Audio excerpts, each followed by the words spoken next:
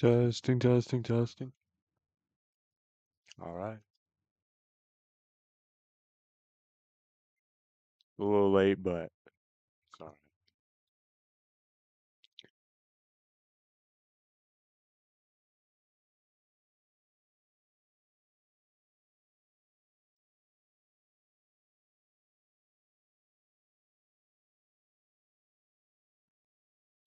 Ooh, Vanderbilt.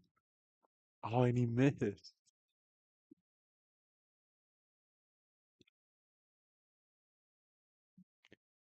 I got Vanderbilt.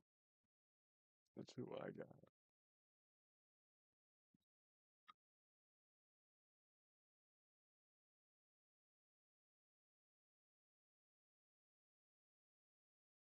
Wow, what a sequence.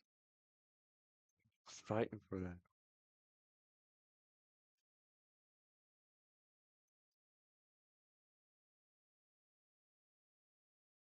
Didn't get that one. Oof.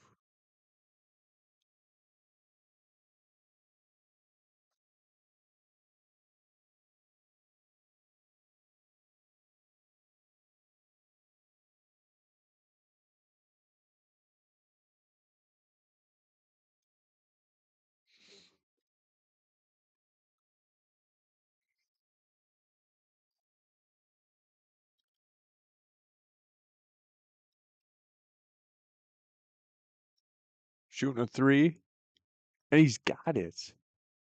He's got it. Vanderbilt.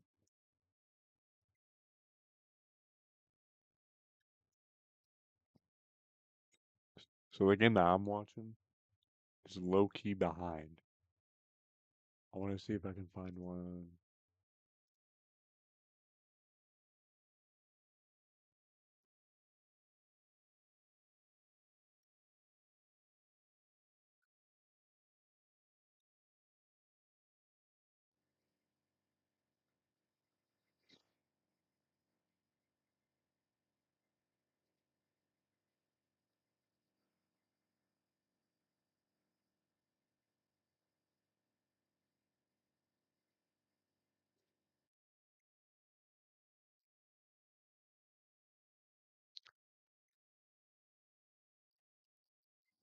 So far, the leading scorer, Tyler Nickel, was 8 points.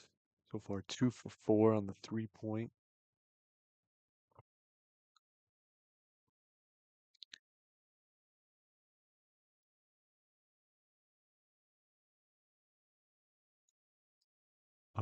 Who is the leading scorer?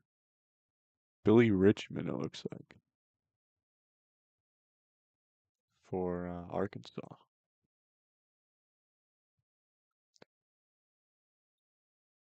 We'll be live for the bracket. When the bracket comes out, these are the championships for the conferences. I got Vanderbilt for the upset. I got Vanderbilt. I think right now Vanderbilt's hanging on there.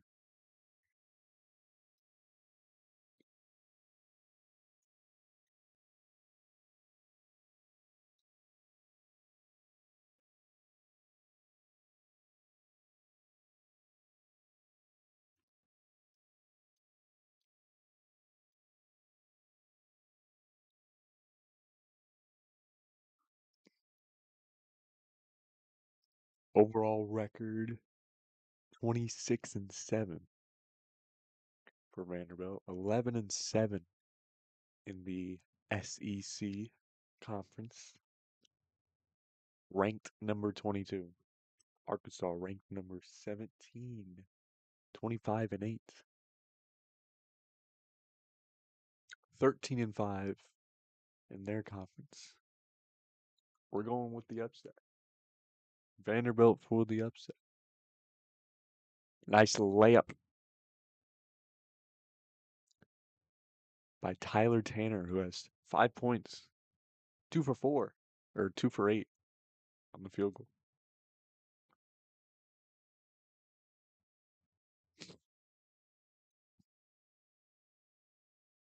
Nice little floater right there.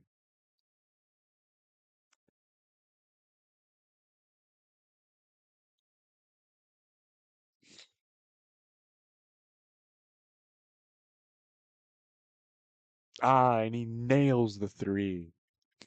It is tied right now. Well, not on the not on the thing. We're still behind. Back to back. Both are shooting threes right now.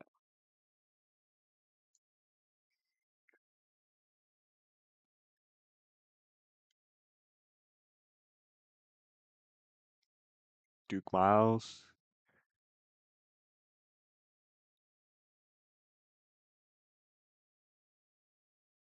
Well, Cherokee, is he gonna get the that's a foul. That's a foul.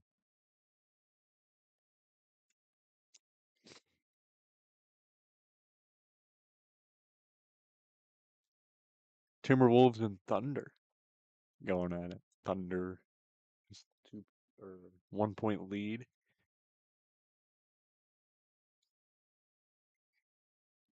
I didn't watch the Lakers game yesterday. That was crazy. One in overtime.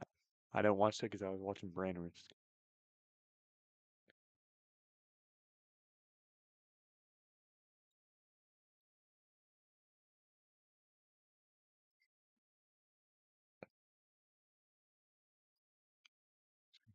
They're gonna get it. That's out. Who has it?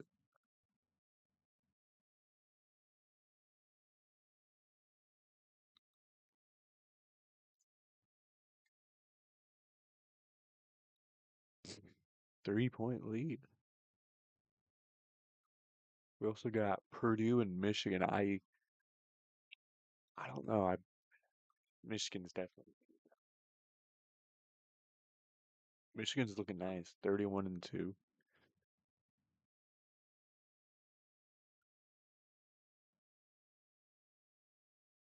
Going Michigan on that one.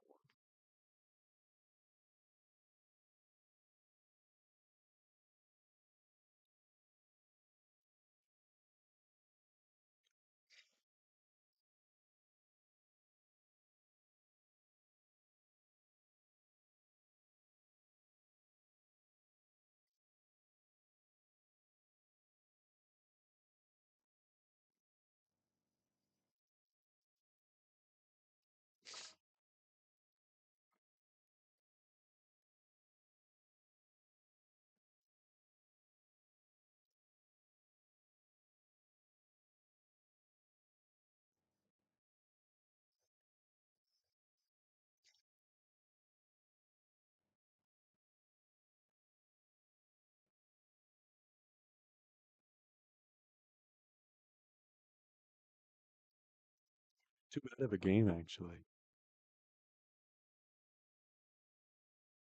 Hopefully Vanderbilt can step it up there. Arkansas.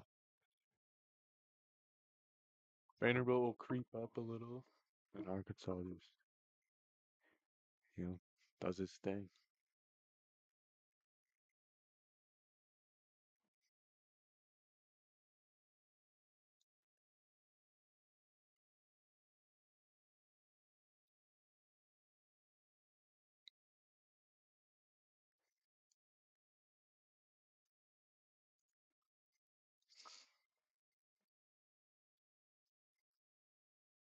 Past few years for my brackets, I had to say at first done good, like in the beginning, and then like as the games go on, it's like my bracket gets messed up.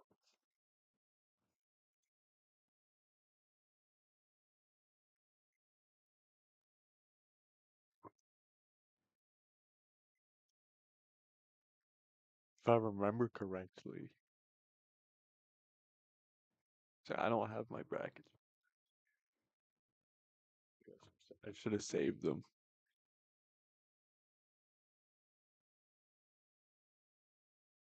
We'll do it this year. We'll save them this year, and then we look at next year.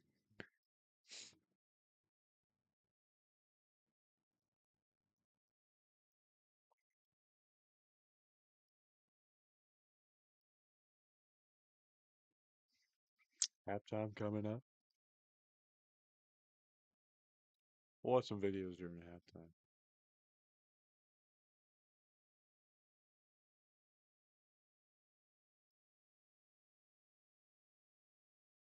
31-28. Arkansas with the lead. We are going for Vanderbilt for the upset.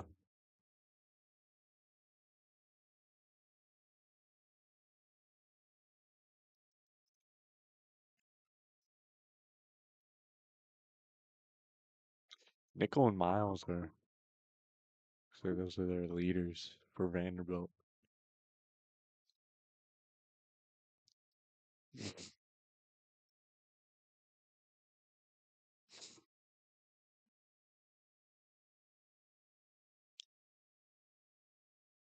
You miss it? Foul.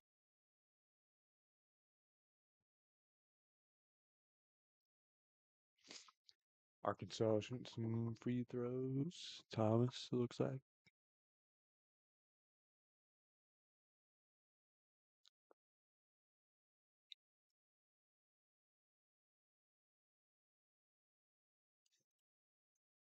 Overtime win for Arkansas. I think I seen that game actually. I think I seen that game. So the lead is 5 right now. And so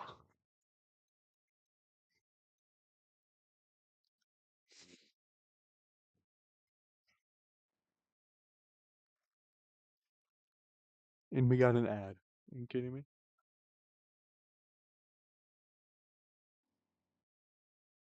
Oh, looks like Vanderbilt just got a 3. Who got it though? Miles.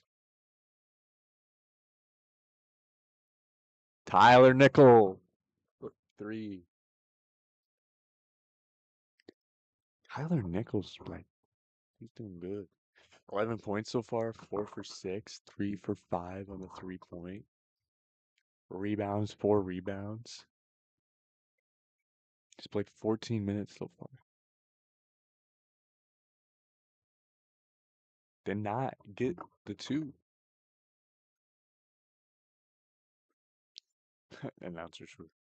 Oh, almost turned that over. I know Arkansas had some turnovers. I was watching the Nebraska and Purdue game. Nebraska had so nice layup. Who got that? Duke Miles, who was 8 points. Duke Miles is also the second uh, scoring right now for Vanderbilt. And what is happening with the quality on the stream? Oh, brother.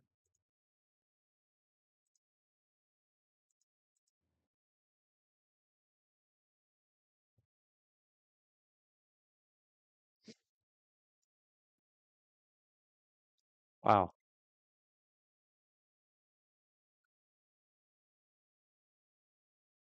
Nickel wide open. Oof. Oh, a turnover. Oh, he just takes it away. Oh. Oh. Duke Miles is going crazy. Oh, here he comes again. Oh, here he comes again. Duke Miles again with another layup. The Duke Miles show.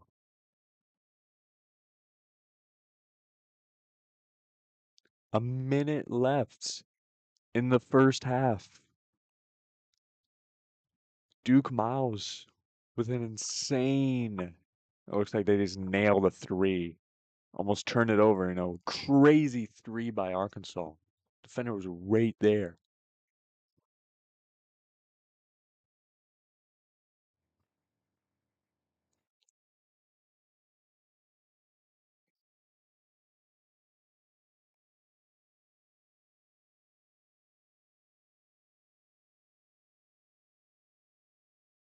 I don't know who has it. Is it Nickel? I think Nickel has it. Yep. Nickel with the 2. Looks like Arkansas just keeps on nailing those threes.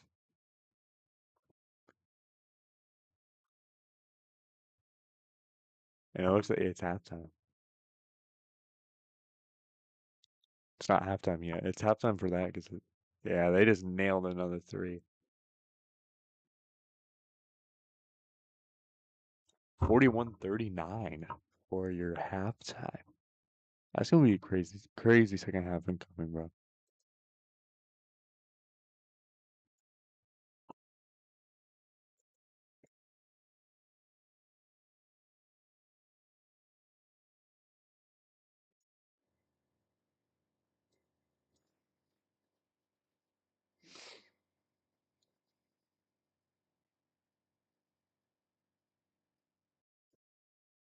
Oh, appreciate the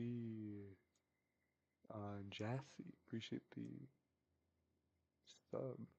Appreciate the sub. Alright, we're gonna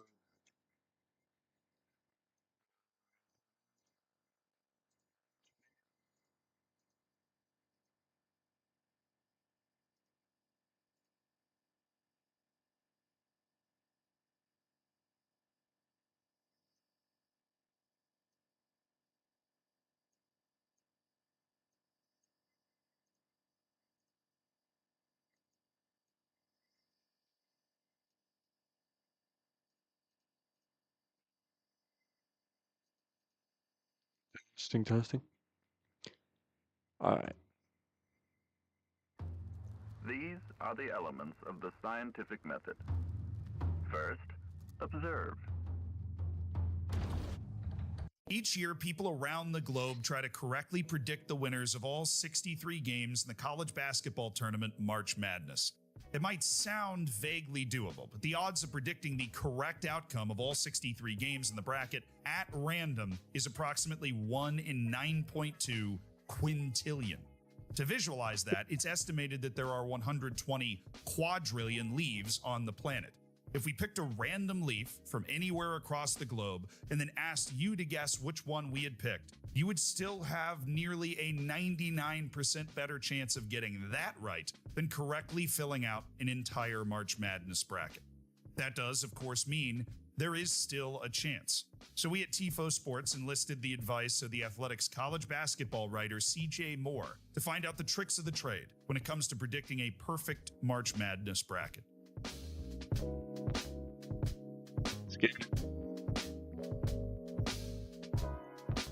So let's start with a real whistle-stop tour of how March Madness actually works. In top-level college basketball, there are roughly 350 teams who compete across 31 loosely regional conferences. The 31 winners of each conference will automatically qualify for the 68-team NCAA tournament, which is otherwise known as March Madness. The other 37 teams are decided by a selection committee made up of 12 athletic directors and conference commissioners from various Division I college sports programs across the USA.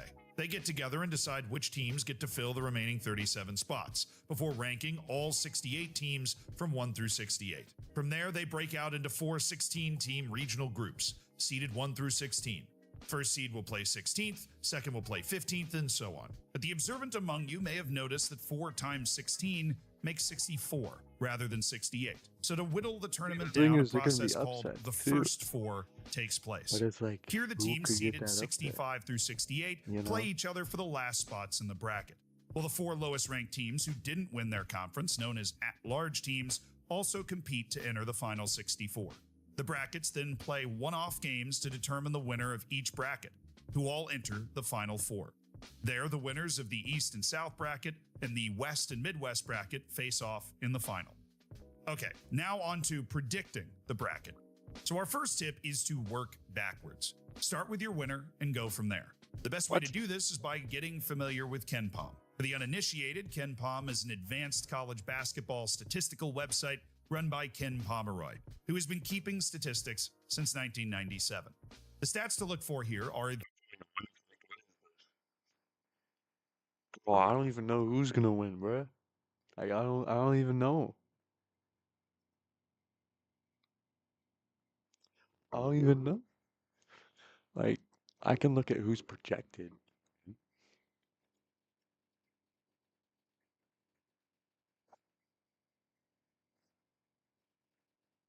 I know we got Michigan up there. We got Duke. Arizona's the top one. Florida, Duke. Like, I don't want to go Duke though. Is it Bozer or Boozer? See, Michigan's another one. Arizona's doing pretty good. Houston. Houston, Florida, probably not. It's like one of these teams.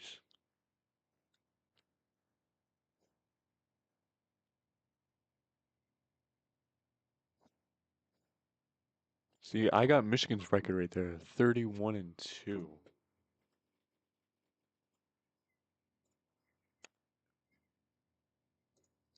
I just want to take a look at their losses. They have 2 losses. I just want to see why. Wisconsin. I know Wisconsin was cooking. Um,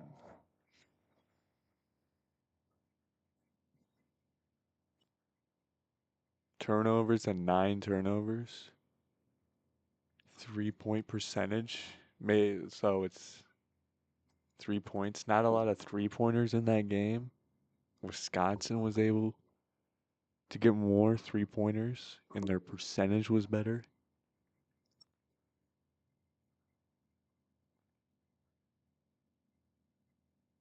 Lots of steals also.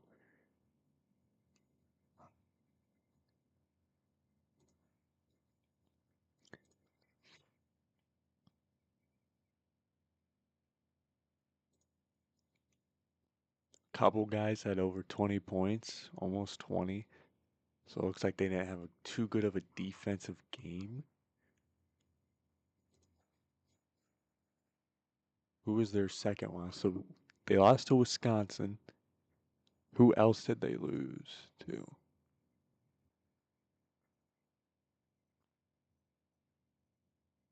Not Auburn.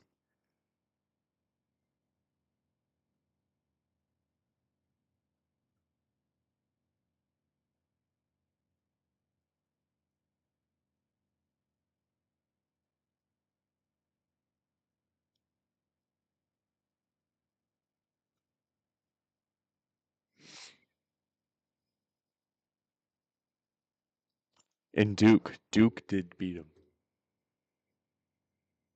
Duke also beat them.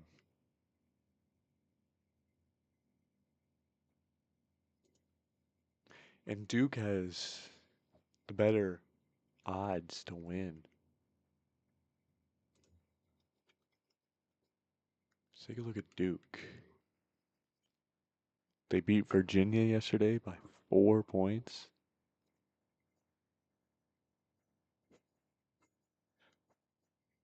Let's take a look at the losses.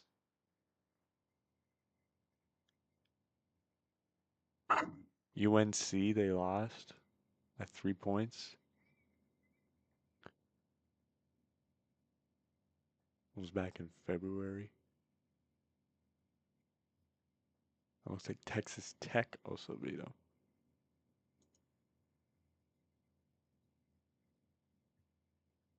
Yeah, I don't know. I don't know who to go. I don't want to go these two. Florida and Houston. I know Florida. I know these two were in they were in last year's.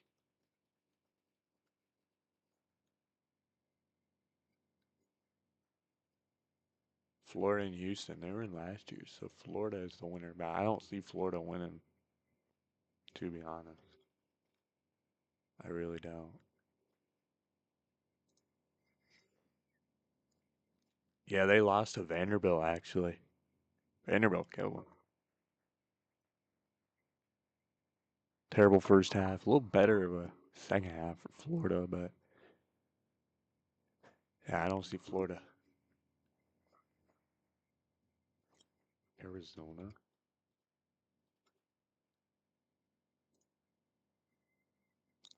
Arizona got the win. See, Arizona's a nice one. It's gonna be tough. Both, both, both these three have only 2 losses. Texas Tech. Texas Tech beat Duke and Arizona. So we could see Tech and Kansas. Oh, they had back-to-back losses. They had back-to-back. Lost in overtime in that one.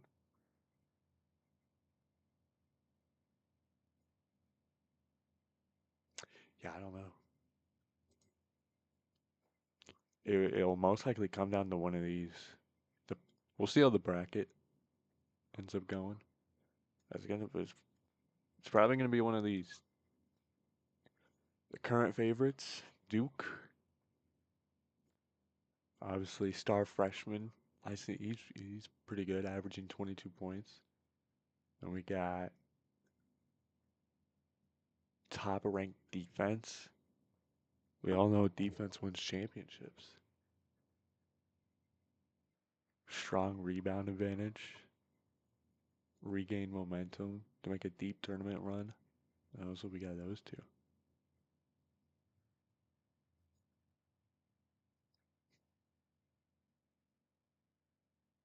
Oh, they're not going to Arizona. So it might be between these two.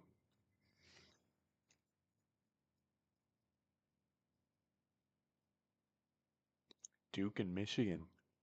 Teams like Arizona have strong potential to make runs. Yeah, we'll see. We'll see.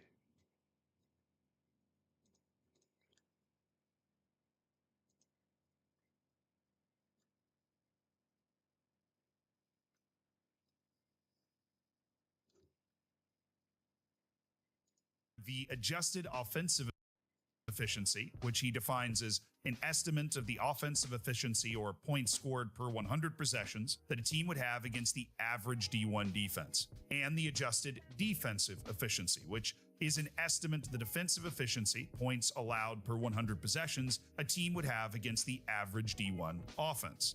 26 of the last 28 national champions have finished in the top 20 of adjusted offense and defense. That doesn't mean a team started the tournament in the top 20, but to finish there, you must be close when the tourney starts. This season, 5 teams currently meet the criteria: Duke, Michigan, Arizona, Florida, and Houston. Pick the one you like best, or maybe the one that you're convinced has the easier road, and write that team in as national. I'm not going Florida or Houston. Florida did win last year. Houston, I don't see Houston going and winning. Florida, not really. It's generally one of these teams. It's either Michigan, Duke, or Arizona.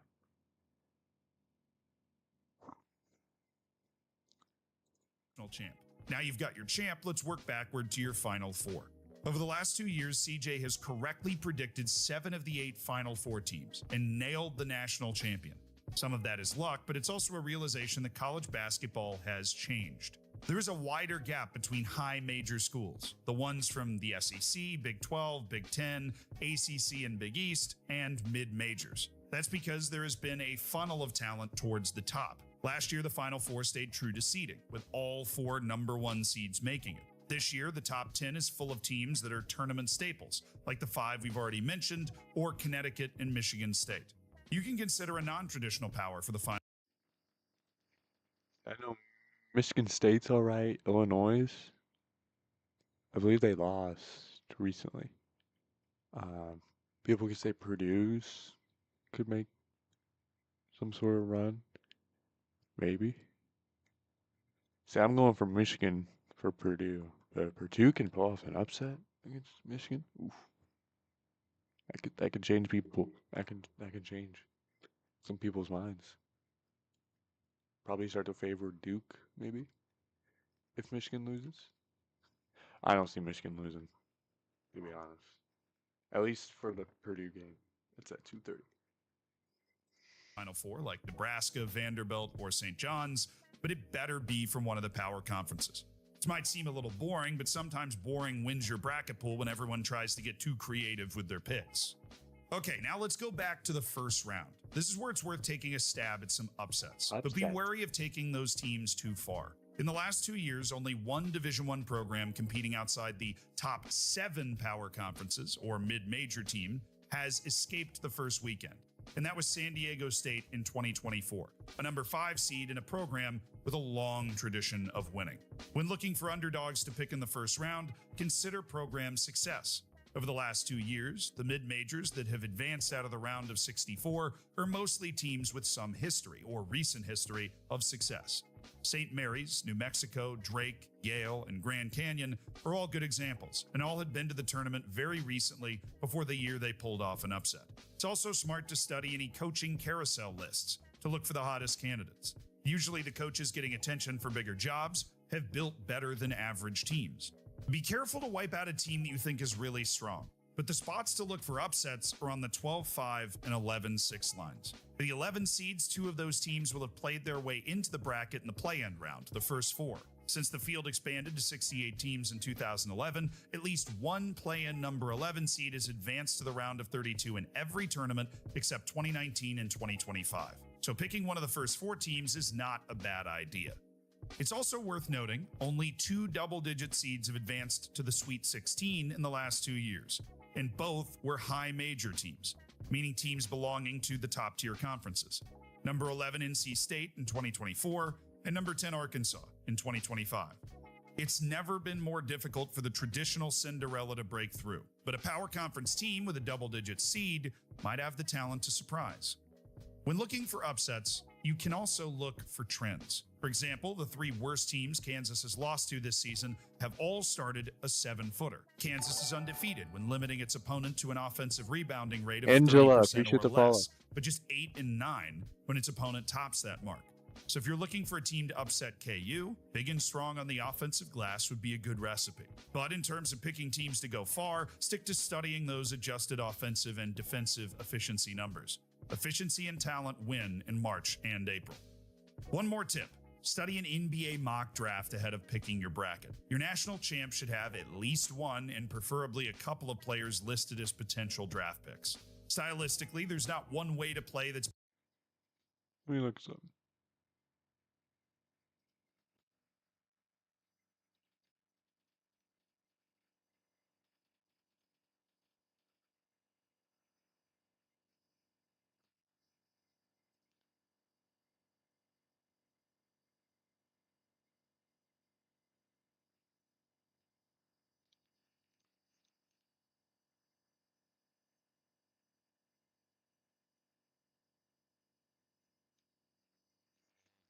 Duke's got a good player.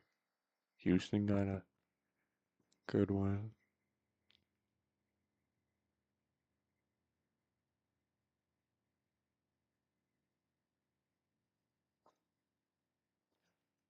Yeah.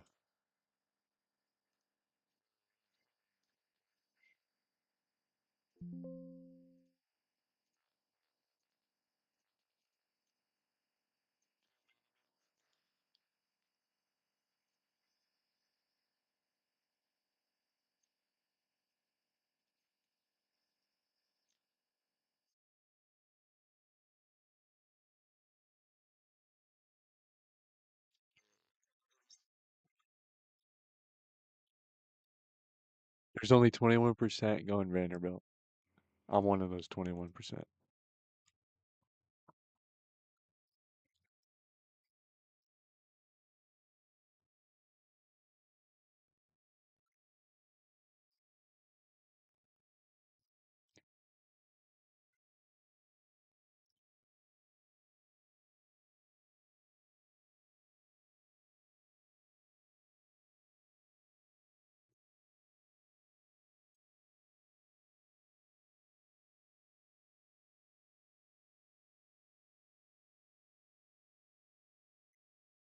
Oh,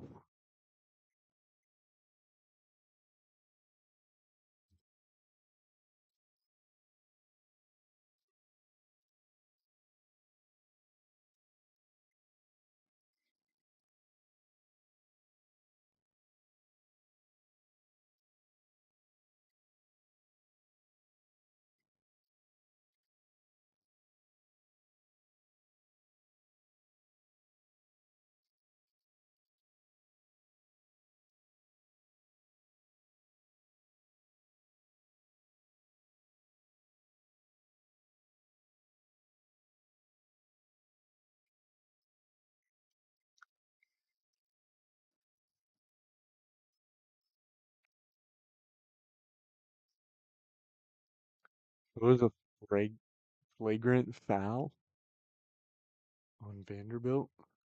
Because the dude, like, hit him in the face.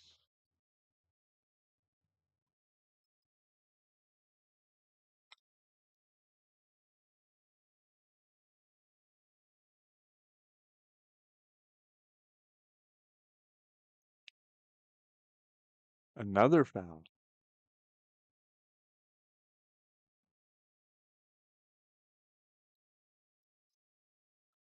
Only 2 fouls on Vanderbilt.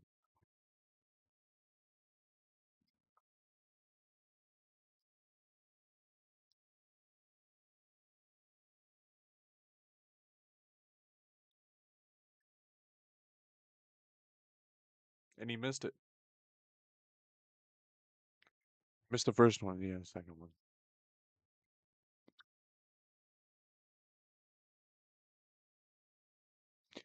Yeah, so we're going Vanderbilt in this one, and then next one, and he missed the second. Wow. 2 missed 3 free throws. And Timberwolves are leading right now for the NBA. Those who are wondering. It's 53-47, Timberwolves, the Timber Pops. And nice layup by McLaughlin. Duke Miles with 12 points. Tyler Nickel with 13.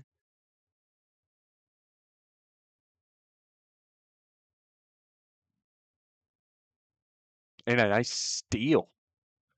And a turnover. Miles. Foul. Foul underneath on Richmond, it looks like. Vanderbilt to shoot some free throws.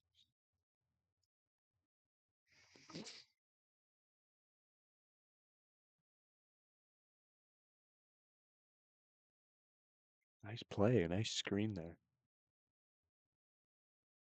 Missed it, damn.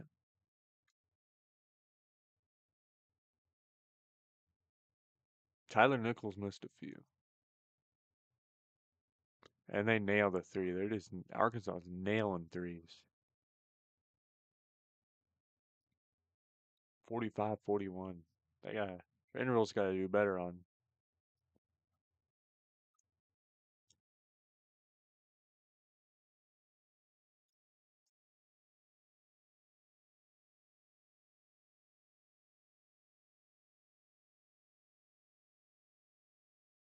Foul.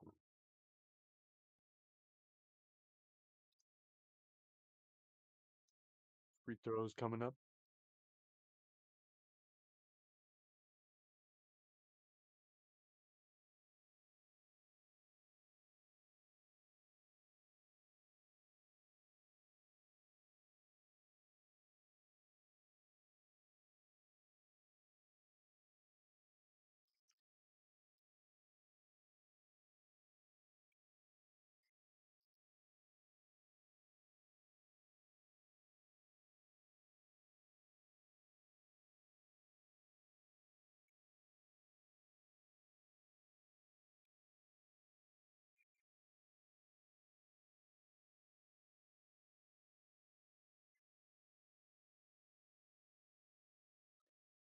Makes both free throws for Vanderbilt.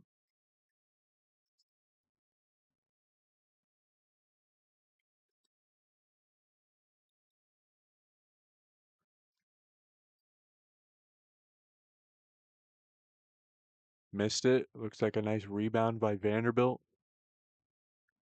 Tyler Tanner with the rebound. Looks like they nailed a three. Okereke with a nice three.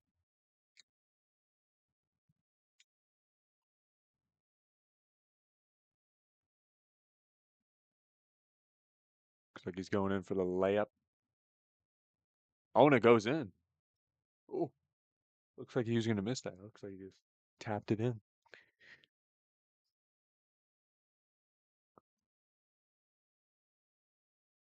Tyler Tanner has the ball right now. Down to McLaughlin.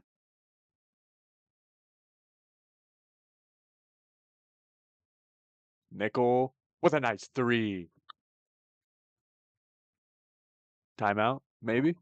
No?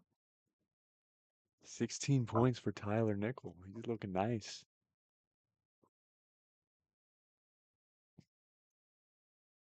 And missed the three on that one. Nickel with the rebound. So far, 4 for 6 on the three. Duke Miles passing it to McLaughlin. And turnover. Not oof.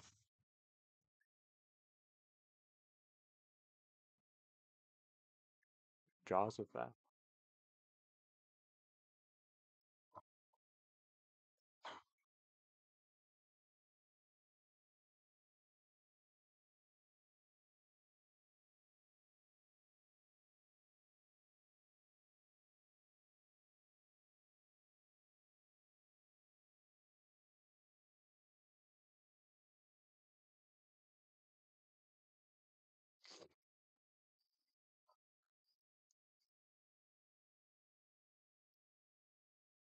It's tied.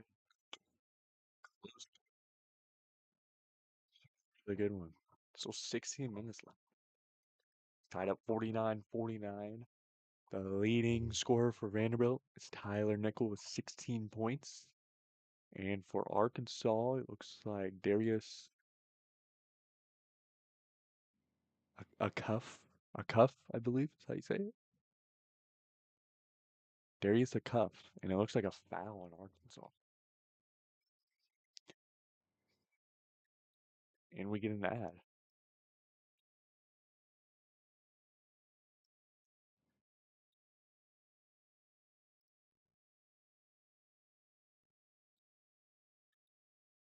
Duke Miles shooting some free throws.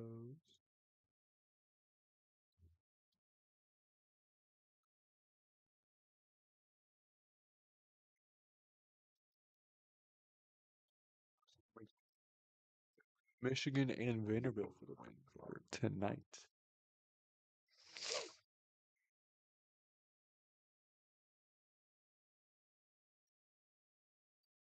Not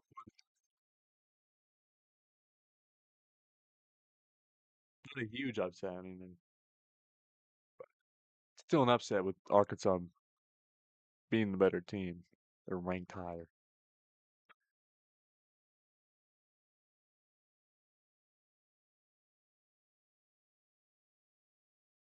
Did he miss it? Yeah, it looks like he did. Yep. Missed it. Rebound. Nice rebound. All right, Jalen Washington. Jalen Washington on off the bench and just wide open. Just a nice, easy one. Chandler Bing. Chandler Bing was just wide open. Nobody guarding him for Arkansas. Each team has 3 fouls so far in the second half. Arkansas looking for the nice 2 and does not get it. Just hits the front. And Vanderbilt can get some serious space looping around.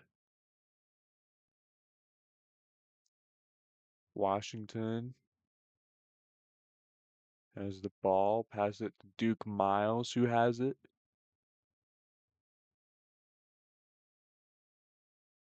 Down to 5 on the play clock.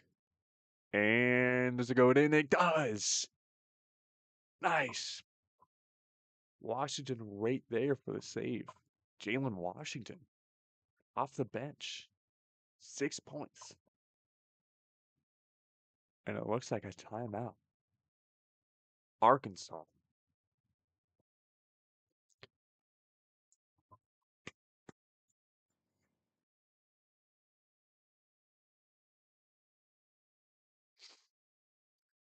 Looking nice for Vanderbilt so far. Able to capitalize.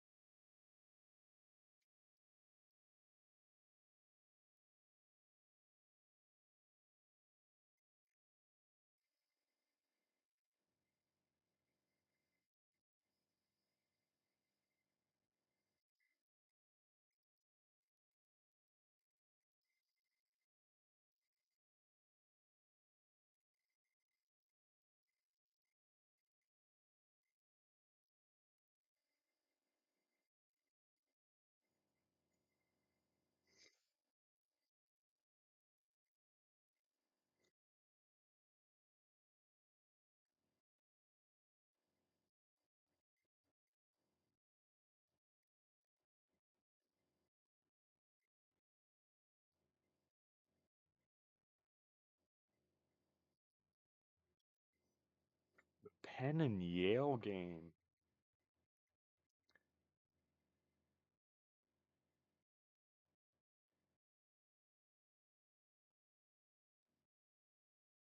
Looks like Yale gets the win.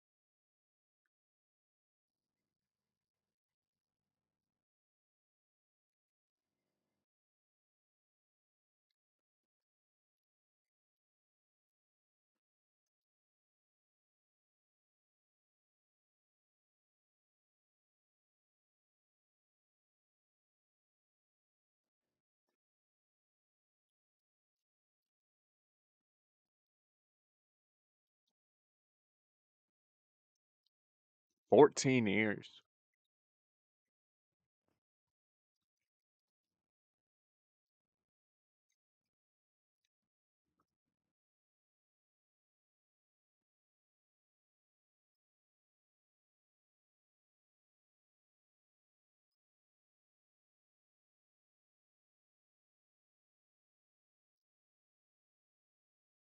Nice layup for Arkansas.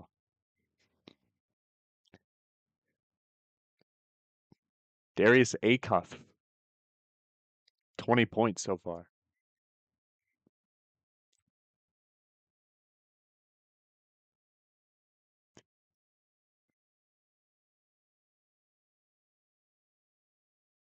Oh,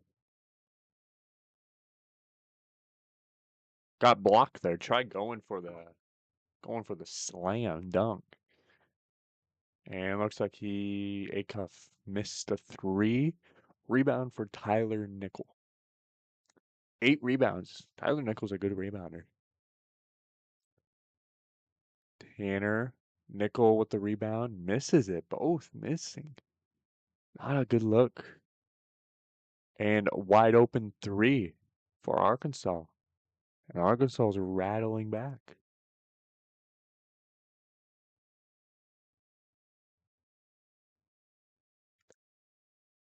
Arkansas's defense starting to rile up.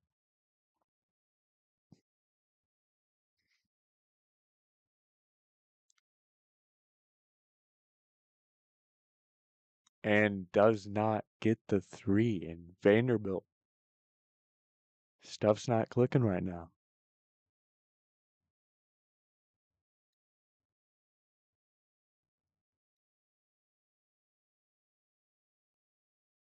And missed the rebound, or missed a layup there. Rebound by Tyler Tanner.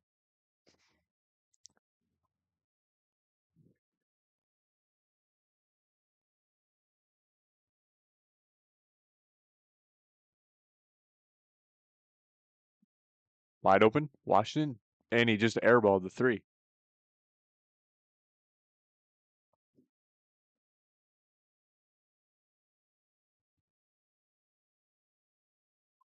Wow, he just airballed that.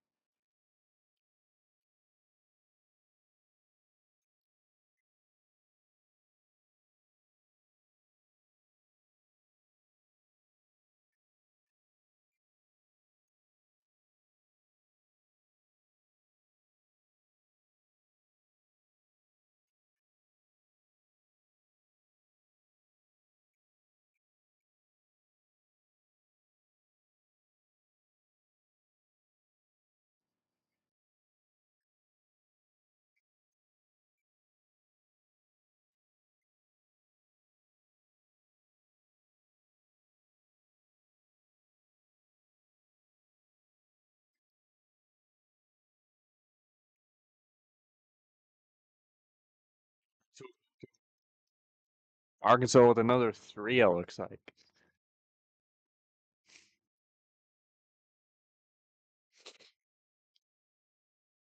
Another turnover.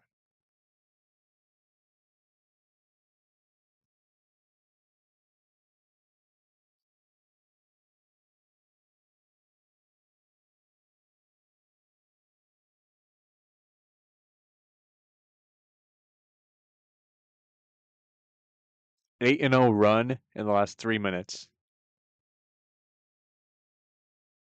It's over. It's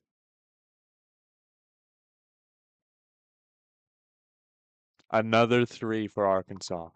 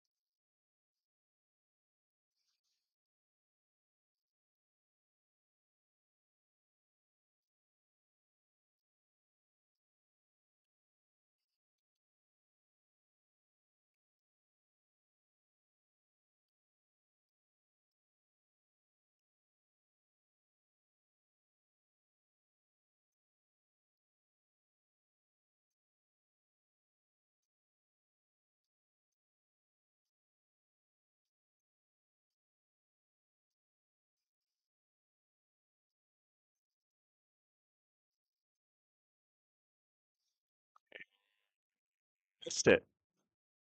Missed the layup or the floater.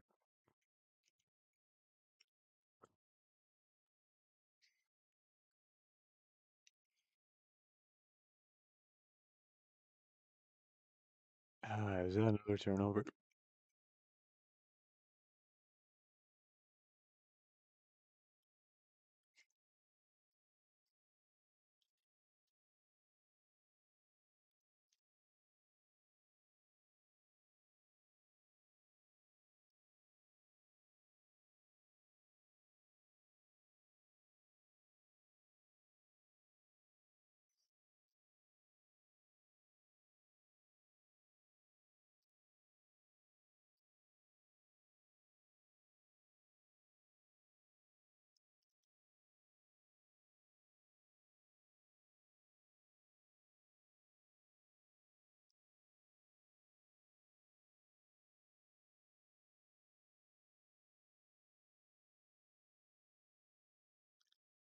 Oh, he missed that.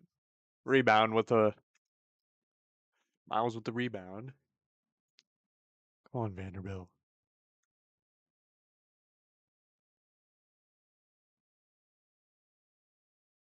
And a foul. Another foul.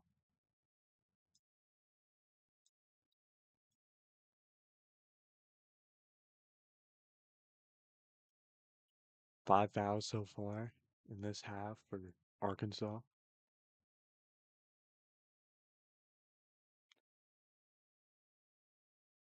Tyler Tanner makes both his free throws.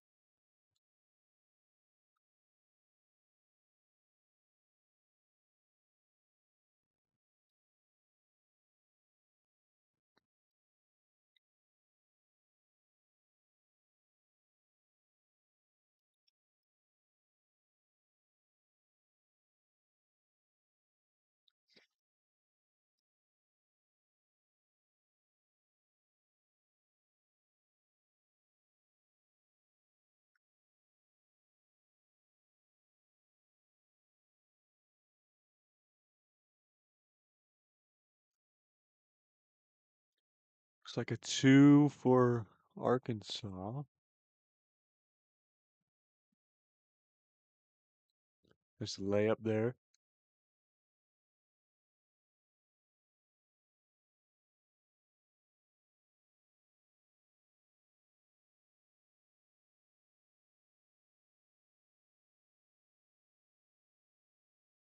Arkansas's got, or not Arkansas, Vanderbilt's got to get something going.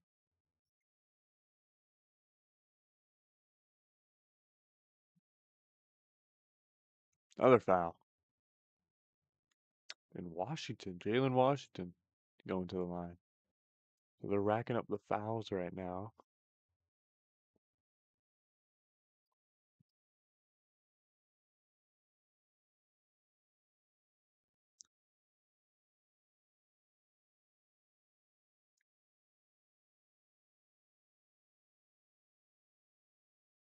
Oh, they're seeing if it's a flagrant.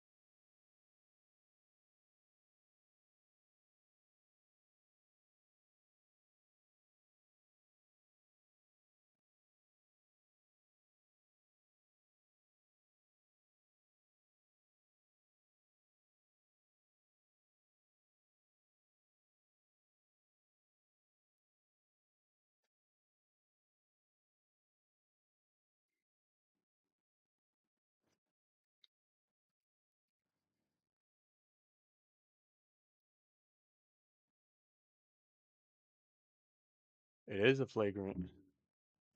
He upgraded that foul. Nick Ringle.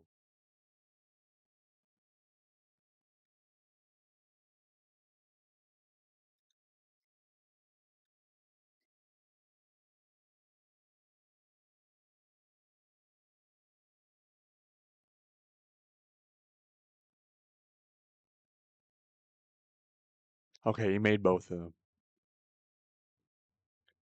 Making both the free throws. I believe they get their bounded in too.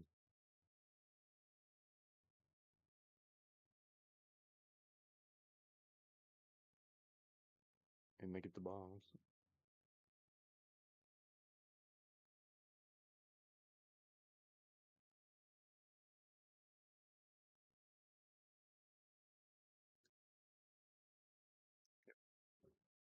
Tyler Nichols gonna throw it in.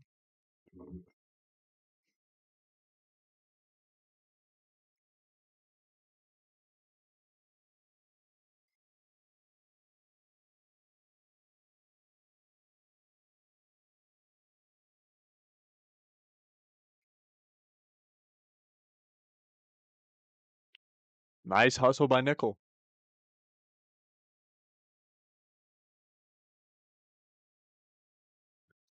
And the shot clock just expired. Wow. They're gonna look at it.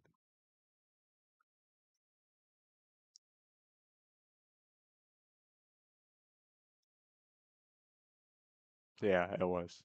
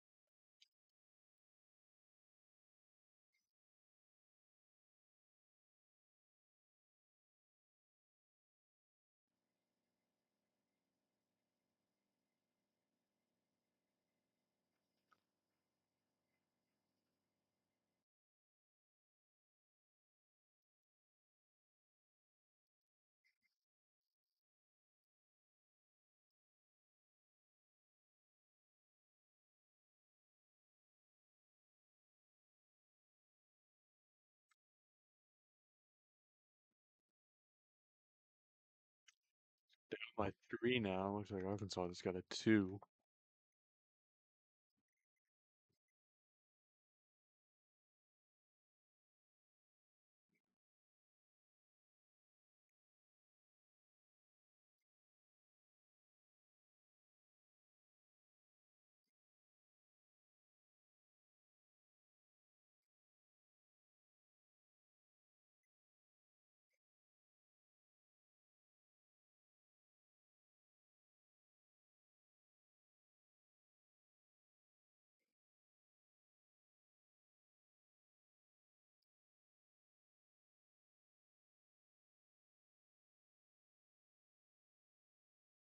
Oof.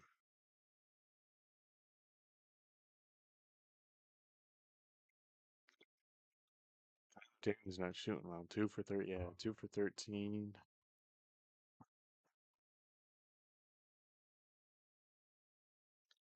5 for 10 for Duke.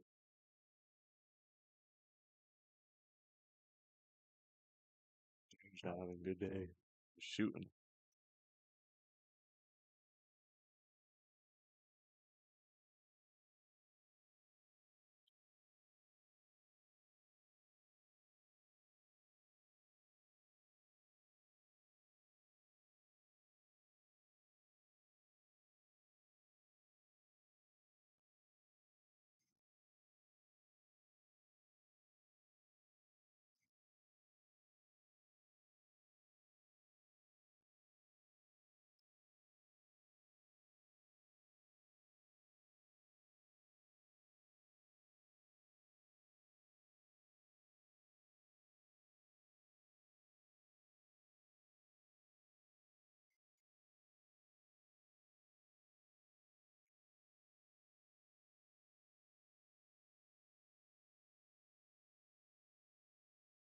Oh, Vanderbilt got that. So a turnover by Arkansas.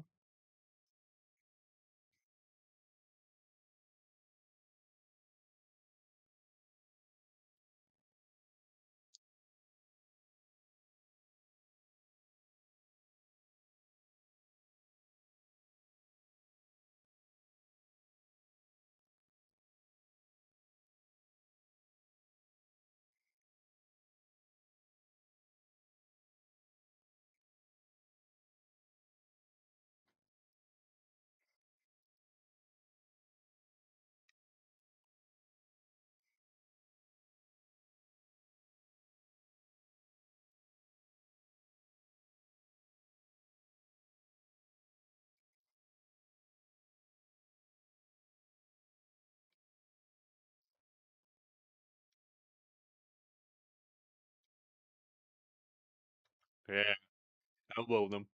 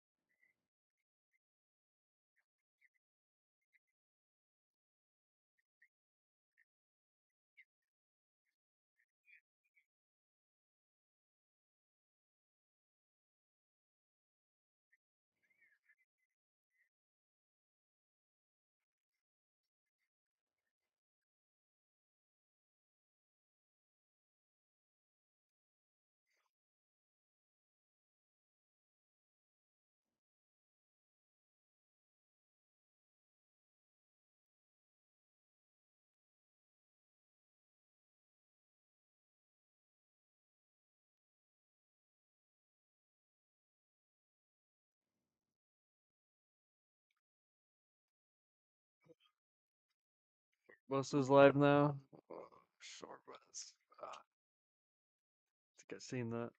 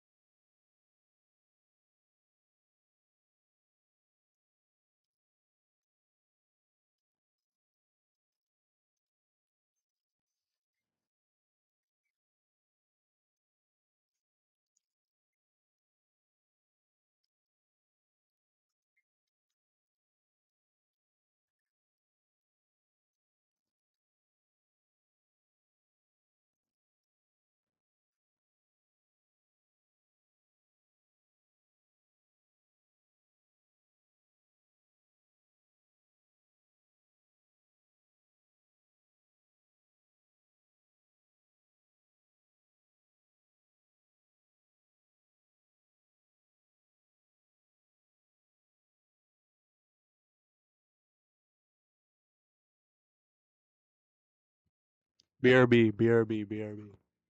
I gotta do some stuff. Hold on. BRB. I'm gonna keep streaming on, but BRB.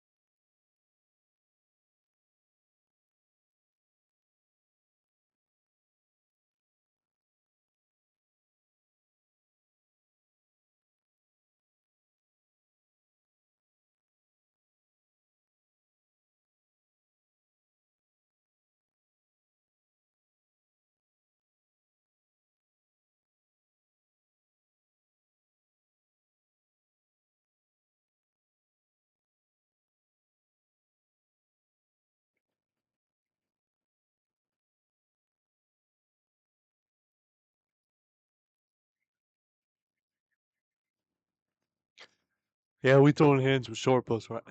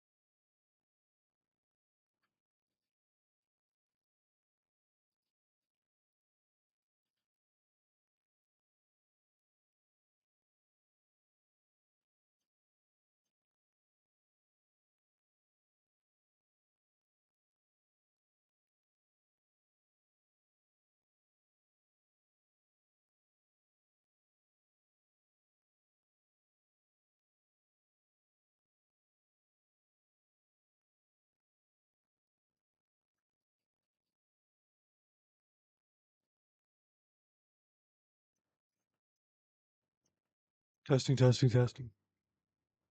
So, Vanderbilt, buns, absolute buns.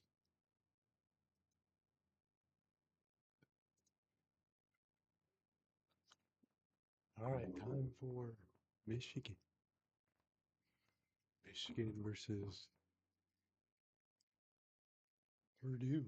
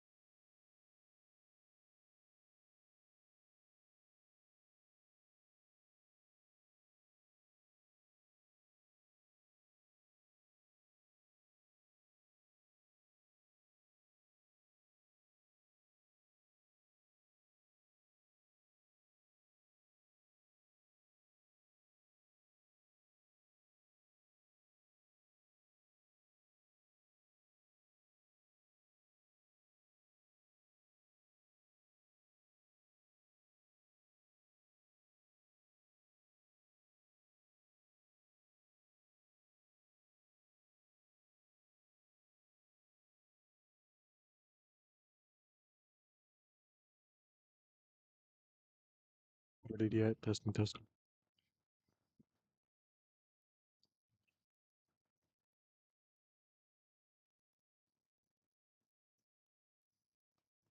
Testing. So Vanderbilt did not.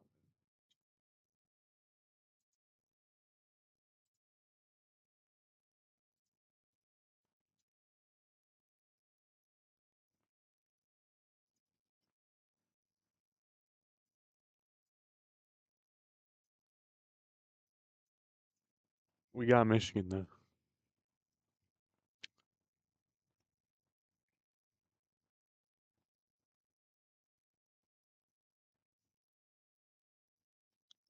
I don't think it's tipped off yet. Oh, they might be changing it.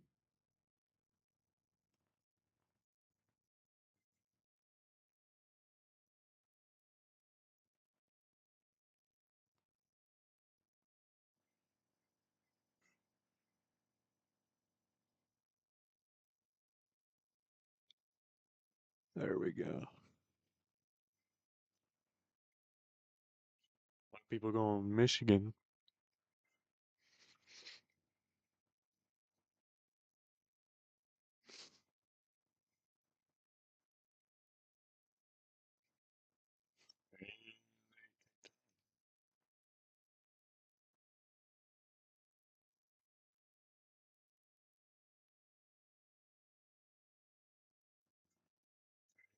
There we go.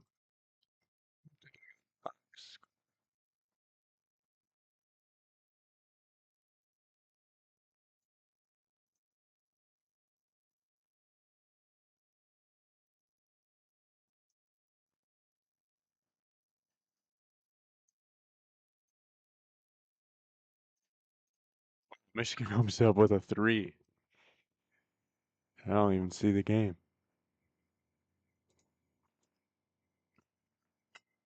Burnett opens up with a 3.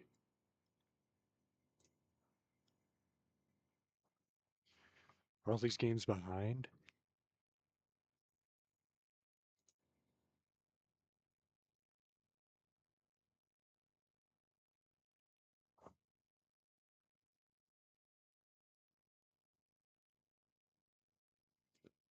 Looks like a lot of these games are behind.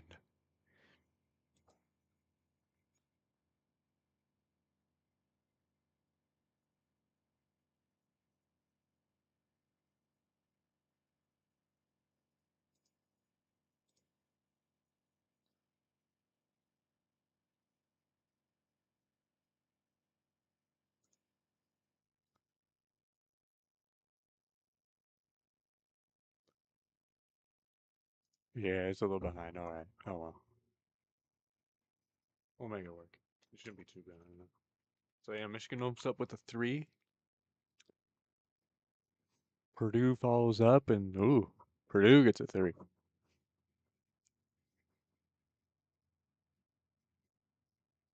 Now I know how Purdue likes to play because I've seen them play against Nebraska. I have not watched Michigan play actually.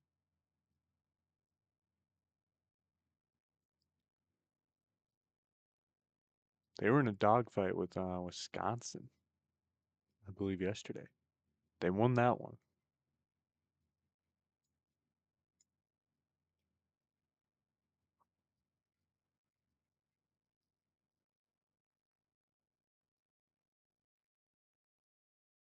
Wow, Purdue. Oh wow. It's not looking good for Michigan.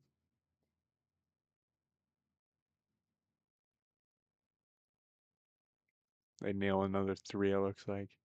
The game that I'm watching, like actually watching, like I got ESPN open for the box score. It's 3-5 still.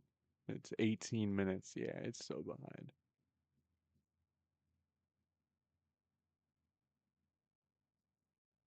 It's so behind. 7-6 right now though. Oh, they turned it over. Clough. Clough's a beast. Like he's number 45 on Purdue. He's a beast. He's like 6'11", I believe. He's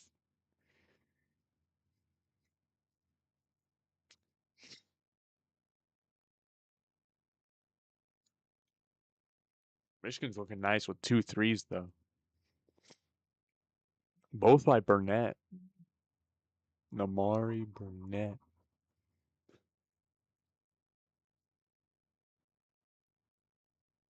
Burnett already 2 for 2 on the 3-point line.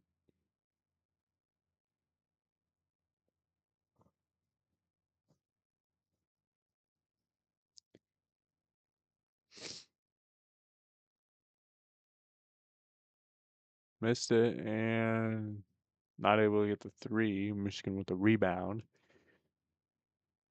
Michigan marching down.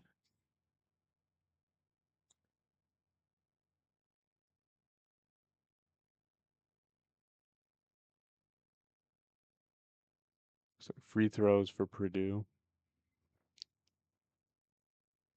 I'd be surprised if Purdue wins this. I'd be surprised. We all know Michigan is beat up, like they can be beat, but they're 19-1 in the Big Ten. So 19-1, so only one loss, which is to Wisconsin. I believe. Yeah, I believe. We have 2 losses.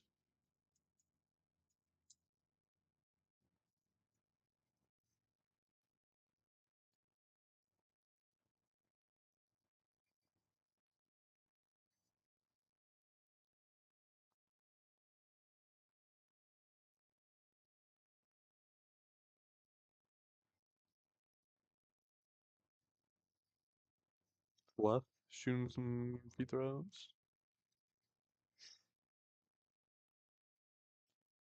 Sub for Purdue.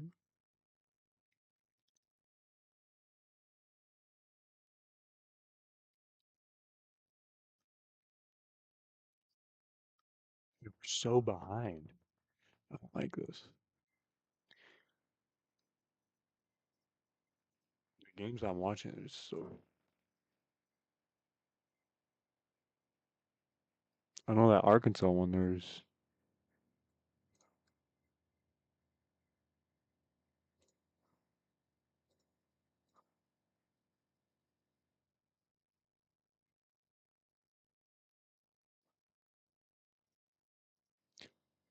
all of these are behind.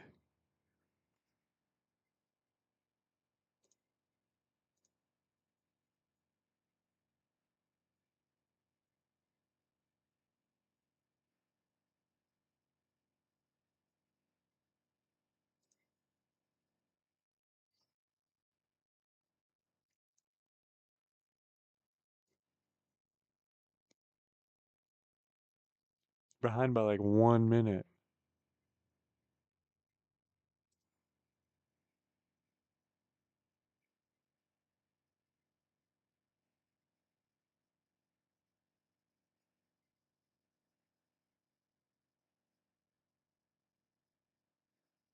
Michigan takes the lead though.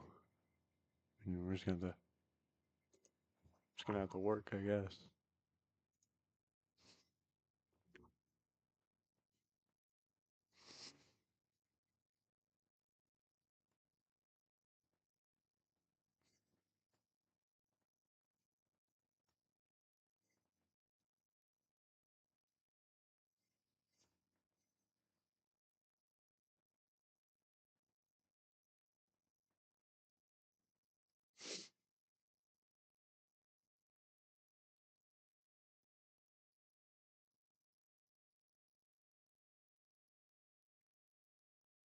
Nice three. Lendenborg. Lendenborg with the three.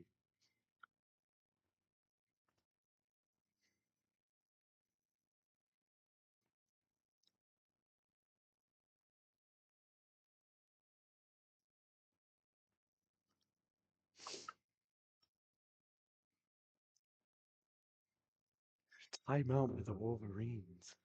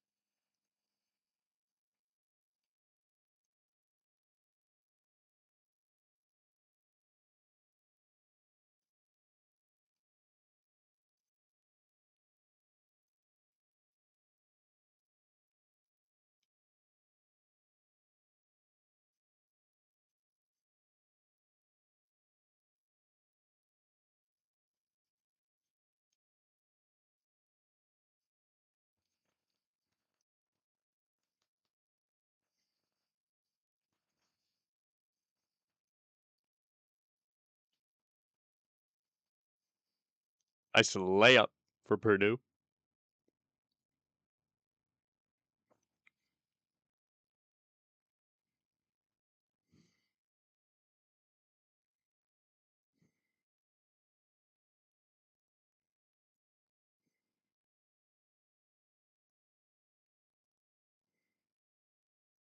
Oh, a steal by Purdue.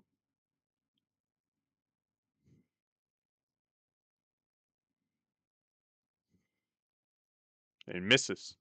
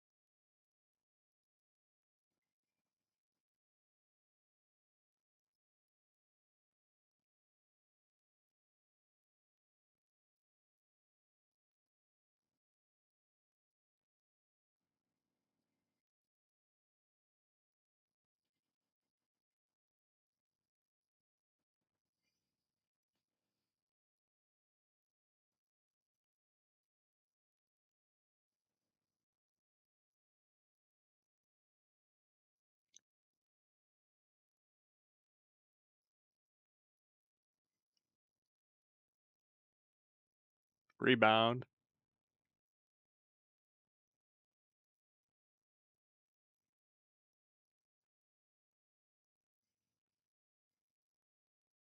Nice layup.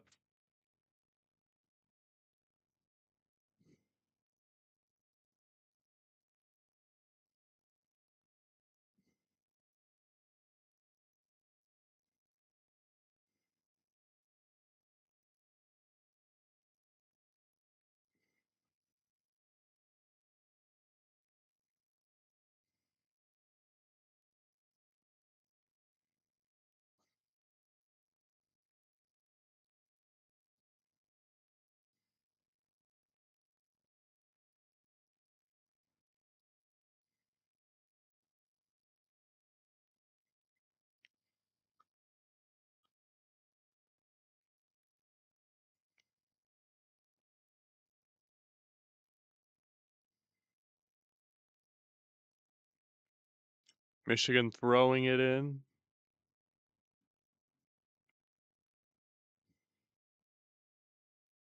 A 3-point attempt, misses, rebound, and a foul.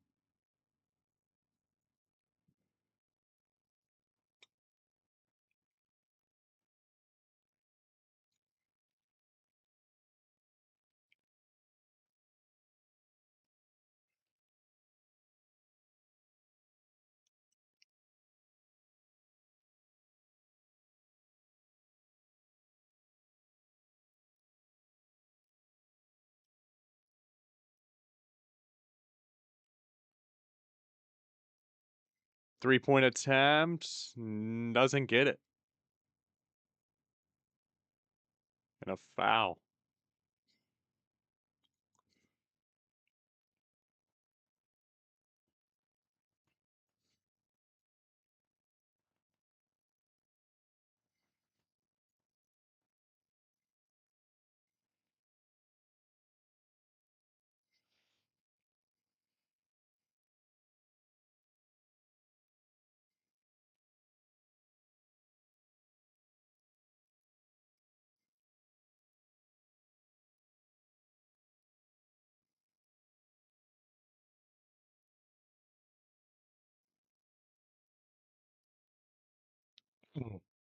Yeah, that shot got blocked.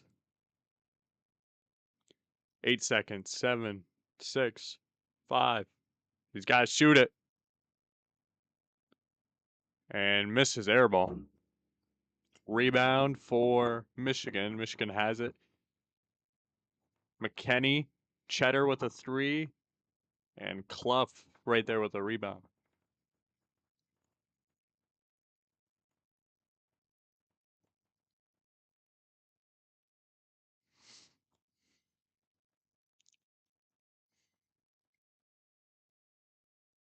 Three-point attempt.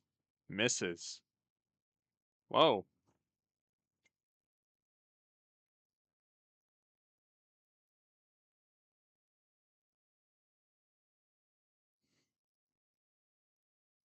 Kaufman Wren for Purdue. Oh, his arm. Ooh. His arm got tangled. Like, his arm got tangled out. I'd have him sit down and get that checked. His arm got caught.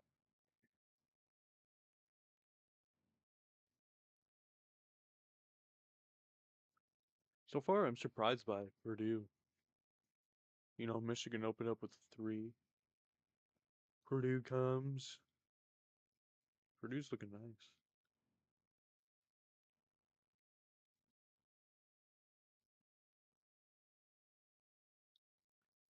We are gonna watch the bracket. I'm gonna see how that it's panned out.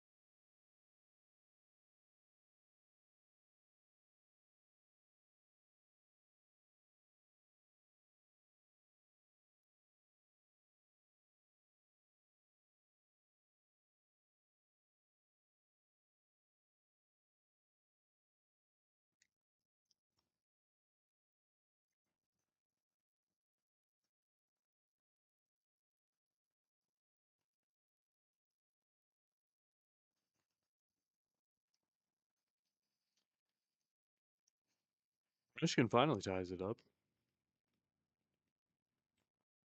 Mortez Johnson Jr.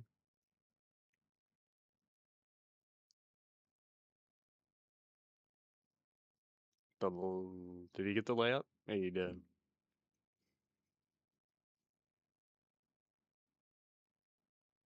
It's like 30 seconds delayed, maybe.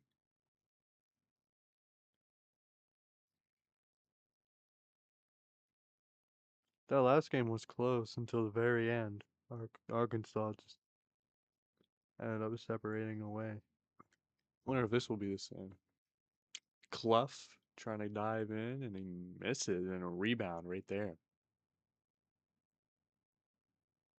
McKinney with the rebound. Johnson with the pass. Oh, and a foul.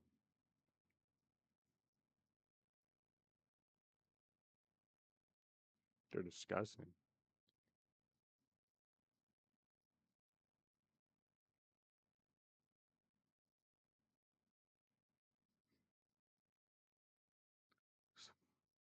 Fouls on Clough. Dude, looking at Purdue, everybody seems so small, and then you got Clough. You got Oscar Clough, the big man. He's a center too, I believe. That's why he's big. So Michigan got the rebound or the layup. It's tied. Purdue's keeping it close. They're not. They're not letting. The only like big lead was when it was like 7-3.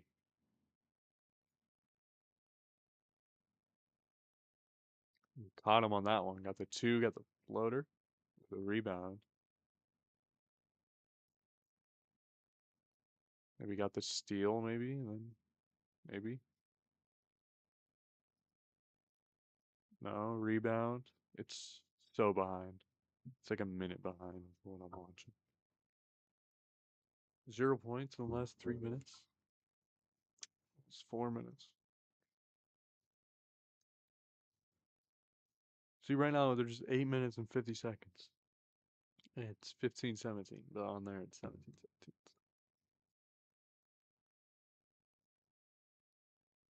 And he got it. Oof. 17-17 tied now.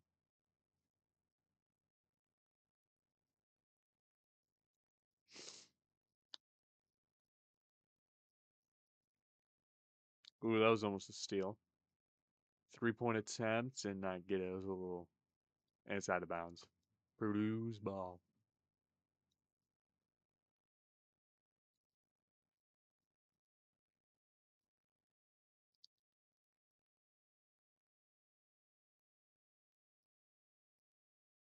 Oh, it is slick. But that's not on the court. That's on the slick. That's not on the court though. That's where they go to like sub in or something. Maybe on that, not on that side, but it's on the like. It's not on the court on the edge. It's on the outer parts. 3-point attempt did not get it. And a foul.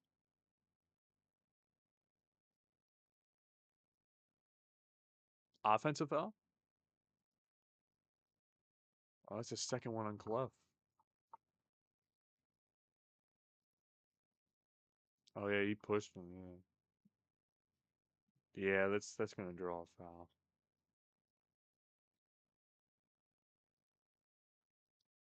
Just 6 points so far. I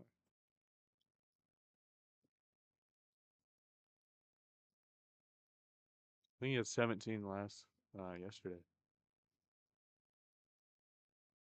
Double teamed.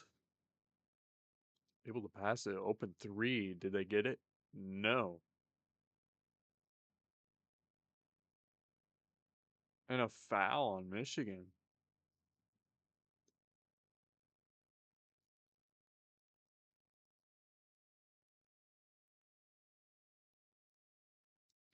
This is gonna be a game.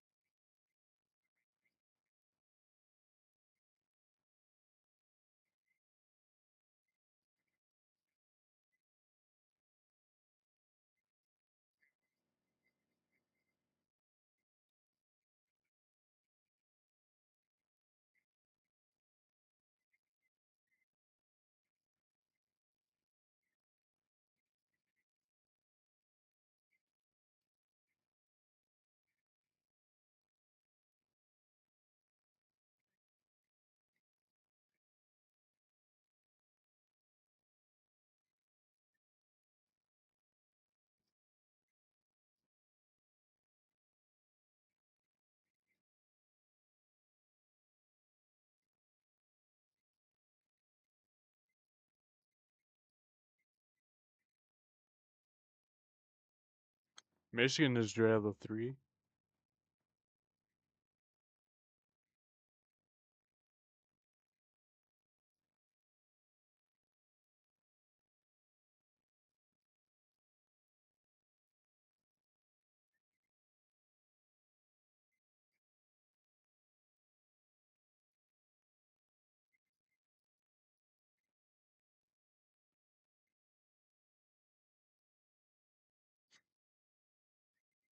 Oh, here we go. Michigan with a nice 2. I haven't seen it because it's behind.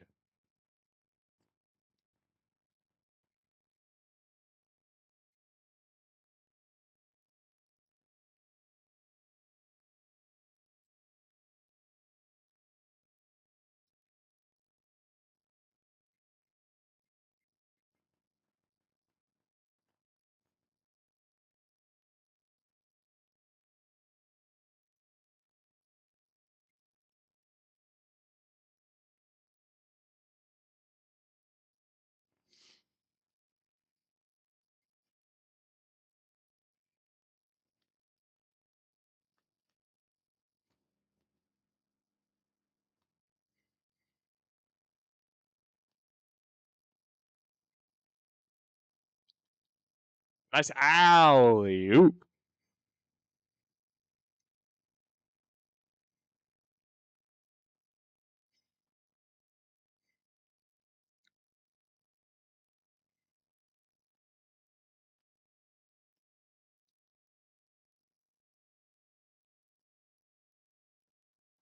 Open 3.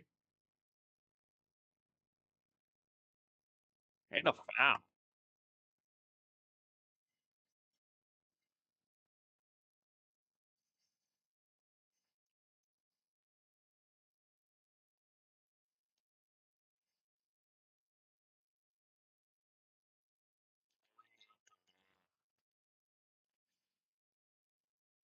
He knocked.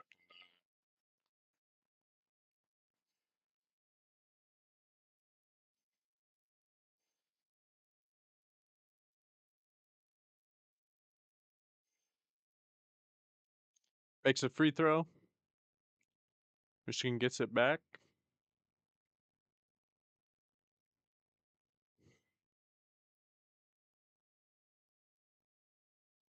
Second Michigan got a 2.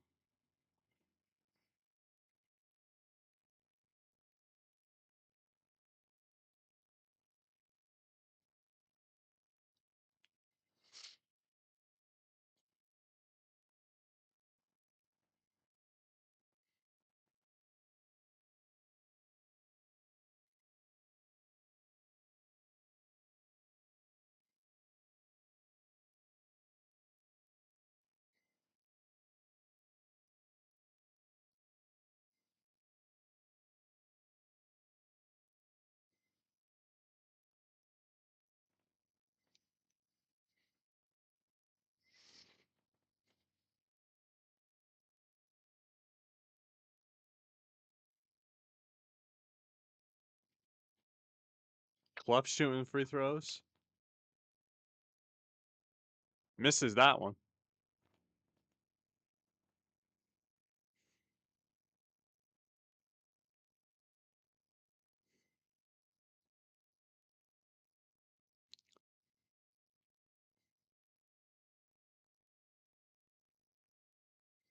Makes that one.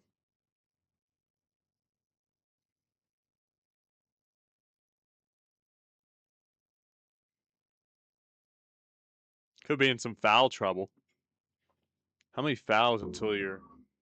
Ooh, and a slam. Is it 6 fouls, maybe? Maybe it's gonna be 8.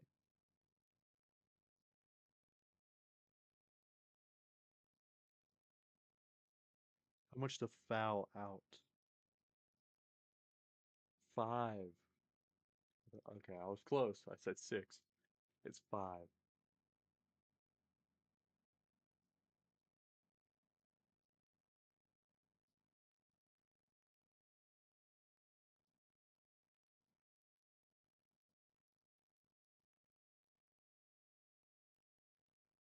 In the NBA, it's 6. So if they get 5 Personal fouls.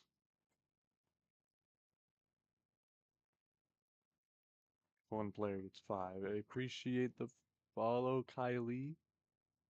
So yeah, if they get 5, saying they'll be out. They'll fouled out. They won't be able to play.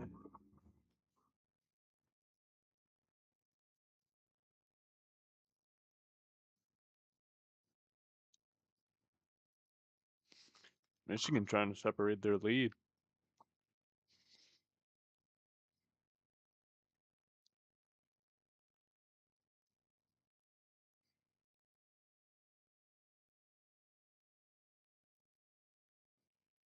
Whoa! Whoa!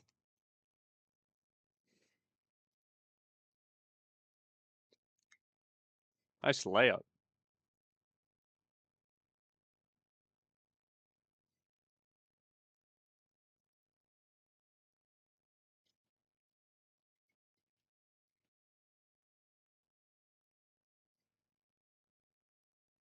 What a block.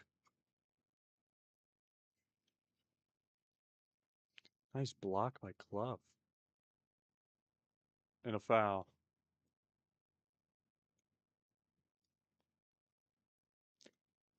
Both teams with 6 fouls so far this half.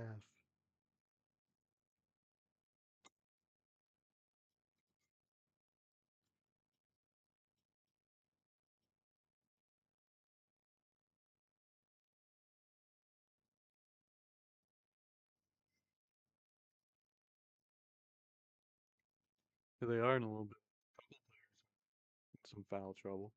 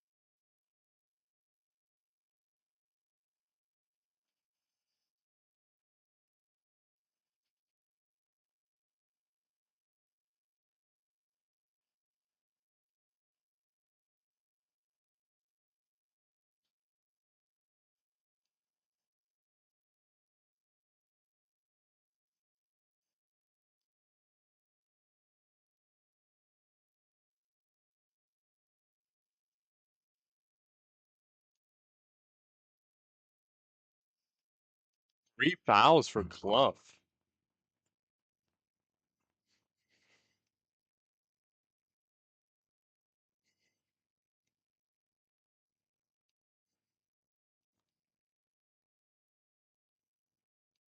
Looks like he made both his free throws.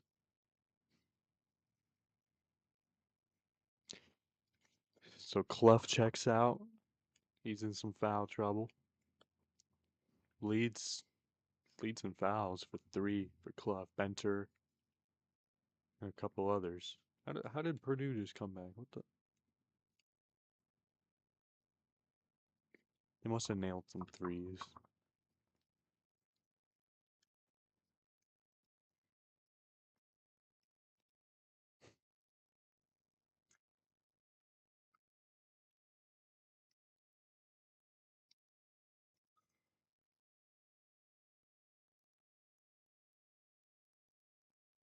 Nice layup.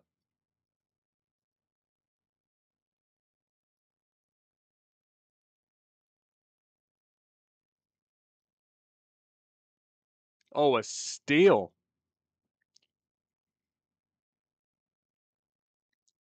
Lost the ball, lost it. Wide open 3.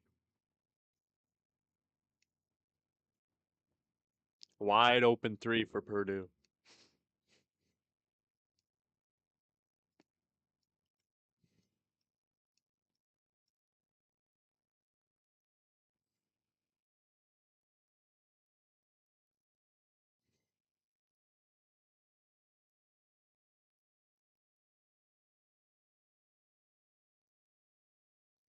Purdue takes over. And Purdue. Oh.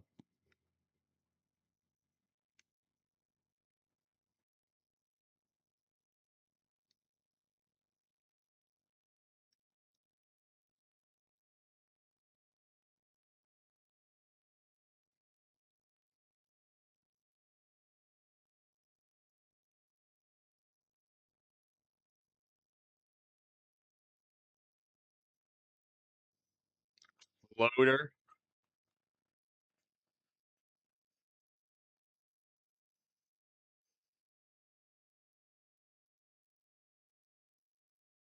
Try going for a 3, misses. Rebound by Purdue.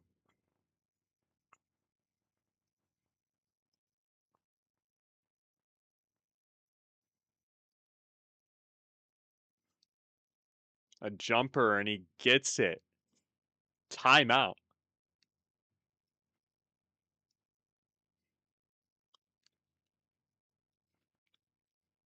Timeout, Michigan.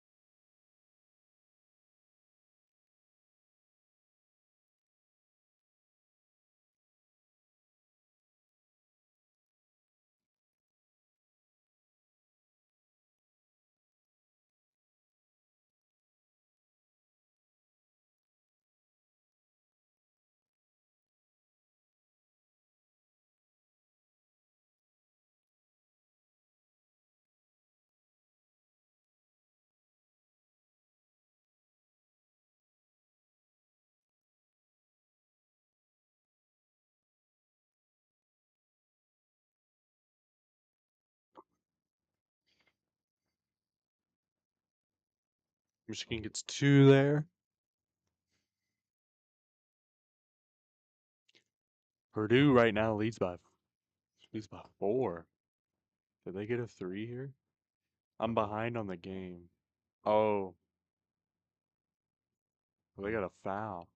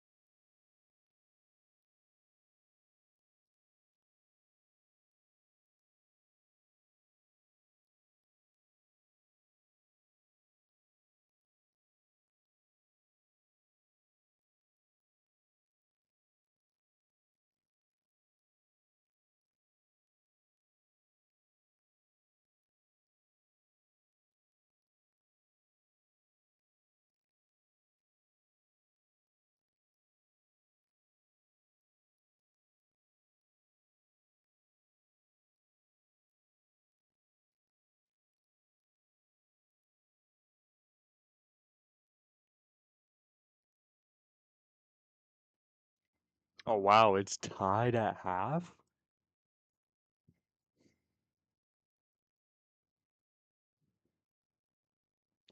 Try going for the three for Purdue, misses. Rebound Michigan, throws it down. 10 seconds now. Gonna go inside. Did you get the jumper or the layup? You got it, and it's tied. It is tied at half.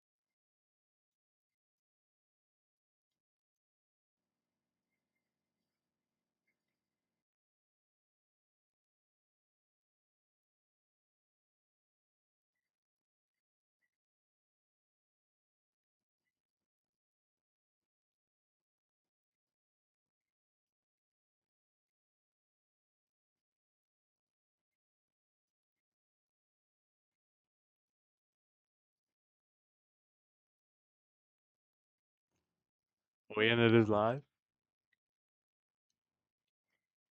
Only watched a little bit. Oh yeah, he did. Definitely not enough.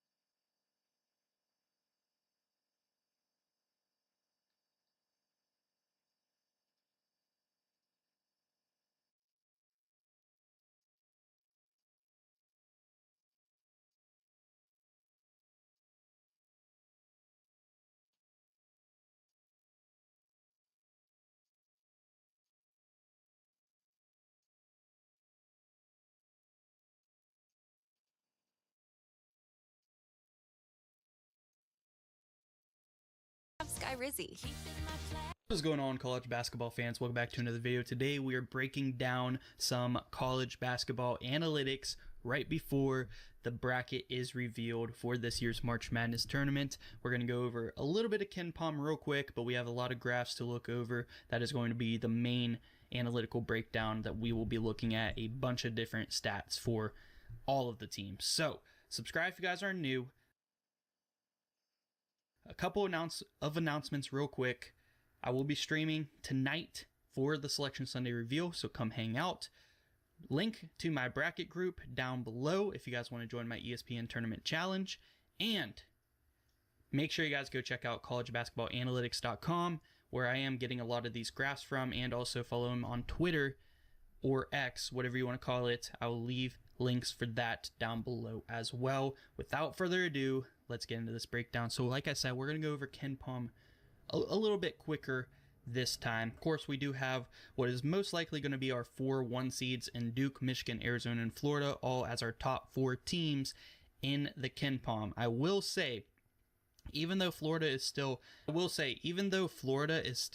number 9 on offense and number 6 on defense, their net rating is actually a lot lower than the other 3 1 seeds in Duke, Michigan, and Arizona. Those 3 teams have historically high net rankings, especially Duke and Michigan.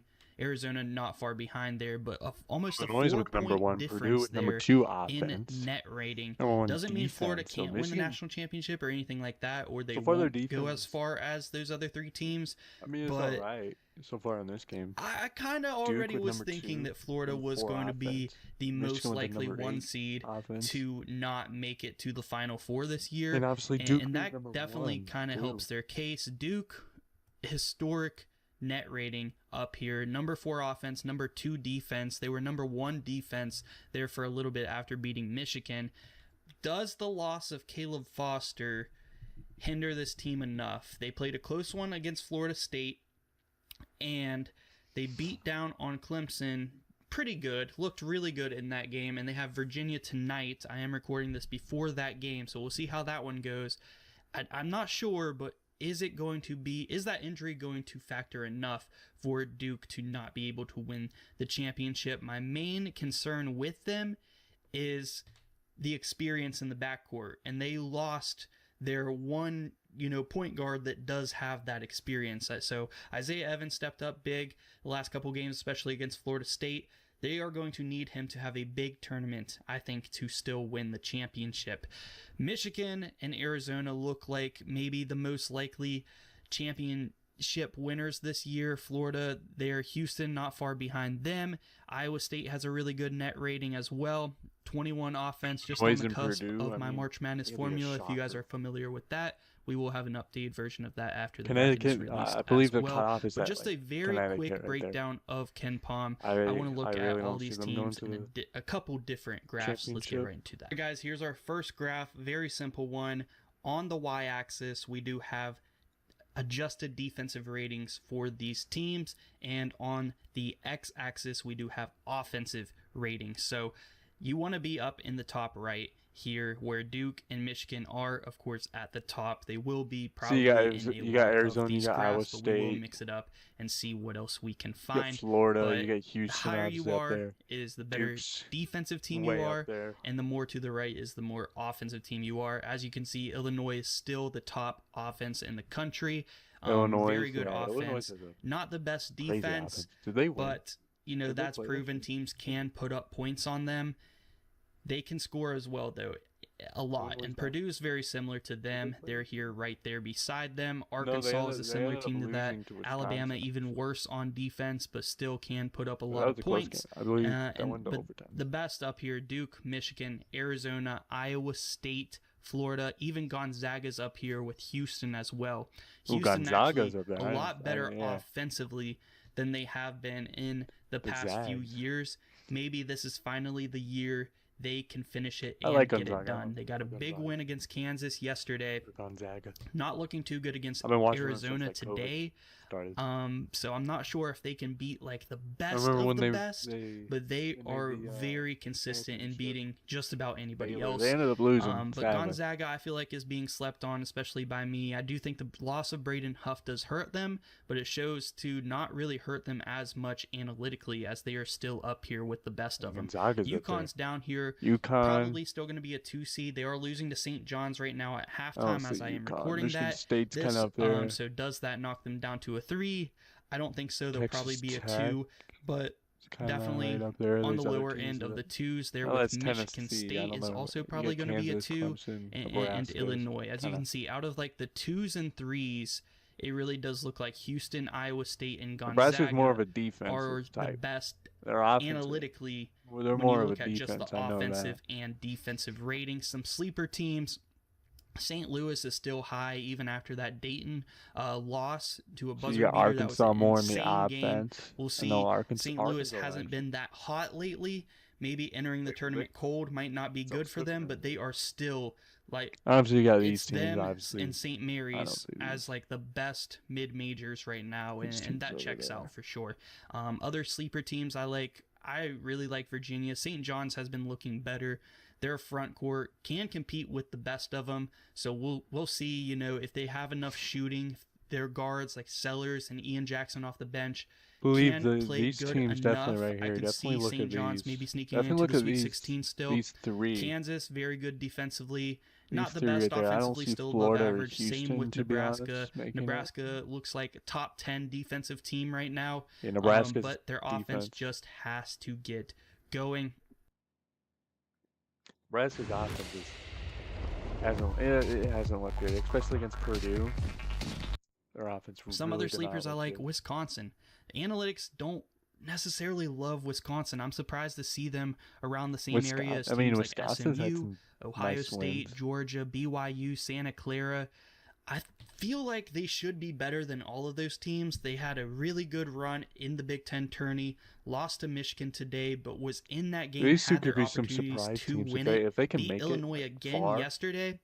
But still, I could see these two. I would making expect it their far. offense to be a little bit more to the right, but still they See just what don't play Purdue enough can do defense. against, Are they Michigan. tricking us, or Definitely. They're maybe tied right you just now. don't? You can't go completely by analytics, but So they're to hanging, be they're around hanging some on, of these especially in teams like number Ohio one State and in the Big SMU who Ten, are closer to obviously. the bubble is not making me feel the believe they're best, ranked and that's number kind of the 3 same with over, like, UCLA. I overall. kind of expected their defense to be a little bit better. To see them next to teams like George Washington, Indiana, and Texas A&M, that is a little bit of alarming as well. Let's try to find some teams that will be in the tourney real quick before we move on to our next graph that might be really bad analytically. The teams that I found that aren't looking the best analytically that will be in They-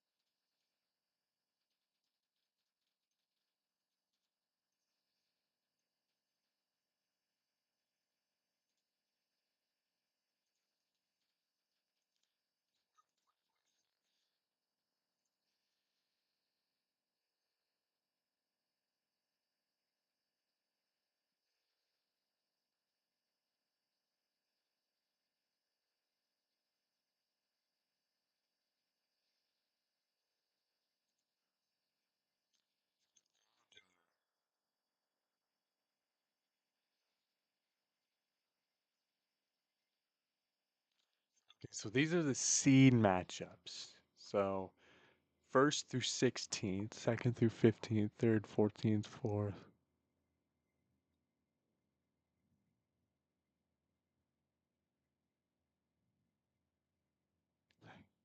Get up there. Okay.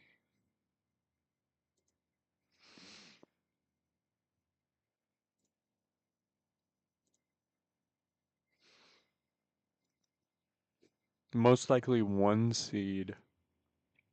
They got Arizona going up there in the 1 seed. And we are back right up there. So, wow, they nailed a 3 automatically. So yeah, that's it'll be exciting for sure. Exciting. Them 2 still going Michigan. We ain't changing it.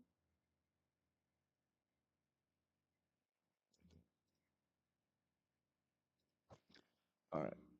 Where's my mouse?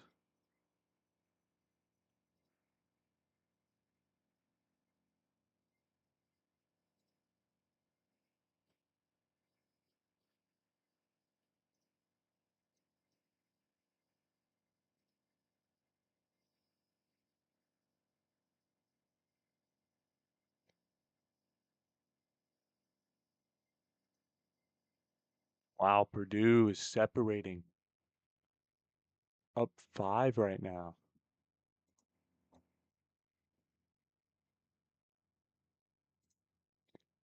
Dude, if Purdue can actually beat Michigan, that would be.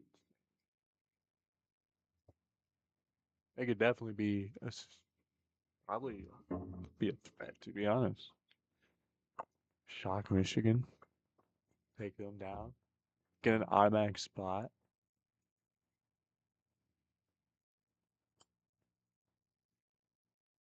He missed that. It was an alley oop, and he missed that, bro. What is Michigan doing? Nice little floater there, Purdue. We about to go 0-2 today, bro. Past two yesterday on the brand risk, we went 6-5. Today, I'd like to go 0 or 1-1, 0-2. I mean, at least it's not the brackets. We're getting the losses out. We're getting the losses out.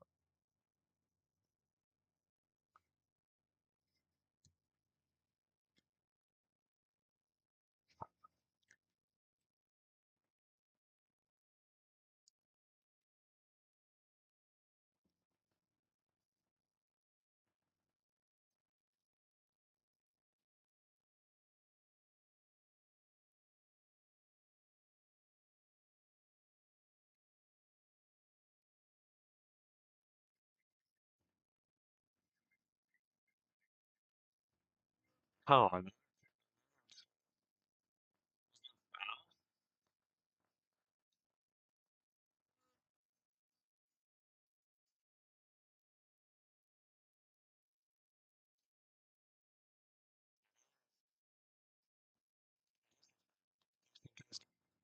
Dusting. There's a foul, bro. Michigan's not doing so good. 7-0 run so far to start in the second half. It's huge for Purdue. All right, now Michigan gets some points.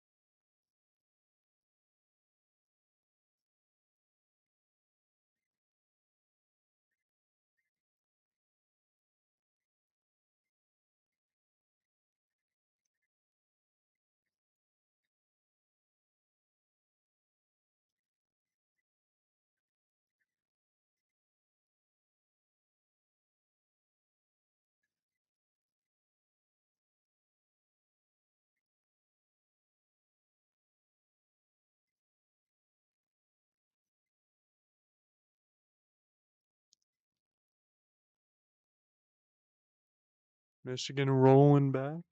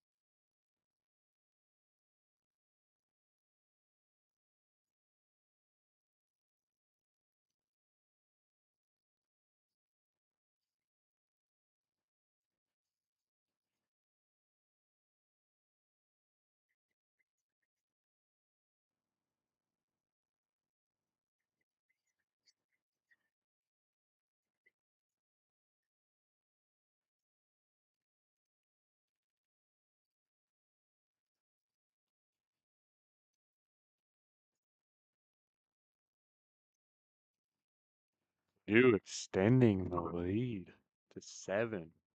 Purdue's dominated this half so far, 9-2.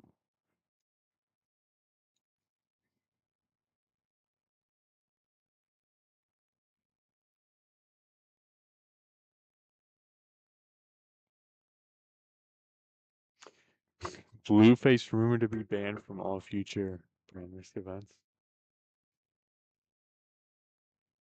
saying it was rigged. That's hilarious.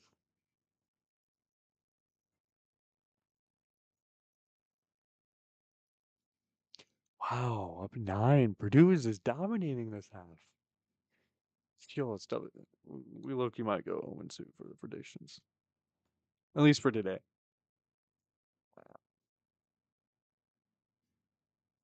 Michigan, I thought you had a good defense.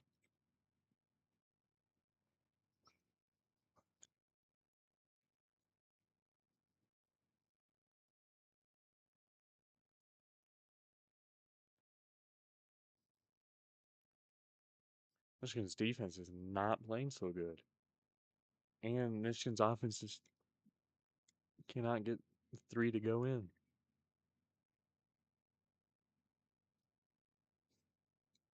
Yeah, Michigan's offense got to step up, and wow, it's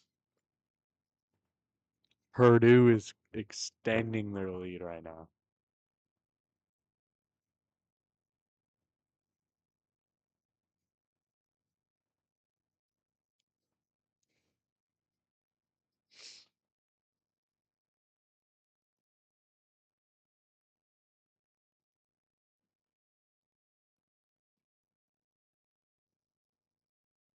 Michigan's not looking so good. What were they doing at halftime?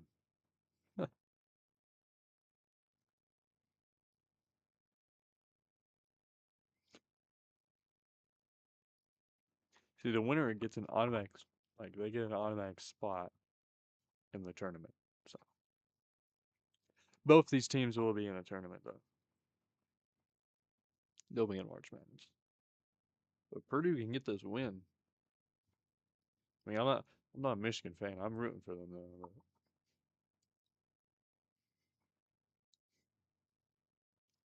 Lead is down to 9 right now at the moment. Michigan's got a layup. Purdue follows it up. Michigan's got to hit a 3 or a couple of them at least. Offense needs to start clicking.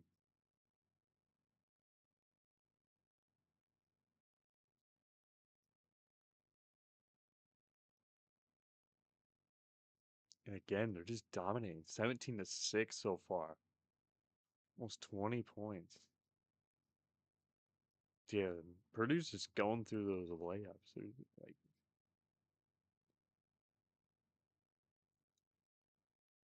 they're not guarding the paint. They're not doing that.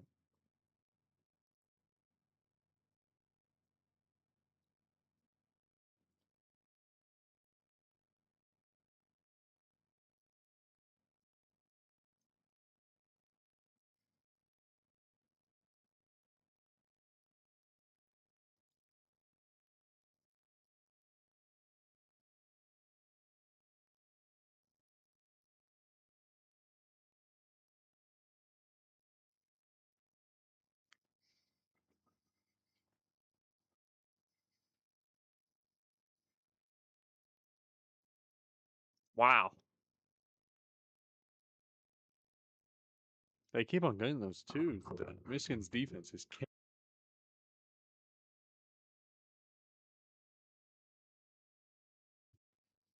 their defense is horrible.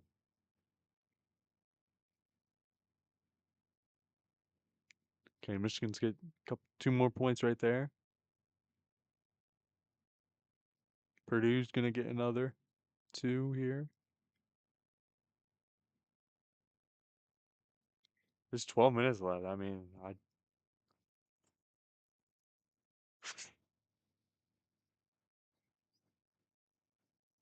it's not looking good for Michigan right now.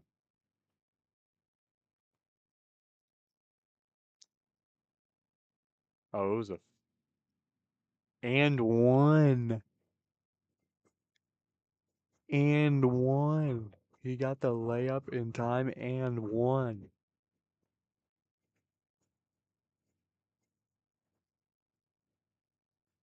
Ah, I should have went Purdue for the upset.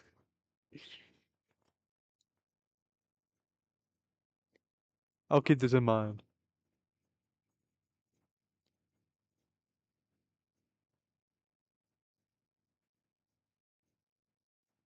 Purdue's looking nice, especially with one of the top teams.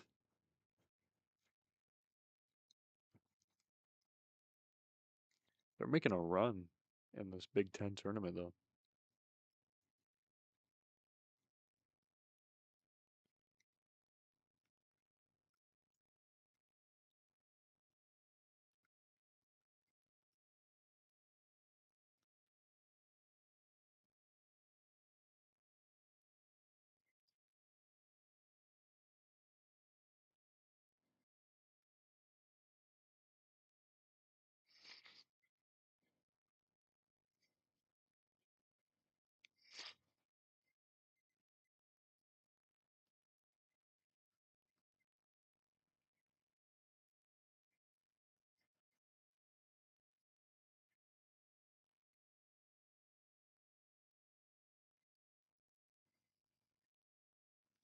See what people on Twitter's talking about Michigan.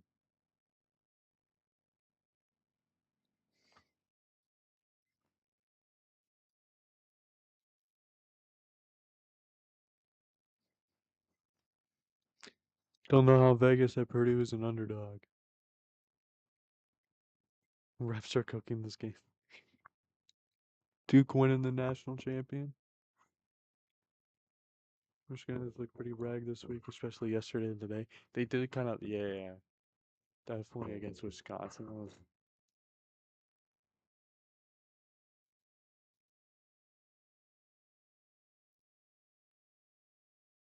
Michigan has problems. The record. I'll be looking to fade them in the tournament. Yeah, Michigan, dude, they play like this. Their defense, I mean, this is their offense. Their offense has not been able to click. Already 20 points so far in this half, so definitely it's both. Should have done better in the first half too. I mean, it was tied, and then to come out and just it was like a 7-0 run. So defense and offense not able to get stuff going for Michigan at least. Appreciate the follow. Appreciate the sub. That's crazy. We're almost at 10K, bro. 10,000. 10,000.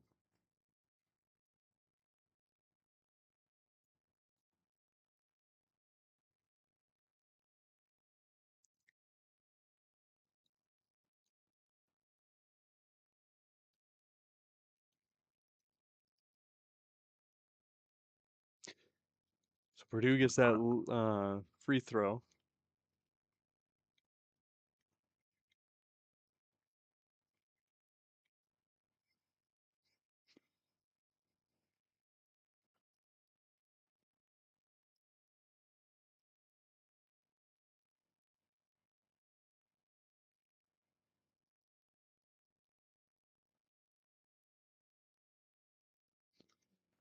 Michigan just went for another three and they cannot get it.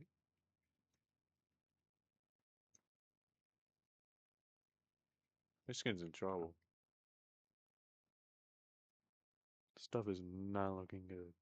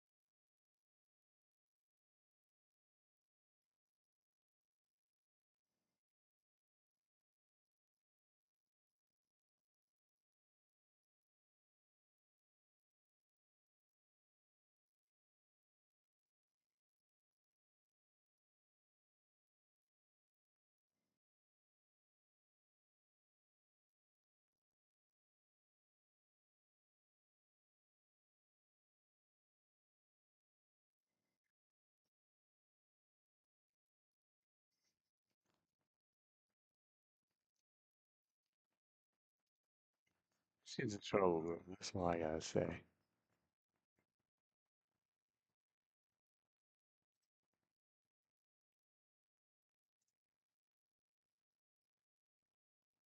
Win probability right now, the win probability, y'all can't see it.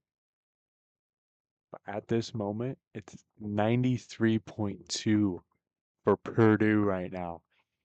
It's 60 to 46. They are in trouble. And now it's 94.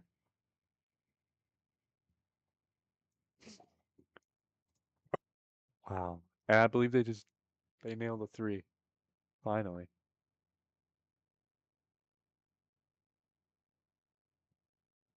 They got a three. March Madness bracket. Is it at 6? I thought it was at 5. 7 Eastern. Oh, never mind. It's 5. It's at 5. Okay, never mind. It's an hour away.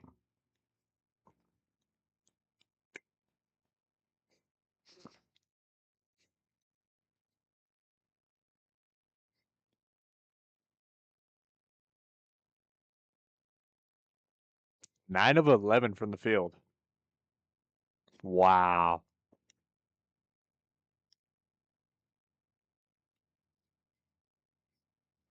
We're about to go 0 for 2 today.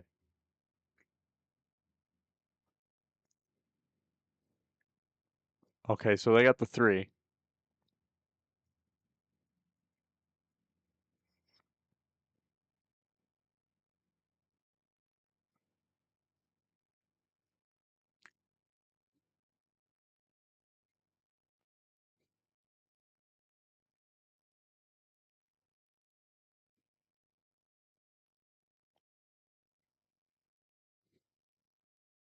Got him again.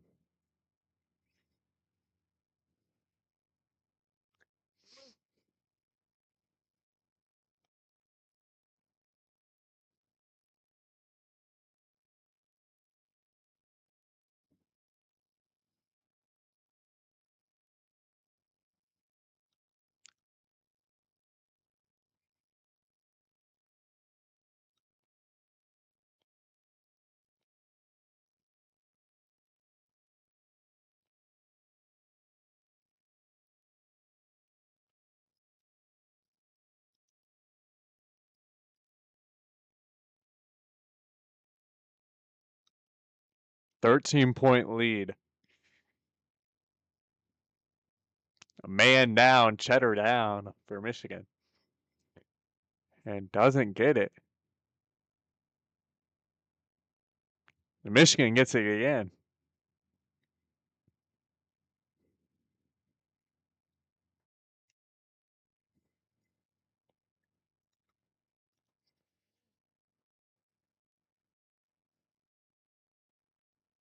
Ooh.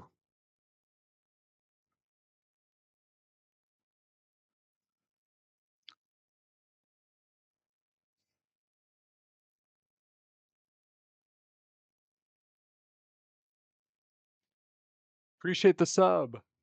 Gina.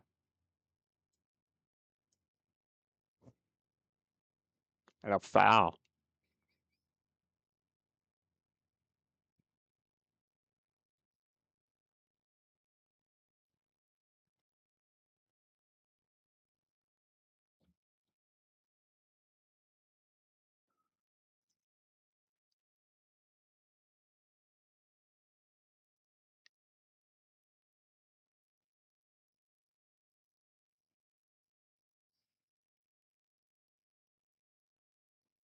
Down by 10 now for Michigan.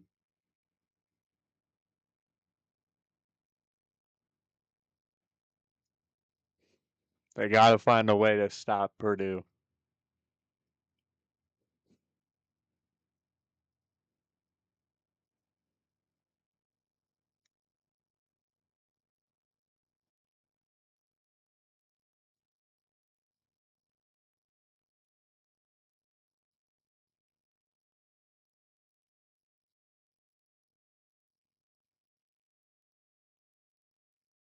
Three-pointer. Doesn't get it.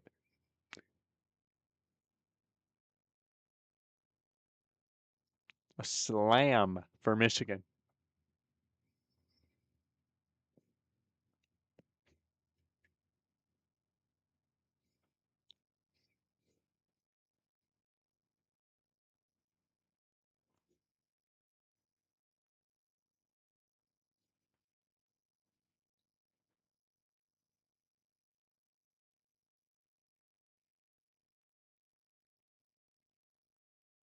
Doesn't get it. Michigan with a rebound and the stop.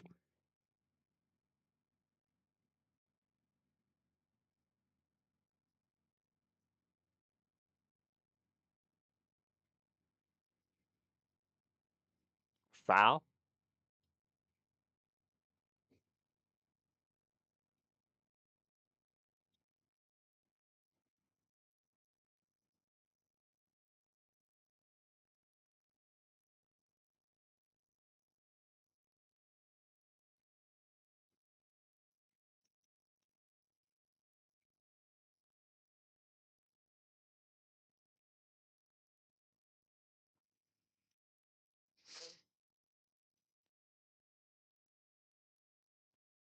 Alley. Ooh.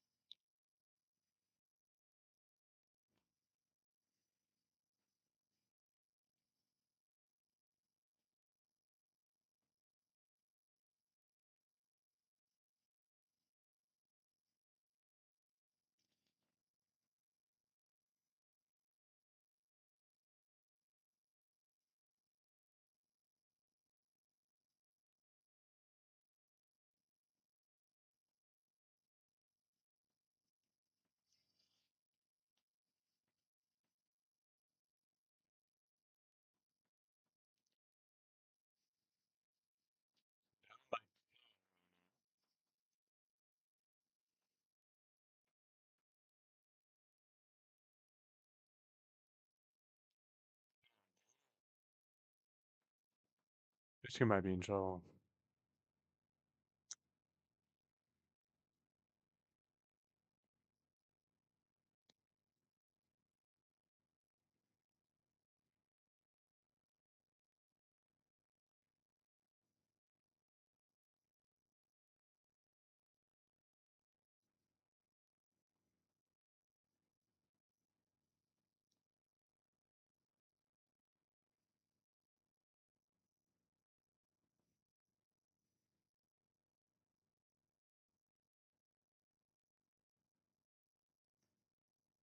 Whoa.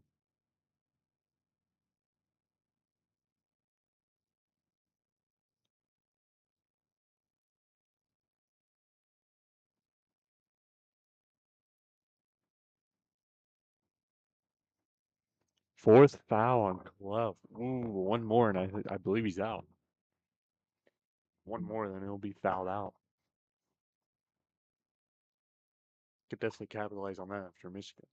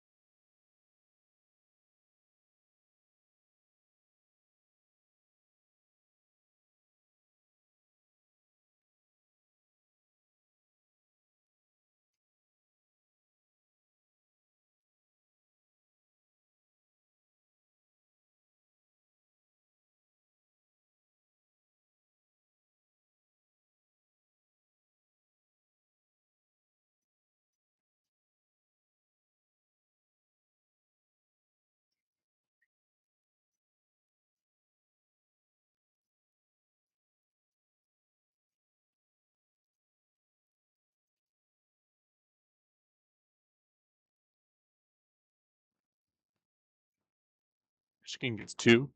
Cuts the lead to 8 for Purdue. Michigan's got to, like, they need to get a couple stops and a couple threes, and then they can be right back in this game. If not, it's 6 minutes, 30 seconds left. This game could slowly get out of the hands.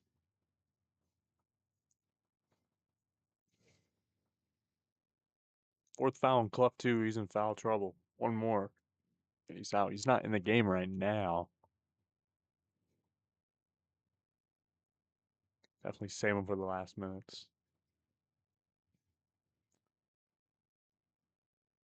And nice spin off.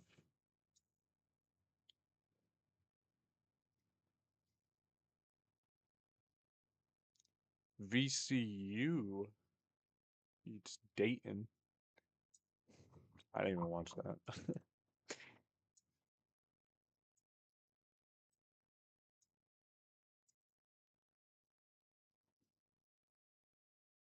like Purdue got some points. They get another 2 right there. Lead is back to 10. Shoots a 3, rebounded by Smith. And they shoot free throws.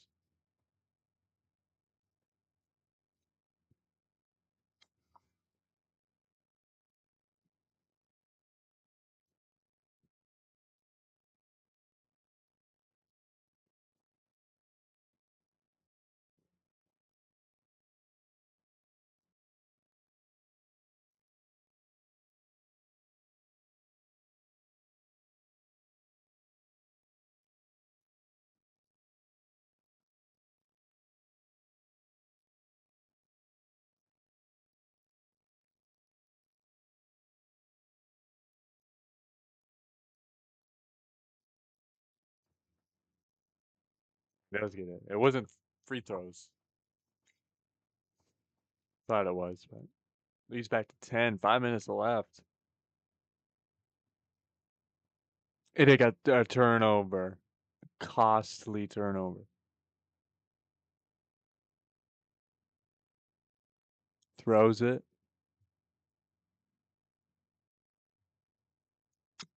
Time's running out for Michigan. Looks like Purdue will get the upset here. Looks like maybe an offensive foul. Gotta be an offensive foul.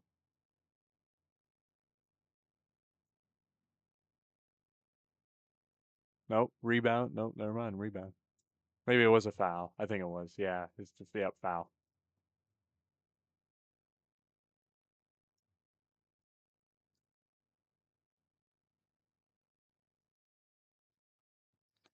$66-58. Michigan is just trying to crawl back.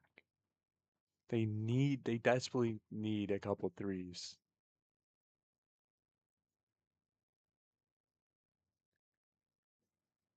So far, it looks like they've hit only 1, 2, 3, 4, 5 threes. Not a lot.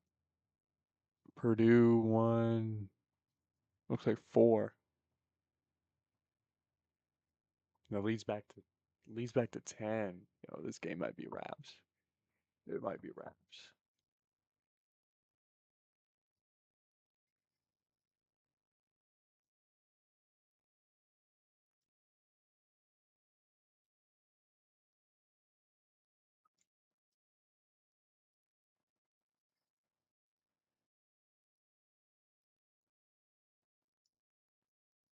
Clough comes back in.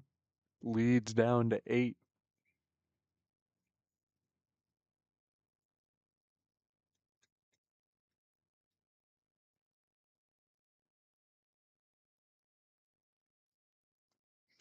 This would be a great win for Purdue, though.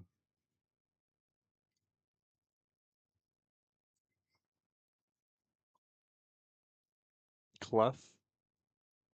And Clough gets it in for Purdue. Then Michigan will get the 2 here. 15 points for Clough. Not too bad.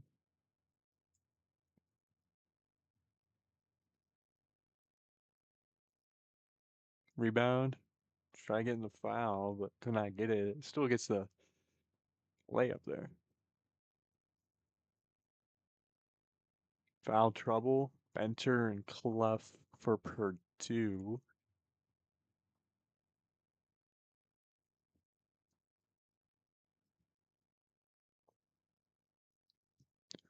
Michigan finally drills a three. 3 minutes left.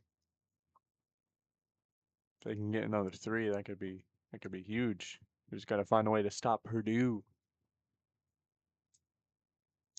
Purdue does try a three, misses it, and it's out.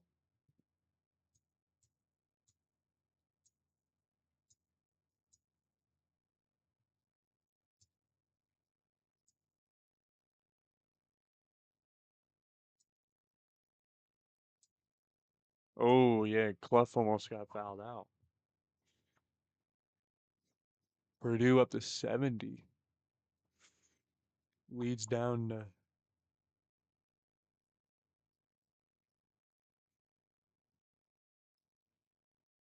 I'd start just shooting threes. Get your best shooter from Michigan.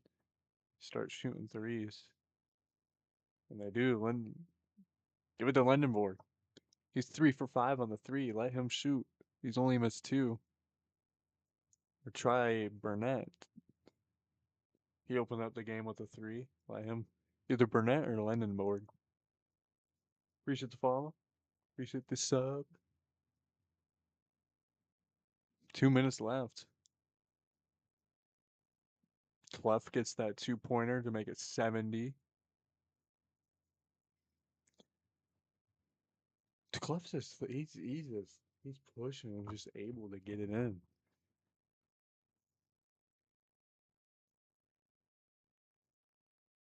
Oh, he's wide open for the three, but just cannot get it. Michigan tried that three, just could not get it.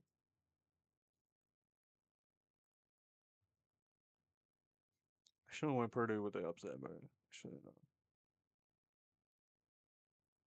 Purdue tries a three. Foul.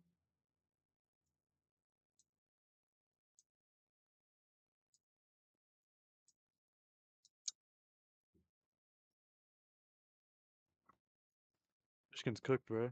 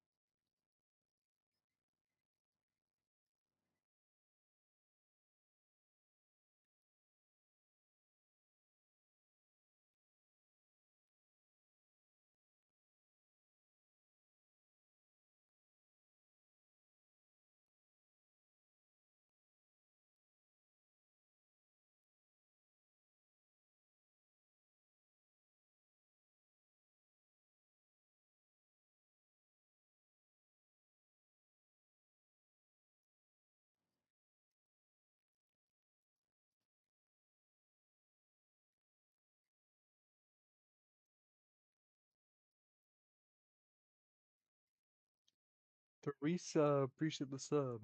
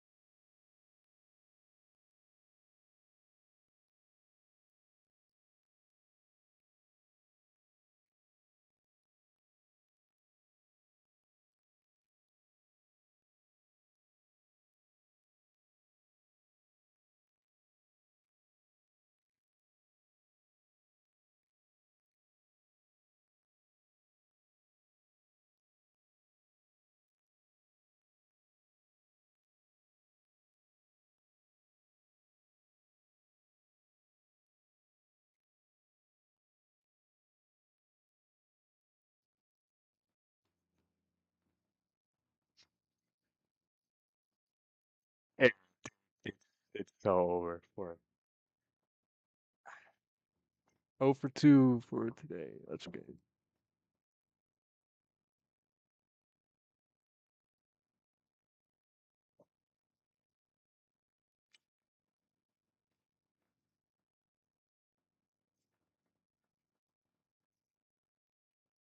At least at least it's not the bracket yet. Yeah, we're still good. That's all right.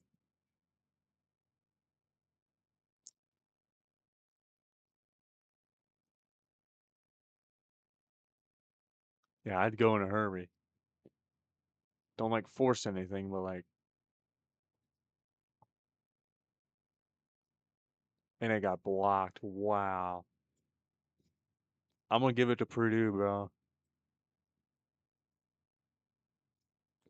See who they line up. Look,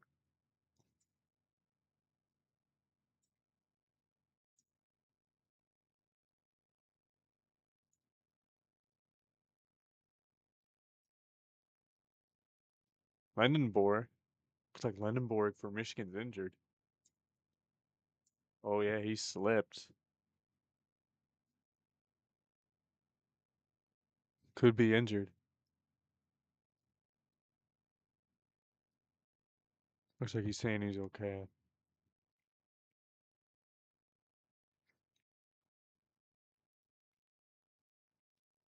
Michigan gets 60, gets to 2 right there.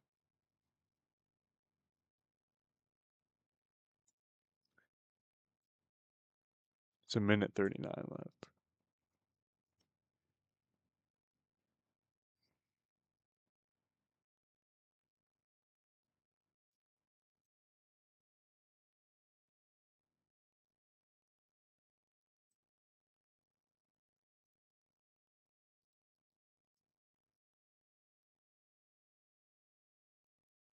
What the?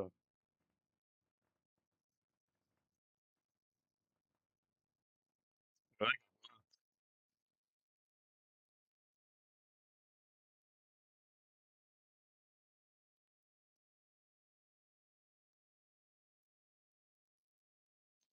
What do you think it happened? So Michigan, maybe.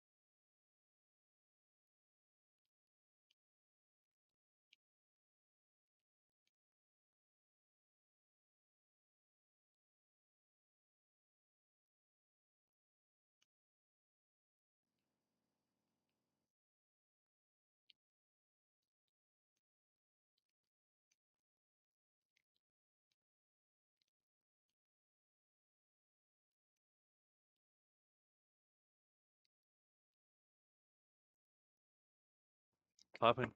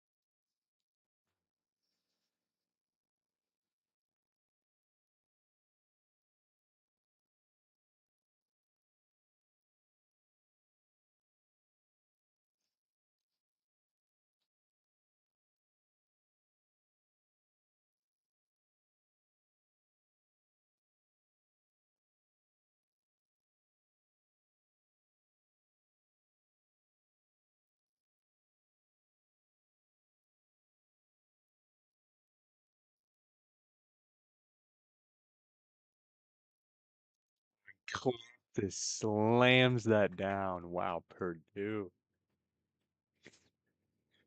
Purdue got a good squad, low key.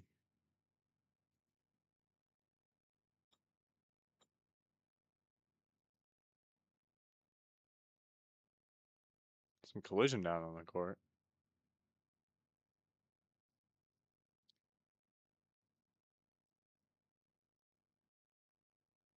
She can only down by 8.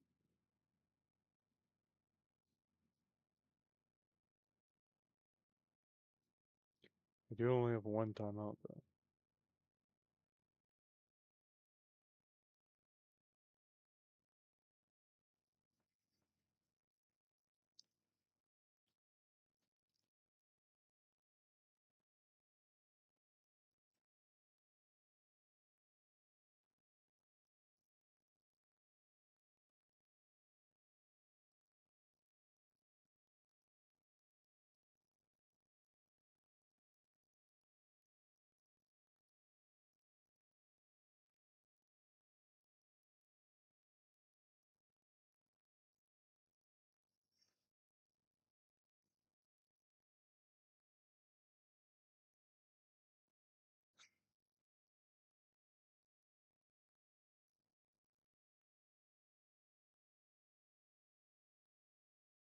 Mickey Cage, appreciate the sub.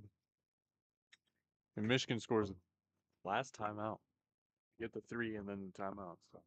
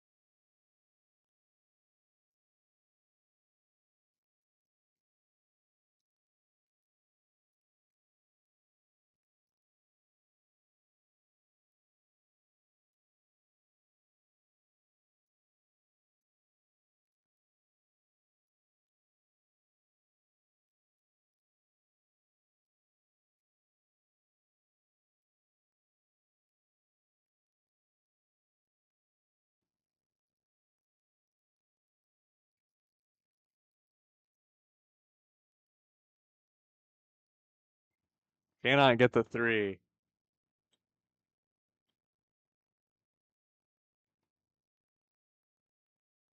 Yeah, Michigan, yeah. They can't get their 3-pointers. Get in.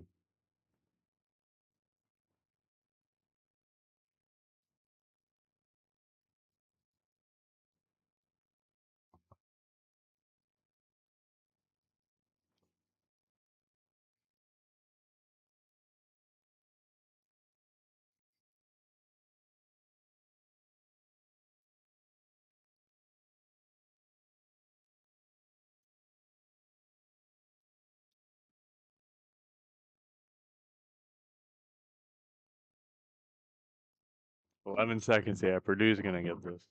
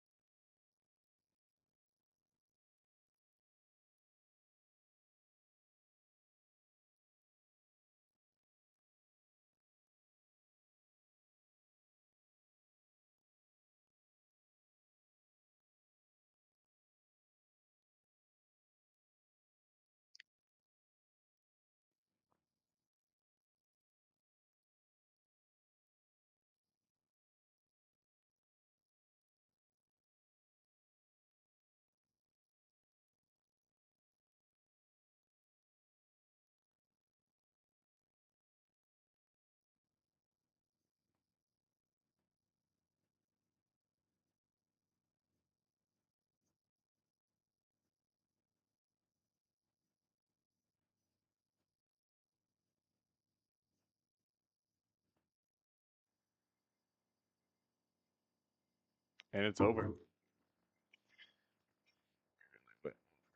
Yeah.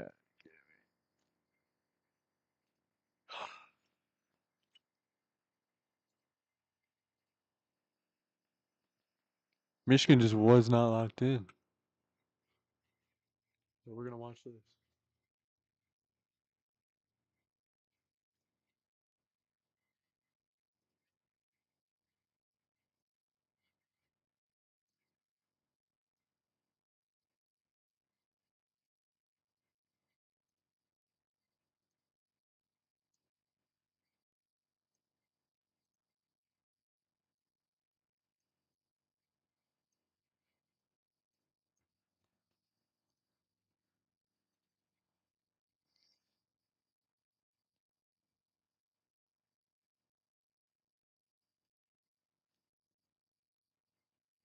Sold on other Big Ten teams, and we'll talk more about it, but like Michigan State, Nebraska, they don't inspire me with a lot of confidence, but this is going to be a perfect March storm because I mentioned it. You do have historical dominant teams. You also have unbelievable prospects for the next level. AJ DeBansta, Cameron Boozer, Darren Peterson, Braden Burries, Kingston Flemings, Darius Acuff. You want to talk about a guy that is made for March. Waiting for that Darius Acuff. We'll talk about him here in a second. But I do want to give some shout outs to the people in the chat. Shout out to Sports Excellence, rocking with Duke. Bright Wolf, rocking with Georgia, likely going to be in that 8-9 line. Speaking of 8-9 line, El Jefe, Who will rocking with the win? Iowa Hawkeyes. I really don't know. Demetrius Johnson, Ohio State Buckeyes. Should he Michigan low-key was disappointing. Arizona, close to that bubble. We got Vance Duke. rocking with Georgia. We got Might be CJ Harris leaning going with the probably to Razorbacks. Duke, John to be honest. Calipari, maybe the best guard he has ever coached at the collegiate level. Some are saying it. A lot of people bring up John Wall, obviously, but you look at Acuff and what he's been able to do this year. Ridiculous numbers. They are SEC champions. Yeah, a lot of people talk about, especially since Richie Saunders went down at BYU, the AJ DeBanza video game-like numbers. Darius Acuff is doing something in multiple games that players in the SEC haven't done in decades. I think he was the first player today in the SEC title game to have 30 points and 10 assists in the last 30 years. Like, that's disgusting. He can hit a shot from anywhere on the court. He actually gets in your face and guards you. He's one of the most exciting players in the country, and I really do believe that if Arkansas is to make a run, it's going to be on the back of Darius Acuff. Yeah, Acuff special, but you also look at that team. Smitty, we actually saw them in person. We did. We went to Texas Tech and Arkansas. They played in Dallas in a neutral site game. It was a barn burner from wire to wire, and we both came away from that game, a game that Arkansas won, by the way, with JT Toppin at Texas Tech. He was healthy playing at the time. Yep. We were taken aback from it and saying, wow, I mean, that team's got some interesting players. When Trayvon Brazile plays well, Billy Richmond has been coming on, Malik Thomas and Acuff, the two freshman guards, DJ Wagner coming off the bench. If that front court shows up in the tournament, that Arkansas team can make a run, and we both believe that. We'll talk more about them. We're teasing it coming up here in just a second. But I do want to bring this discussion question to the forefront. Who is the best team? These are very well likely going to be the number 1 overall seed, the number 2 overall seed, and the number 3 overall seed. Duke, Michigan, Arizona. I want to know who you guys think is the best team in college basketball this season. Each of these 3 teams finished the regular and postseason with a plus 35 net rating or better on KenPom. I bring up that number specifically because that is the benchmark for historical dominance. Last year's Florida Gators team was above. This season, you've got places to go, people to see, and things to do. You may have already gotten vaccinated for flu and COVID-19, but other respiratory illnesses are still out there. If you're 50 or older, even if you're healthy, it may be important to help protect against pneumococcal pneumonia. And if you have certain health conditions, it may be important to help protect against RSV, too. Talk to your doctor or pharmacist about which vaccines you need. Help protect yourself with only 1 dose each.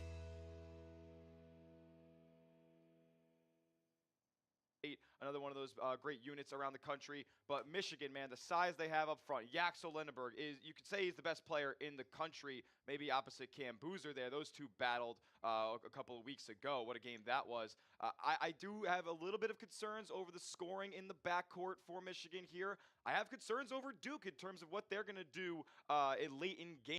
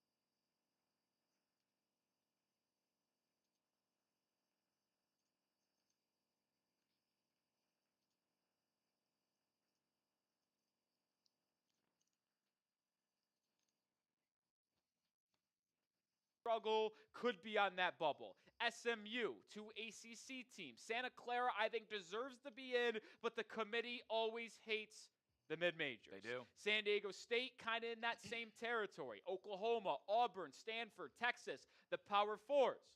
But then you've got that Miami of Ohio, the Redhawks from the MAC, the topic of the bubble. 31-1, undefeated, but loses in the quarterfinal, incapable of submission. Frank Martin and UMass get the win.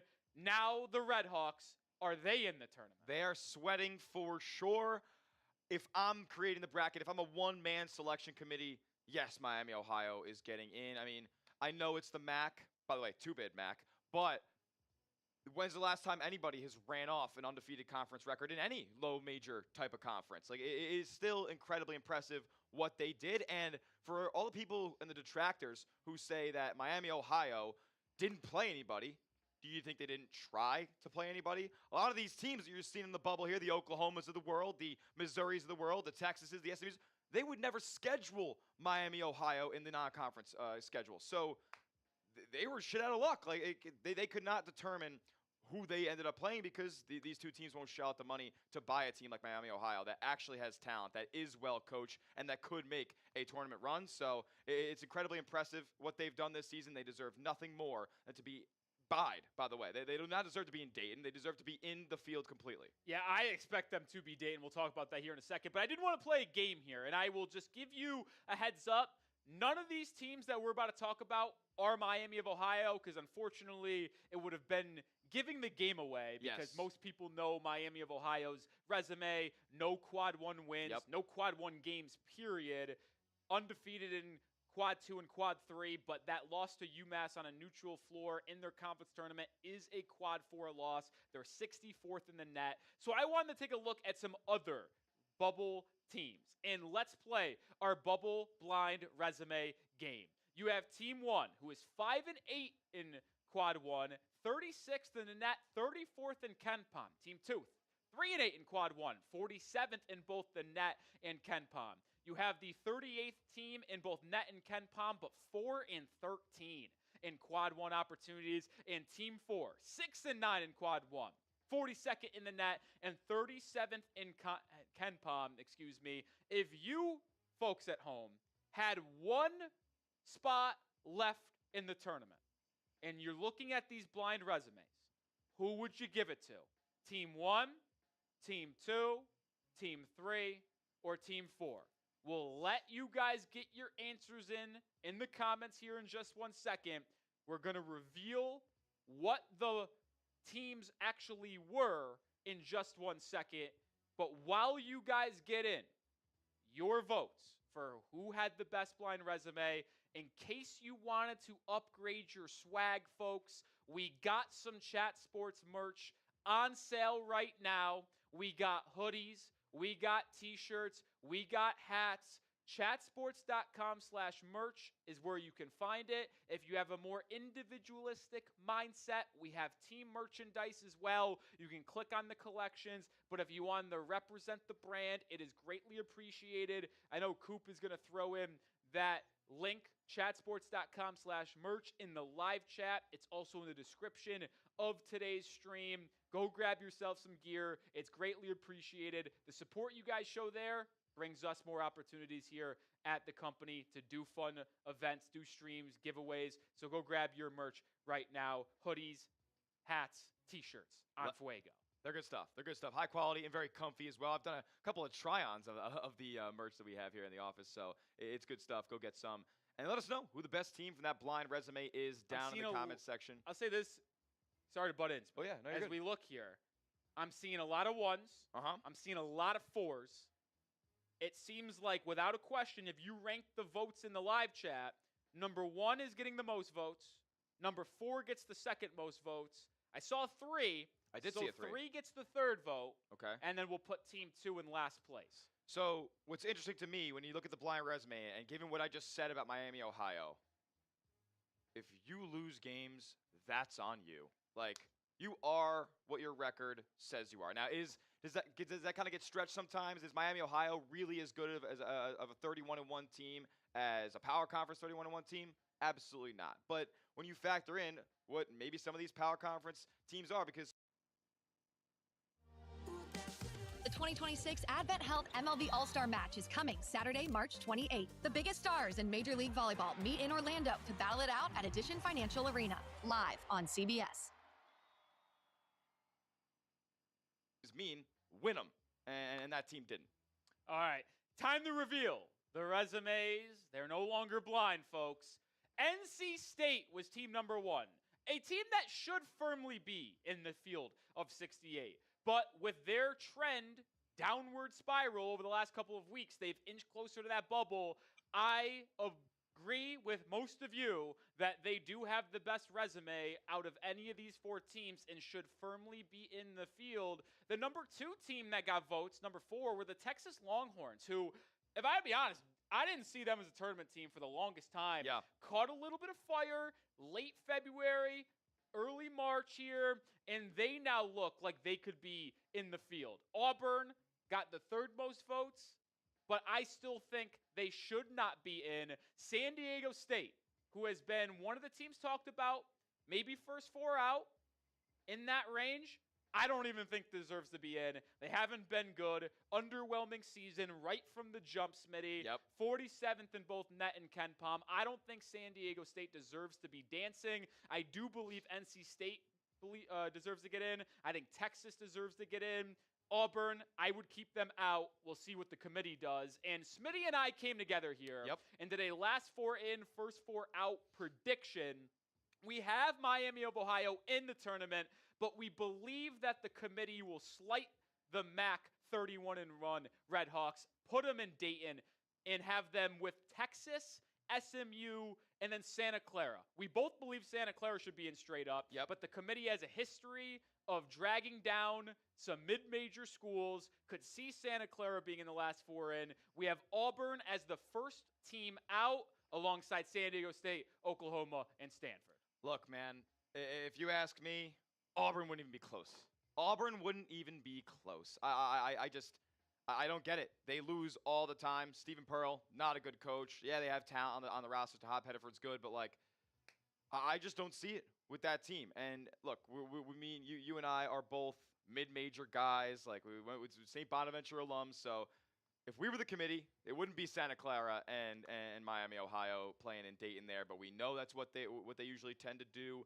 And look, a lot of people, I think, want Miami, Ohio in Dayton so they can kind of play their way officially into the tournament, especially after that loss. Yeah, with no Quad 1 games, no Quad 1 opportunities, it's like, all right, you want to be in the field? All right, show us. Prove it, by going out and beating what would be a Quad 1, at worst Quad 2 game, depending on who they played, at a neutral site in Dayton in the first 4. We'll see how it unfolds in 8.5 minutes. Ooh. But, folks, make sure you subscribe. Over 1,000 people in the building. I know all of you guys are not subscribed. We're on the track to 432K subs here at our Chat Sports main channel. We appreciate everybody who has already been subscribed. And by the way, we're in sub-only mode all stream long. So if you want to comment, you want to get your thoughts known down in the comments, you got to be subscribed. Hit that sub button. Let's get our climb up. And I've also been told, folks, if you want, it's greatly appreciated. A little super chat special could be fun here.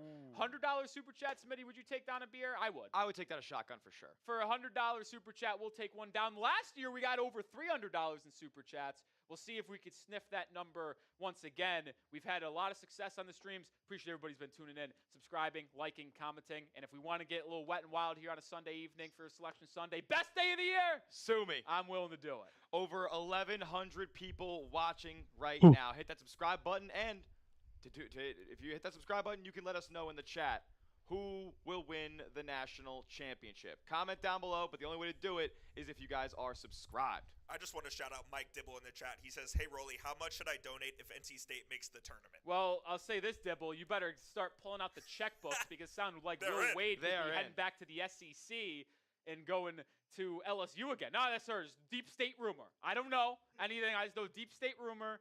But, yeah, those Wolfpacks, they might need Florida also got the but we one appreciate there. everybody.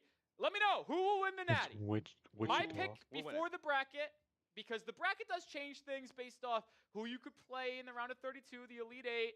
I have been saying for the last 2.5 weeks. Yeah. My preseason prediction, I'll be very open, Big Ten champion, Purdue Boilermakers. Okay, they're as good as they've been all season. That was my preseason prediction. I actually go as far to say, Smitty, we both made preseason predictions, Final Four and championships. Yes. My preseason Final Four: Purdue, UConn, Kansas, and Illinois. Completely possible. 3 2 seeds. At worst, 2 seeds and a 3 seed, and then Kansas is likely going to be a 4. My national champion was the Purdue Boilermakers. I have now switched to the Arizona Wildcats, yes, who I think is going to win the national championship. Smitty, your preseason Final Four: Michigan, Texas Tech, Duke, and Houston, with the Wolverines cutting down the nets. Yep. Have you changed your opinion? I think out of pride, I will not be changing the prediction. They were a 20-1 preseason national title odds, and I'm just sticking with it. I think they're the best coached, maybe one or two best coached team in the country. Jon Scheyer has the Duke Blue Devils executing at as high of a level as anybody in the country, but so does Dusty May. He's made a Final Four run before. He's got elite talent on this roster. I'm sticking with the Wolverines. Sticking with the Wolverines. All right, before we get into the bracket reveal, 5.5 minutes, did want to do something that we have a staple of over here in the Smitty and Rolly show, and that is frauds. We love the word frauds. We use it way too much in the sports landscape. We want to take a look at some teams that are guaranteed to be in the field that we do not believe in. My number one fraud team is Louisville. I like Michael Brown. Ryan Conwell can play well, but here's the thing. Their head coach, Pat Kelsey, has never won an NCAA tournament game. Shrinker. Got their doors blown off of them by Greg McDermott and Creighton last year in the 8-9 game. Their front court, or lack thereof, I think they get embarrassed. I think they lose in their first game as a 6 or 7 seed. I have A&M on the list, and they're not even a high seed, but they're horrible. They have no good wins. They're absolutely atrocious, defeating the Aggies week 1 of the tournament. I also have Tennessee, Nebraska, and Michigan State on my fraud list. Tennessee in that same range as Louisville. Nebraska and Michigan State been fading as of late in the Big Ten. No three-point shooting for the Spartans. Nebraska, I think, got off to a hot start because they were very aligned. They were a collective unit. But as the year went on and other teams kind of got to them in terms of their camaraderie level, they faded. I am not in on Nebraska or Michigan State. 2 teams from the Big Ten that are going to be 2, 3, or 4 seed don't make it outside the first weekend of the tournament. I agree with a good bit of these frauds here, as I also have the Louisville Cardinals. Like you said, Pat Kelsey shrinks in the biggest moments, and we've been talking about it the whole time. The teams that make runs, yes, there's always that idiom, that phrase, guards in March. Yeah, Louisville has them, but they got nothing else. That front court is absolutely atrocious. They don't defend. Like, it is. No, I'm not a fan of the Louisville Cardinals at all. I actually have the Purdue Boilermakers on my frauds list. Now, to be fair, this was made a little bit before they beat Michigan in the Big Ten championship game, but I'm not a big believer in Trey Kaufman-Renn. I just, sometimes he disappears out there on the court.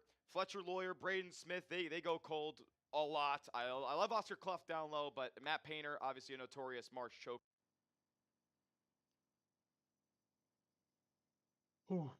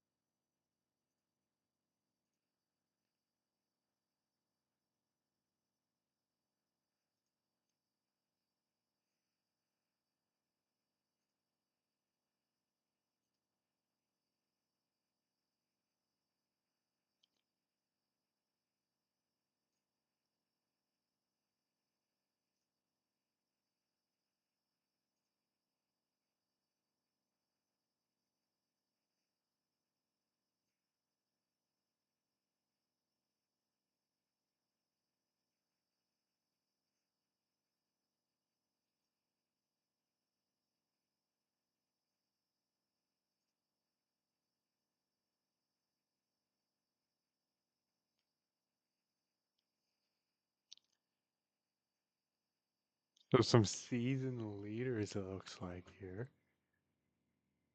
Assist to turnover ratio, Purdue leads that. Assists per game, Cornell. Field goal percentage, Miami, Ohio. Blocks, Virginia. Free throw percentage, St. Mary. Offensive rebound per game, Tennessee leads that. Total rebounds per game, Florida.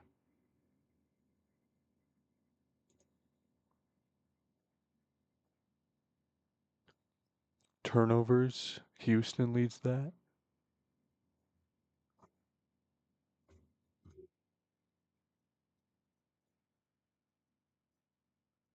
About to start. Selection Sunday, the moment we've been waiting for.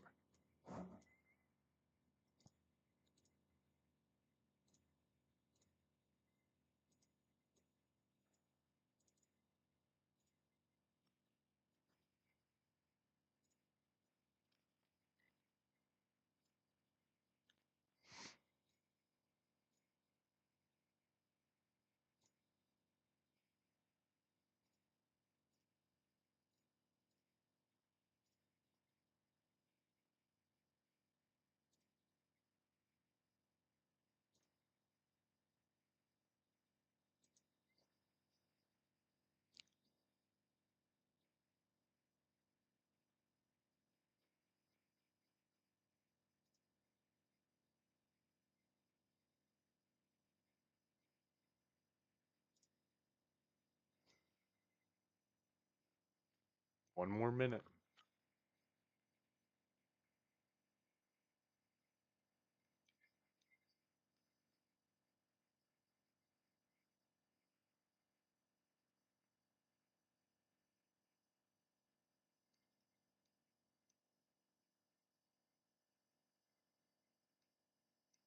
It's here.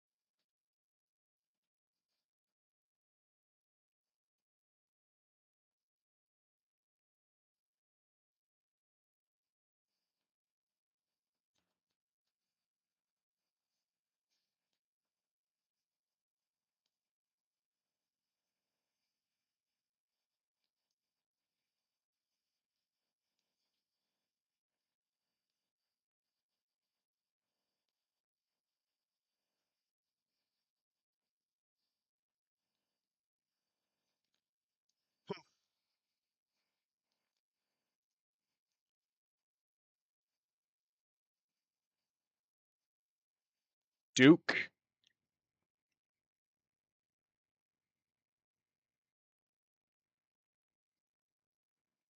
So in the East region, Duke is the number 1 seed. Duke is the number 1 seed.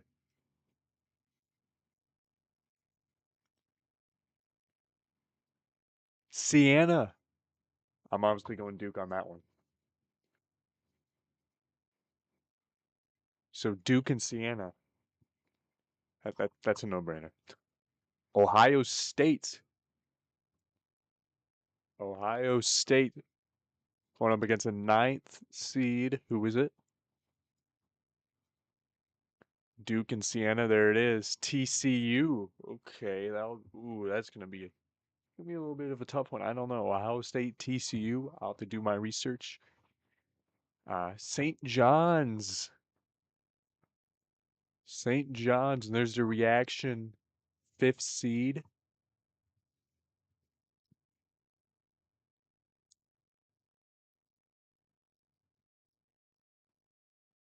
They're playing the 12th seed. Northern Iowa. St. John's in Northern Iowa. That game will be on Friday.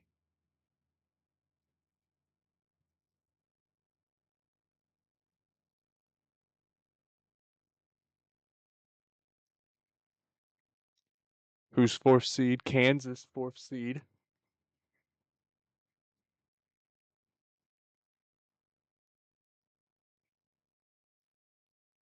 Cal Baptist.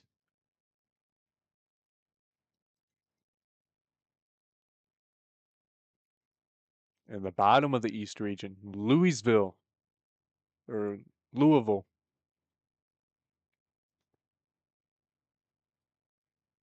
South Florida. I know they just got their win. South Florida.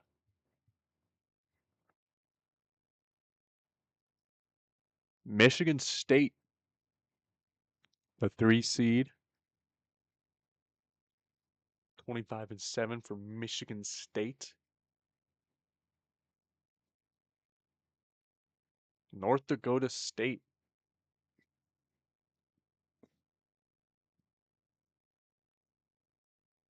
There's the reaction of North Dakota State.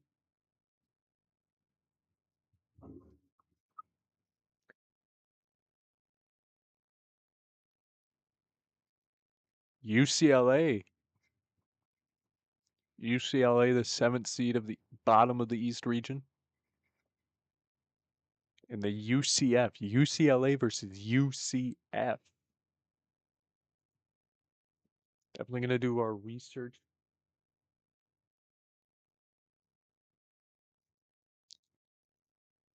Final matchup of the East region. UConn.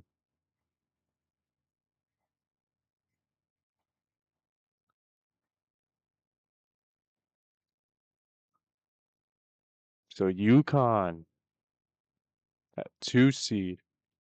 Guess they had a chance of the number 1, but they get the 2 seed.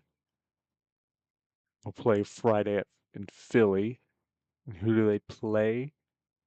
Furman. It's kind of a no-brainer. I'm going UConn on that one.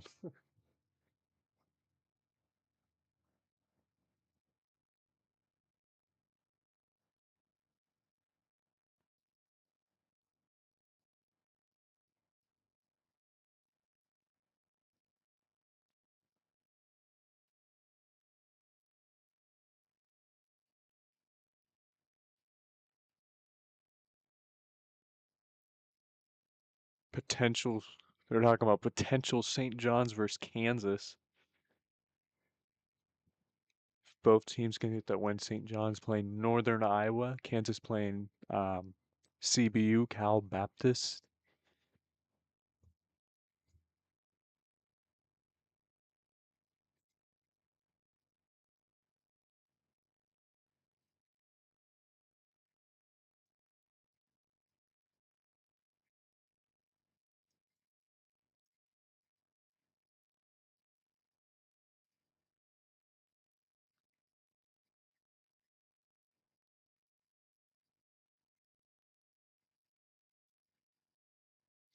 Right there, Duke. There's St. John's. So far. So far right there. We're obviously going Duke on that one. That one's kind of tough. St. John, Northern Iowa, Kansas. I believe Kansas should get that one. Louisville. Ooh, West Region. I see Nebraska there. Vanderbilt, who lost.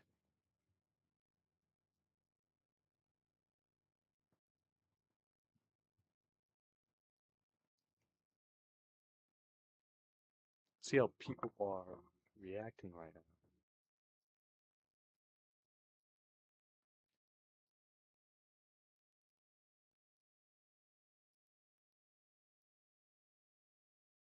He said I'm getting a perfect bracket.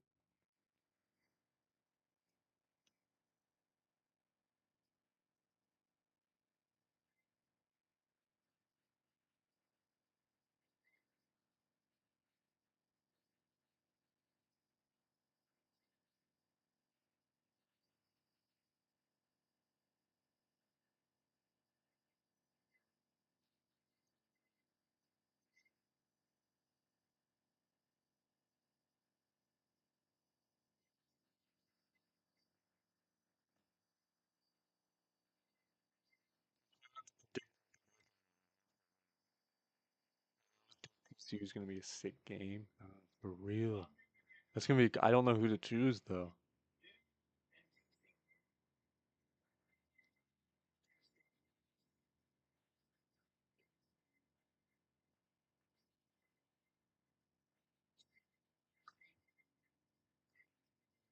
Ohio State. Yeah.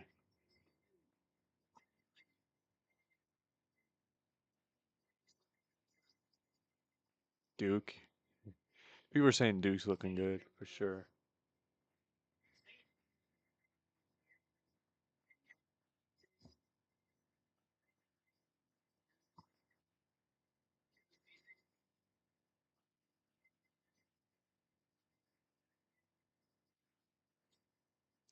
Yeah, Kansas path is. I feel like yeah, St. John's in Kansas.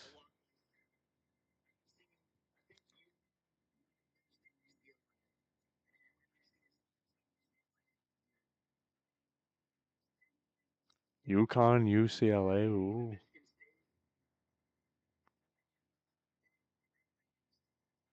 So we got that Duke getting up there. Ohio, TCU, St. John's, Northern Iowa, Kansas, Cal Baptist, Louisville, South Florida. We all know South Florida to get the win.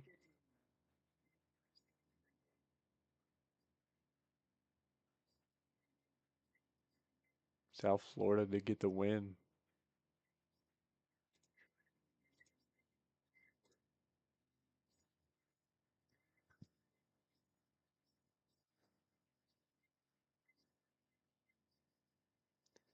You're saying this will be a lot of points scored.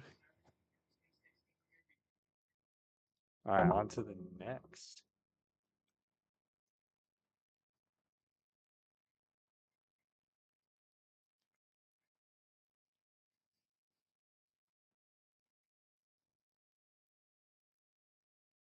Upper right. Upper right, so right here. Arizona, number 1.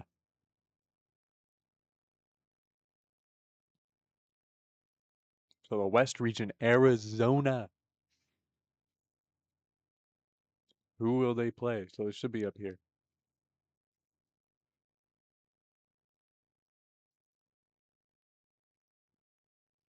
LIU. Arizona's going to kill them.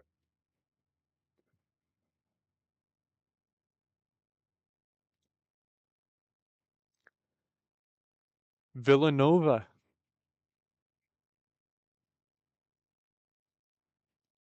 Should be this one. Utah State.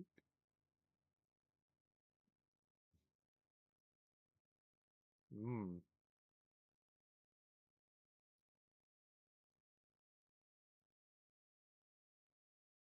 Okay, yep, here it is.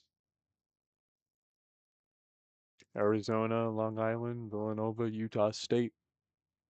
Wisconsin. We all know Wisconsin was looking nice.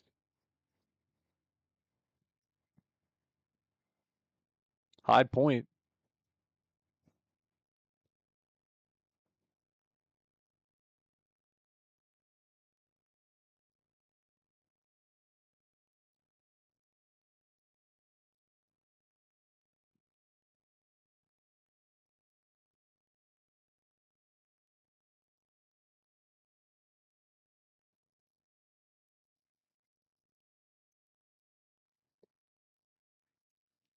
Arkansas. We all know Arkansas was looking pretty nice.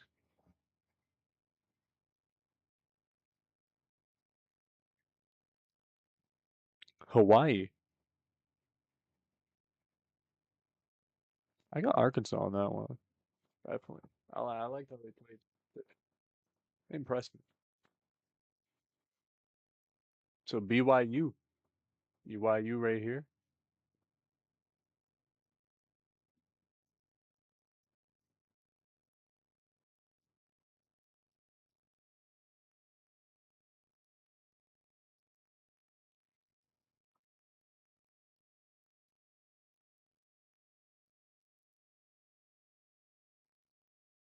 In the first 4. So BYU, we don't have an official.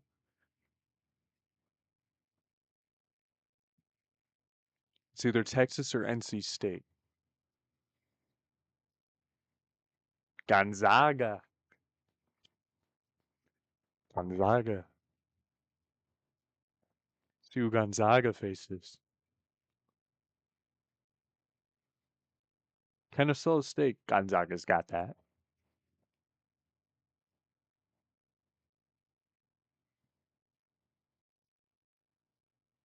Miami, Florida.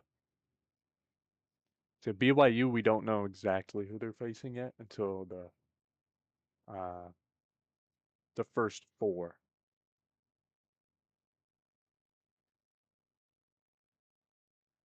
So Miami and Missouri, Miami, Florida, and Missouri. Purdue. The 2 seed Purdue.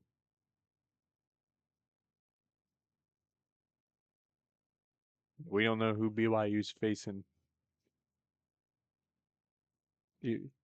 Queens. They face Queens. Purdue faces Queens.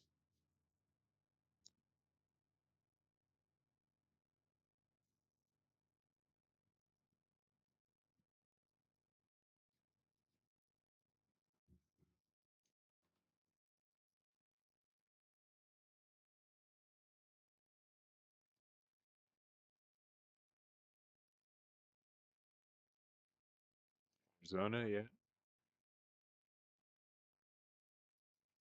Utah State.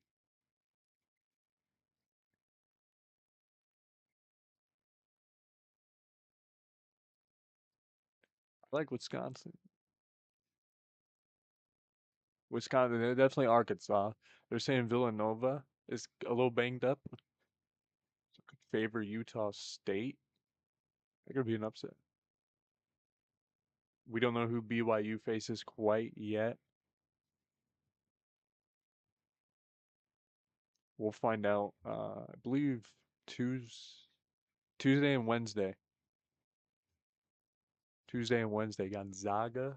I'm definitely going Gonzaga on that one. Miami, Florida, Missouri. I gotta do my research. Gonna go Purdue. I like Purdue. Purdue was pretty nice today. Gonzaga, Purdue, Arkansas, Arizona. Might go Utah State, to be honest, since they're saying that Villanova is a little banged up. I'd have to look.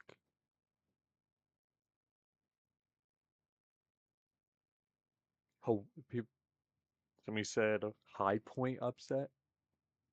High Point.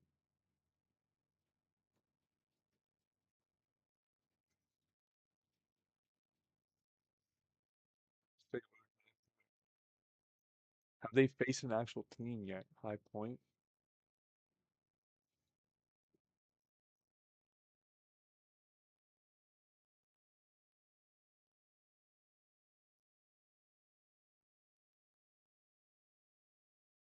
His record.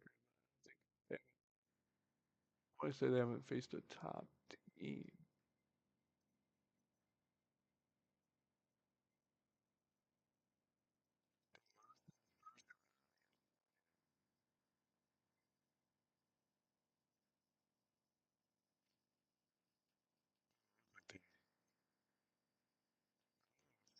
To be honest, High Point hasn't really proven. What's their record? Let me see. I mean, they got a decent record, you know.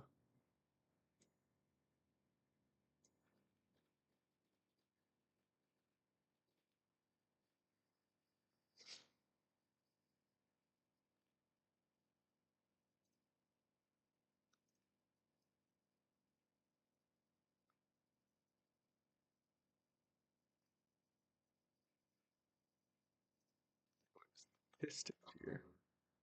Team leaders, points.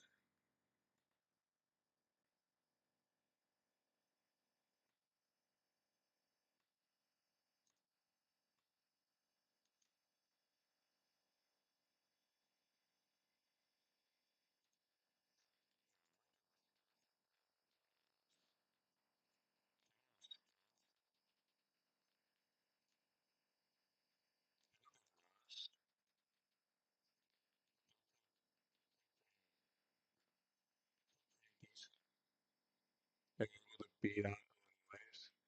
I believe they'll be able to get that past the first. They beat Purdue.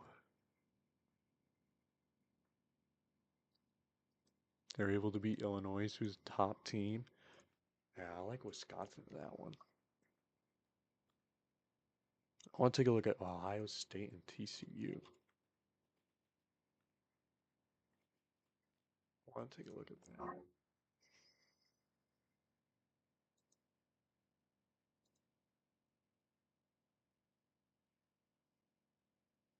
Ohio State, that's a tough one.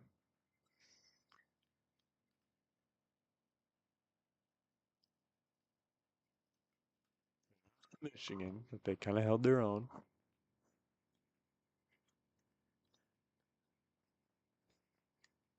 They did beat Wisconsin. They haven't been able to beat Michigan. They lost a few times to Michigan. They lost a lot of times to Michigan, actually.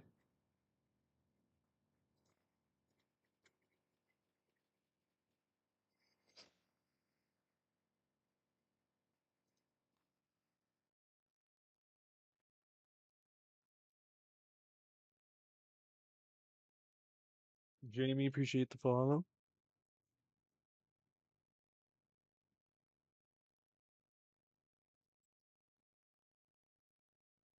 Held up against Houston.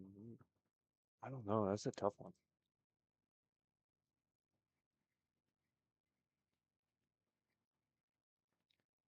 But yeah, that's. I don't even know who.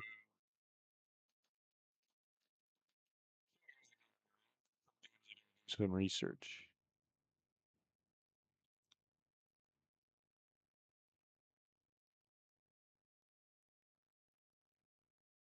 So Michigan, I believe they should pop up right here. So Michigan is number 1 seed in the Midwest.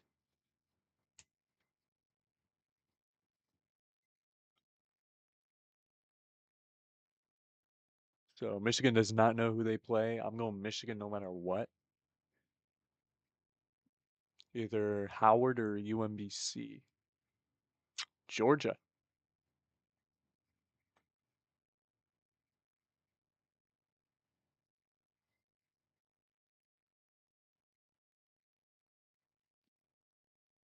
St. Louis. I might go St. Louis.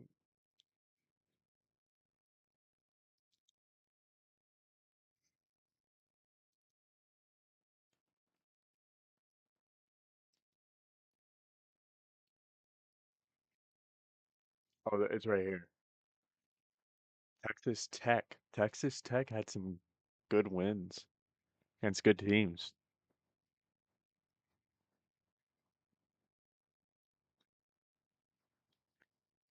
Akron. Ooh. Akron and Texas Tech. Ooh. I know people were Akron over Texas Tech. I might actually do that. Akron, Alabama. So yeah, Michigan doesn't know. Georgia, St. Louis. I don't know. I might go Akron on this. See who Alabama faces.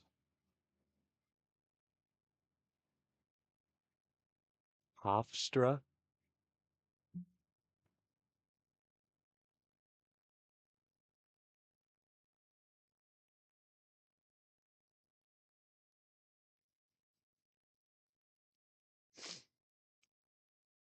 I want to see where Nebraska's at.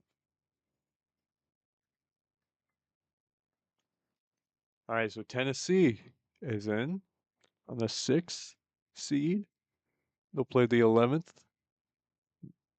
And we don't know yet. So Tennessee, we do not know yet.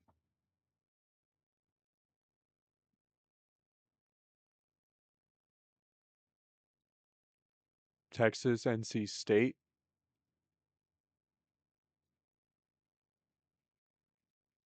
So that's the first 4.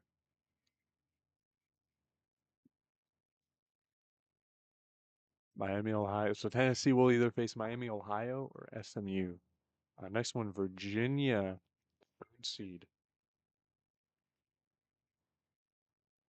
Miami, Ohio is in. Miami, Ohio is not in. I mean, they gotta win. Wright State. So Virginia and Wright State. So Tennessee does not know who they play. Kentucky.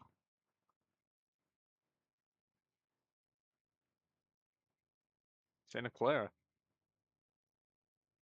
It's the first time in 30 years for Santa Clara.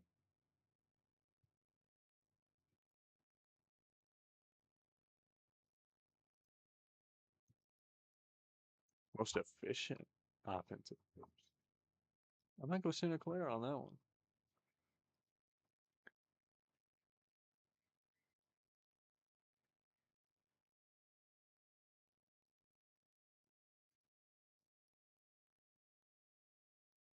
Iowa State.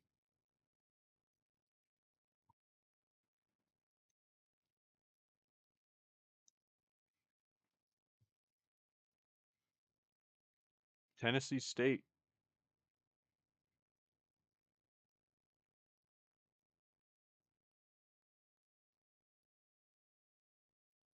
So who do we? I'm going Michigan, no matter what. Uh, Georgia, St. Louis. I don't know. I'm gonna go. I might go Akron this one. Akron for the upset. I'm gonna go Alabama, Tennessee. I believe Tennessee will move on.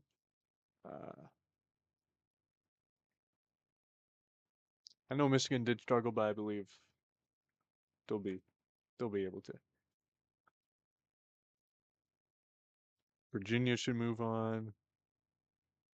Tennessee should be able to move on. Iowa State. I don't know. Yeah, I gotta do some research on some of these. I believe here's UMBC and Howard, Texas, and NC State.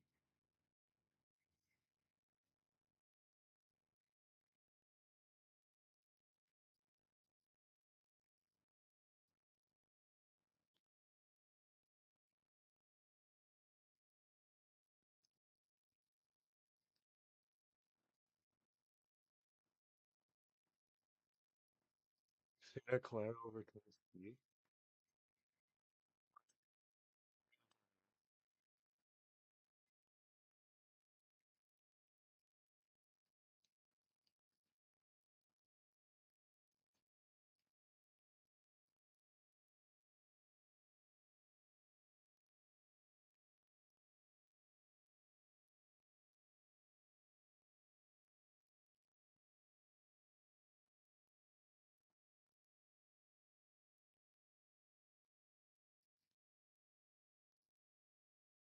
I don't know Nebraska waiting.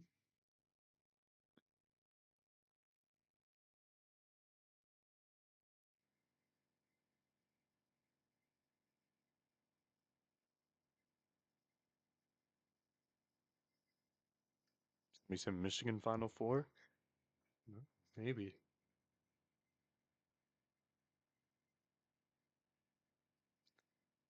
I didn't see Michigan coming out.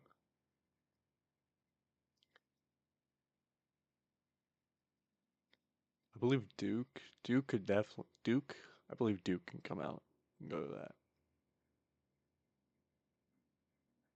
Arizona for sure could possibly. It really just depends. Really just depends. Michigan maybe to be maybe. Texas Tech could be another one.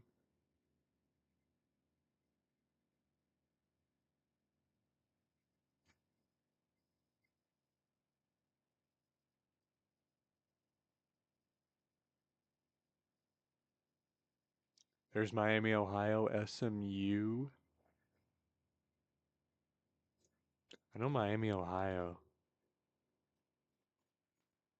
was undefeated. They ended up losing to UMass. Who do they face? SMU.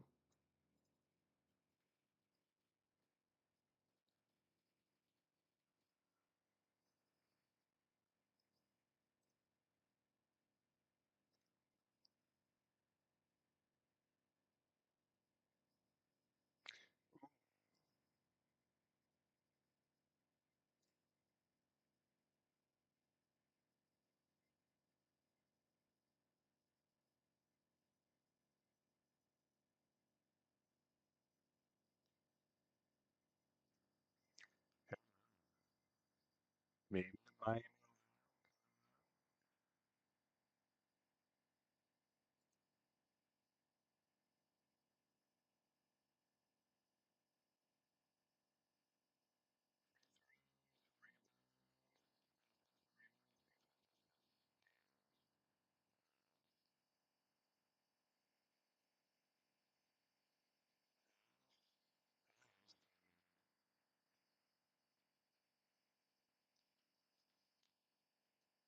BC.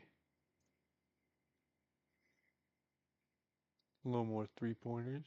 A little higher. Free throws. They get a little more free throws. Rebounds. It's nearly the same. Offensive rebounds. They get a little more. Defensive rebounds. Assists. A little more. Steals. They get more steals. Blocks. Just a tad bit more. Turnovers. But a little bit more. Fouls right there.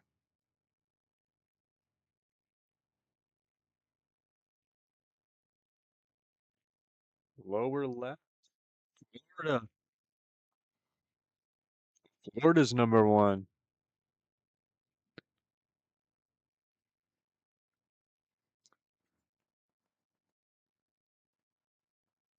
Angela Anderson, appreciate the sub. See Florida faces. Florida, we do not know yet. Florida will move on no matter what.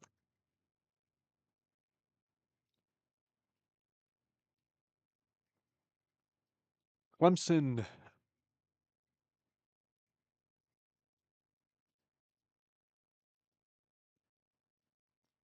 Iowa. Ooh, Clemson or Iowa. Vanderbilt, okay. They did lose. They did lose against Arkansas, so definitely gotta.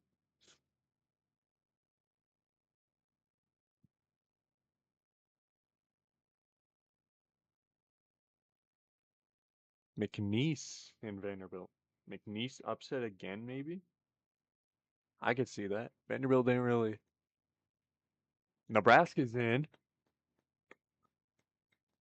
I'm in Nebraska, so. Nebraska, let's see who Nebraska goes up. See who they put us against.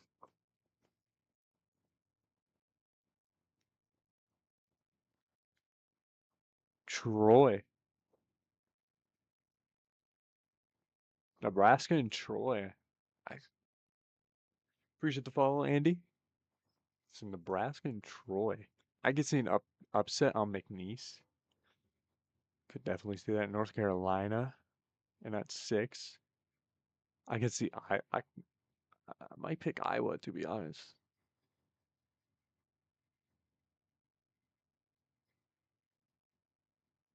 VCU.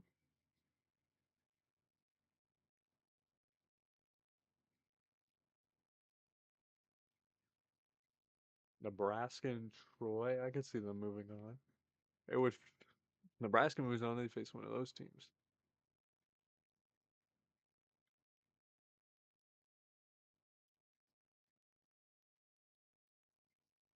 Illinois is. Ooh, okay. McNeese is not beating Vandy.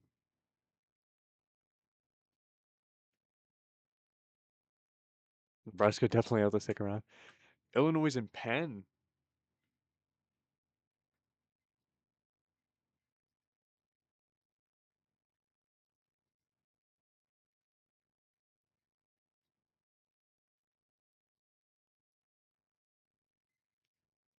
St. Mary. Texas A&M. I got St. Mary.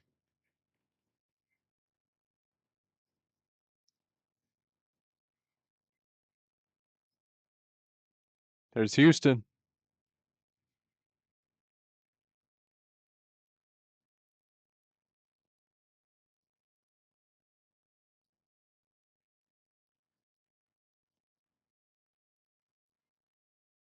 Idaho. I got Houston on that one.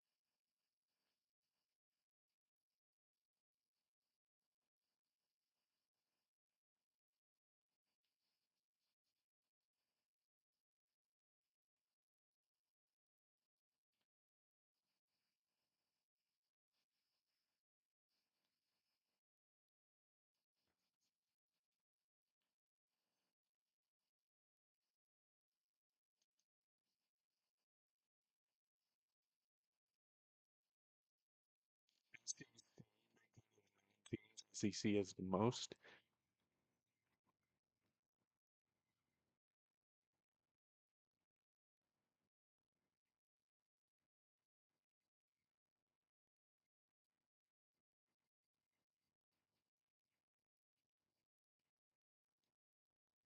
So Indiana, San Diego State, Oklahoma, Auburn, those teams are out. Last four in NC State, SMU, Miami, Ohio, Texas.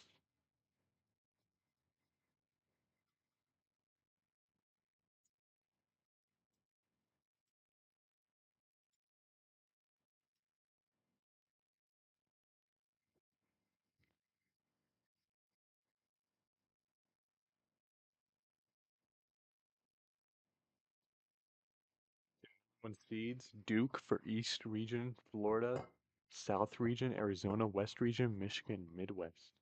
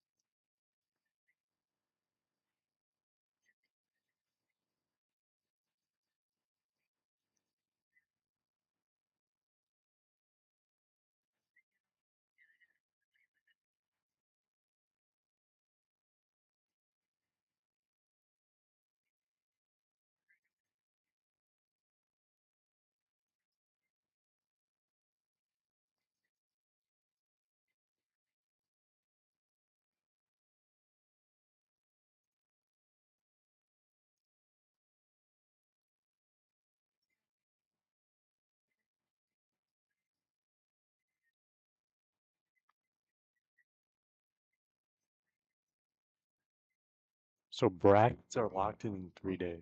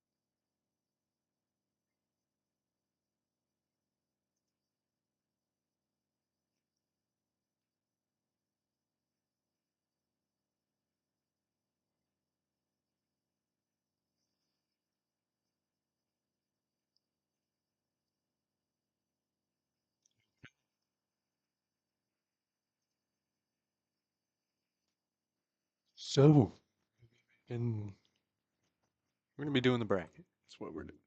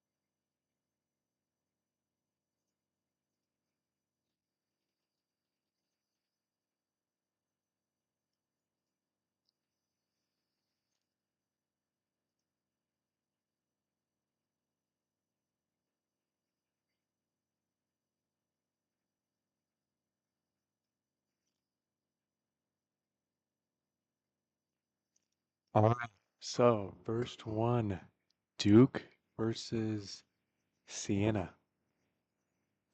Duke versus Siena. This is a no-brainer.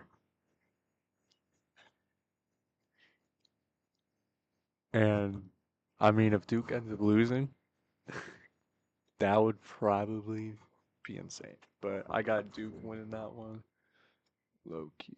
Like,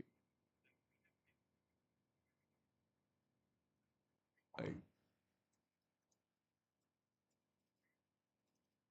you already know.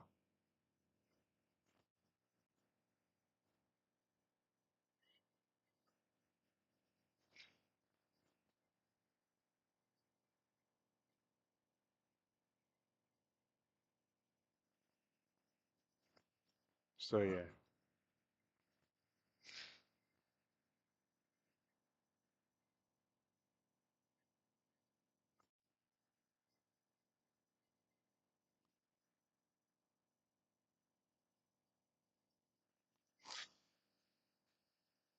So,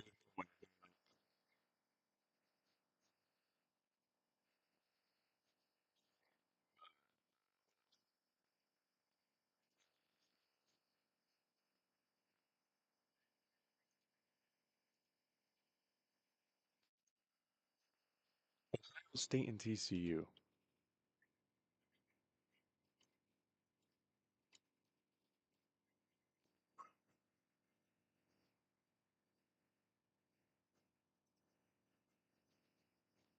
Ohio State.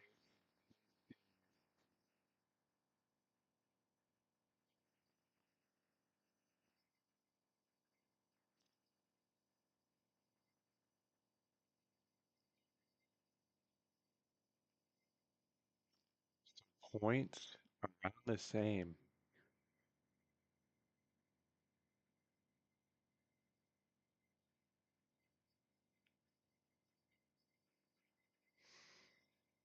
Hmm.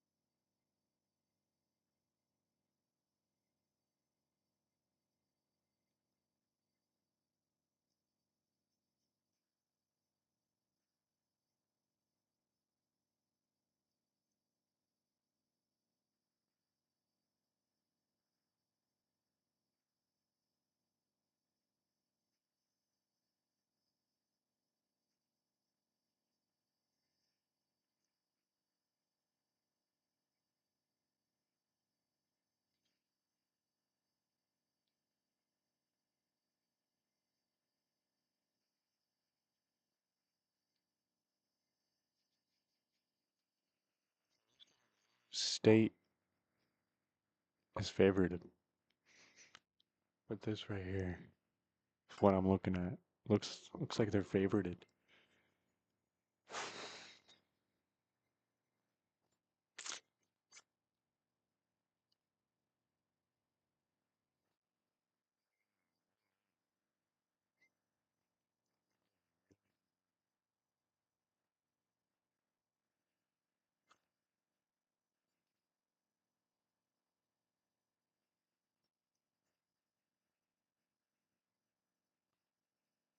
One State. I believe. Yeah, I'm going Ohio State on this one. All right, St. John's in northern Iowa. I'm gonna go Kansas. No way. St. John's in northern.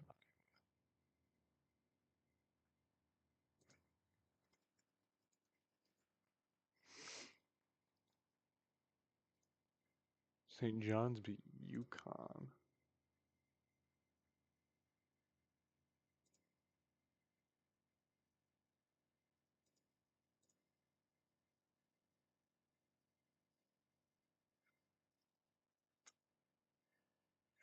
I'm gonna go St. John's.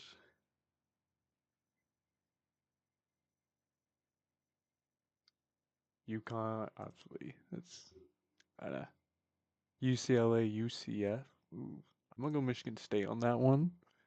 Skip over that. Louisville, South Florida.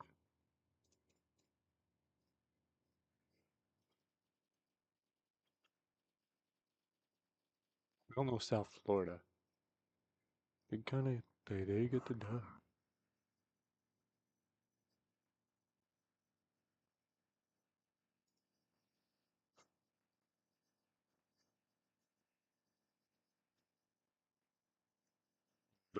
Louisville is favorited.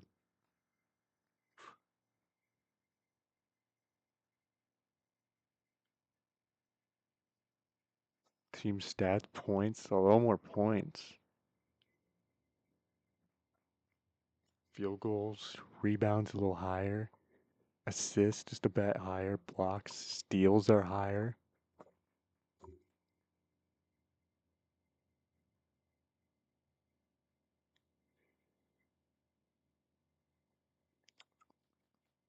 I'm going South Florida. I'm going South Florida for the upset. I like South Florida.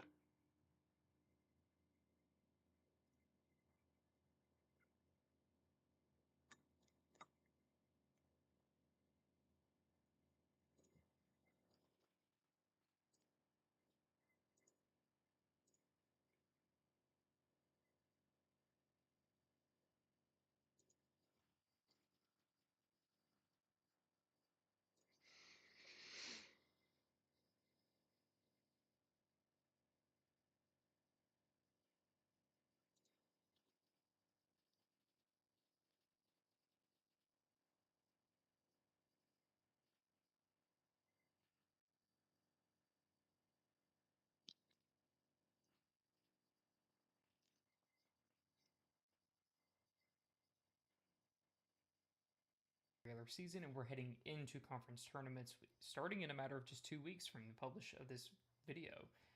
There's some teams that are standing out as not just potentially winning their conference, winning the conference tournament, going to the NCAA tournament, but also having a chance to actually make a statement in the NCAA tournament. Coming off last season where we didn't have a lot of upsets, I think this year is a little bit different. I think we're going to not see that same effect from last season where there was nobody. There's been conversations about whether or not Cinderella is dead in terms of will we ever see a Loyola Chicago or an FAU run to the Final Four. My guess is yes, that we will see it because we are seeing some teams that are still taking advantage of the NIL, maybe not to the same level as a power conference school. But in particular, I want to talk about one of these teams today that I do think could not only reach the NCAA tournament, but potentially give a really good fight to a power conference school in the first round, if not beat a power conference school in the first round. And that school is South Florida. South Florida Bulls are 18-8 on the season. They are 10-3 in the American. They are a matter of just a handful of possessions away from actually being undefeated in the American. They've yet to lose by more than 3 points. They're currently good enough to be in first place in the conference. They have a 2-game cushion over Tulsa, who, by the way, Tulsa is also a very good program. The American's been very competitive this season. And it's funny because it's not Memphis at the top. It's something that's a little bit different here. We have Tulsa that's very good, and we have South Florida that is taking significant advantage over the opponent so far, and they just won a great game on the road over FAU the other night, if you were watching that. So what they are doing is very impressive. And they also showed strength in the non-conference as well. The games they lost to were to George Washington, Oklahoma State. They were also competitive against an Alabama team that's obviously very good, and they had a huge win South over Florida. State, who is very close to getting back I'll into pause the this AP game. top I'm 25. just gonna, looking it up. South Florida men's basketball team has built one of the most nation's explosive, high-tempo offenses, averaging about, it says it right there, almost 90 points. Led by the conference player, Nelson. High volume 3-point shooting. Rebounding, good rebound.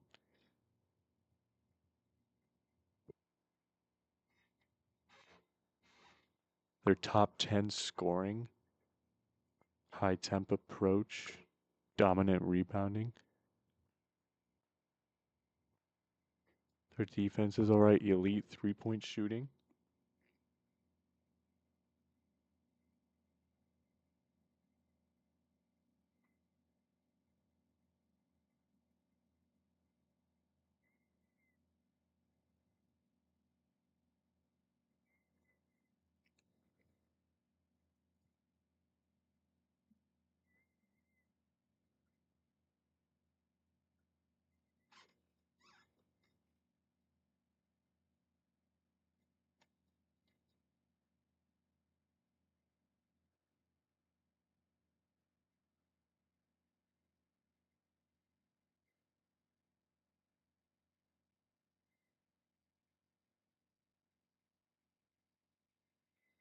in Louisville.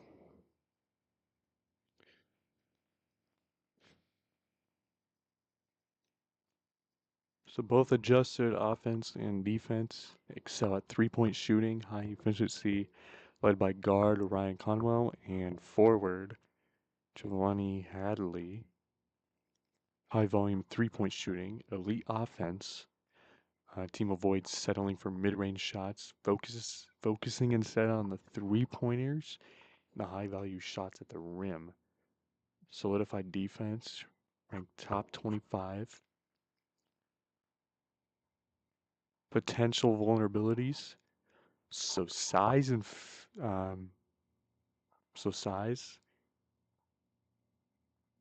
physicality.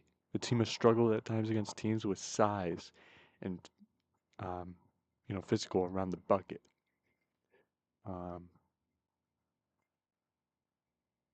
So they have kind of struggled. Does South Florida have size? If they have size, they could be. I'm going South Florida though. They're the underdogs.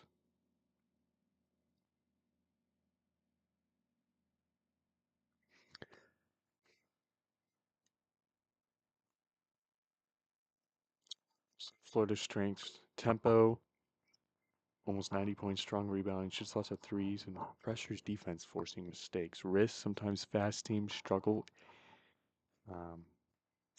If shots aren't falling, if other team slows the game down, it could hurt them. So they like to keep it, I like to keep it fast. So if it slows down, that could probably hurt South Florida. Louisville, top 25 offense and defense, very balanced. Weakness, can struggle versus big physical teams.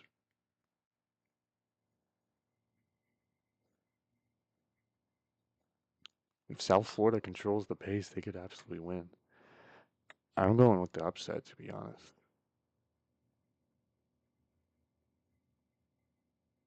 I like the upset on this one.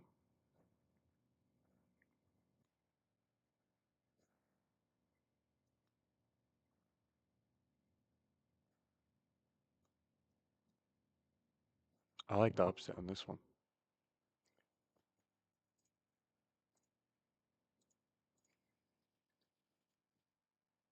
UCLA and UCF.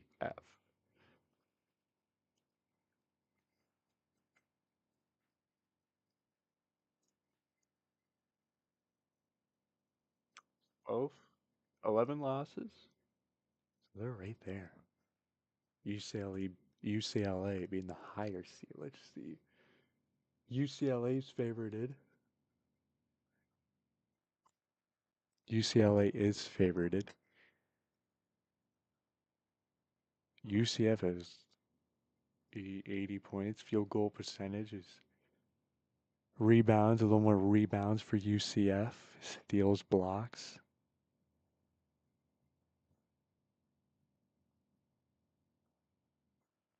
This is another tough one. UCLA's favorited.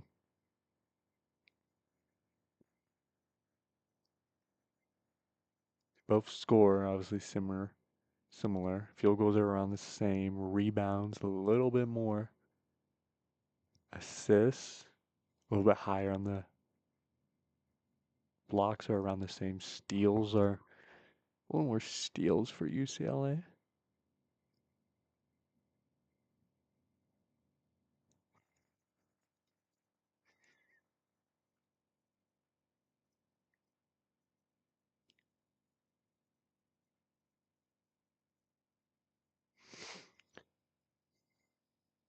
So UCLA, recognized for high scoring offense, skilled perimeter shooting, and improved defensive efficiency.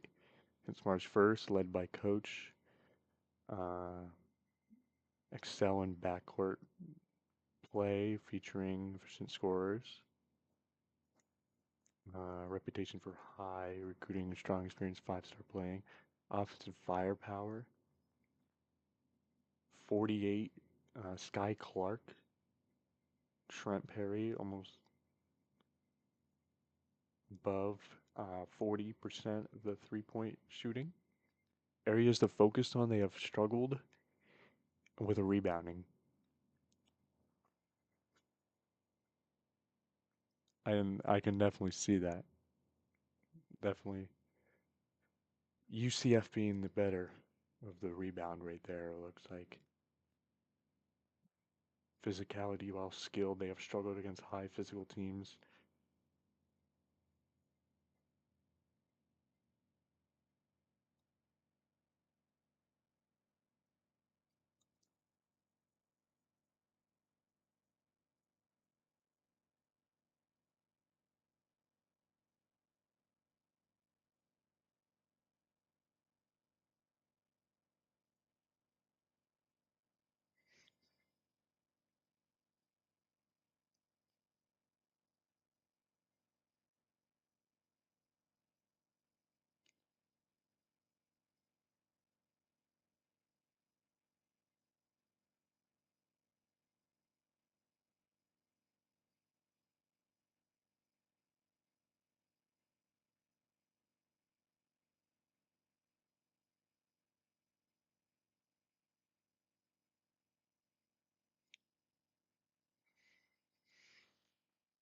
So UCF, high efficiency, high volume shooting, and playing a physical style.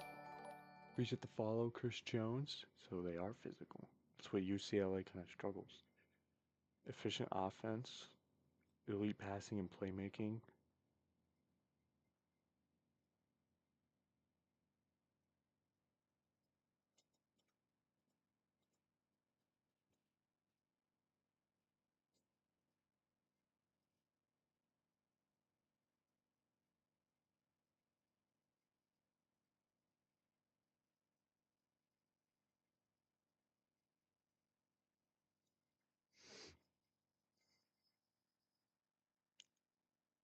So UCLA style perimeter, strong perimeter shooting, good offensive scoring, defense improved late in the season. Experienced program with tournament history, and weakness is, the rebounding. Uh, Key players, Sky Clark, Tyler, how do you say his last name? Which is the Tyler guy is the leading scorer.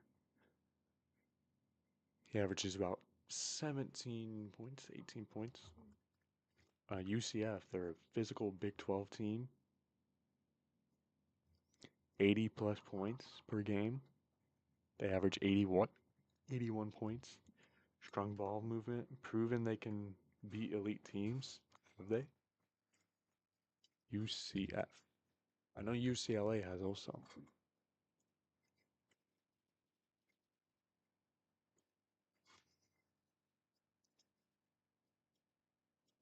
Obviously, they got shut out by Arizona. That was their last loss.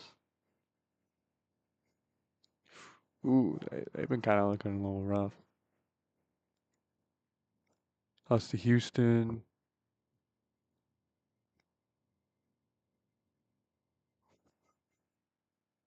They did beat Kansas.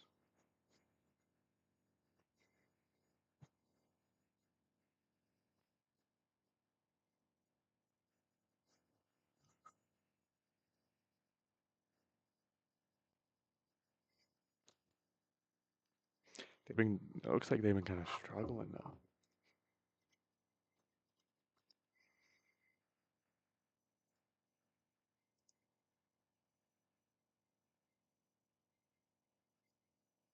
UCLA yesterday losing to Purdue. Other than that, they were decently. They beat Illinois. They were able to get that.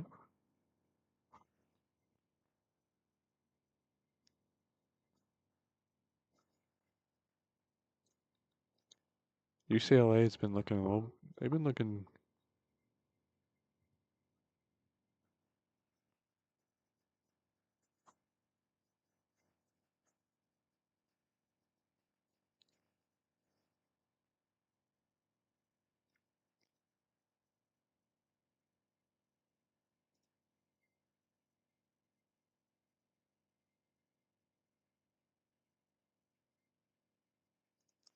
I'm gonna go UCLA. I won't go the upset on that one. I feel like UCLA has been doing a lot more better than UCF. I believe UCLA can. They should be able to get that. That game's on Friday too, so yeah, they should be able to get the dub. All right, now we're gonna go back.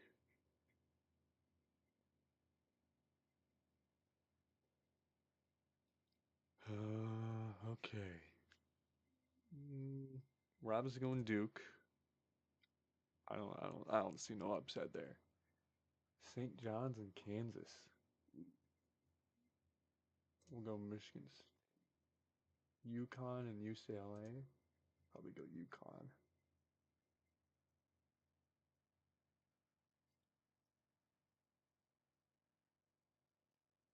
St. John's and Kansas.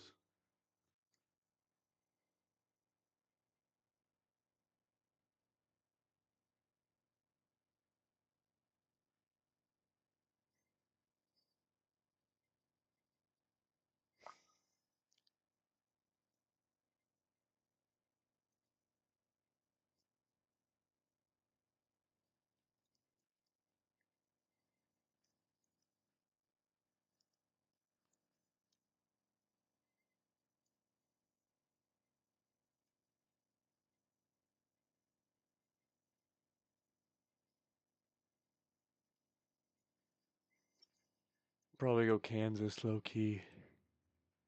I like Kansas. It could be a sneaky upset, but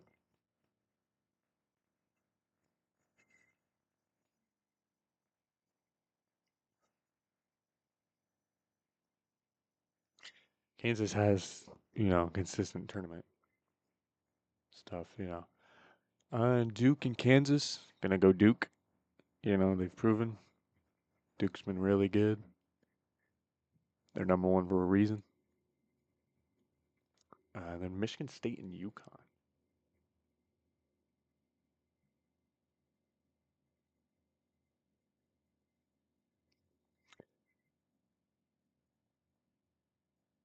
So UConn balanced offense and defense. Championship experience recently, so strong defense.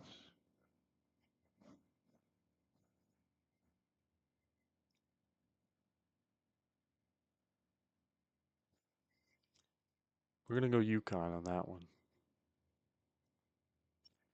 Duke versus UConn.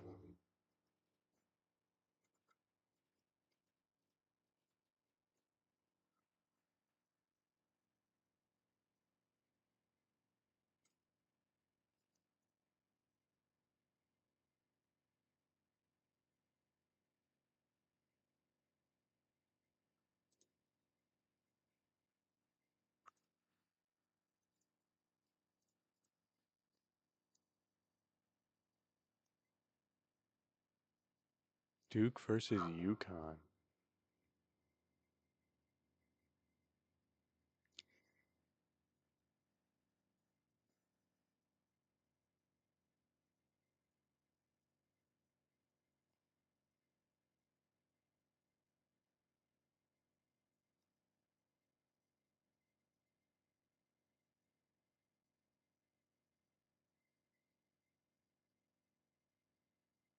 It's a tough one, Duke and UConn. Duke's really good. UConn's, right there too. We'll take a look.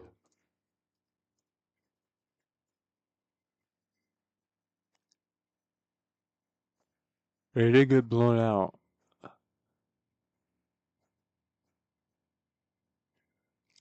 Which doesn't look good. They got blown out by St. John's.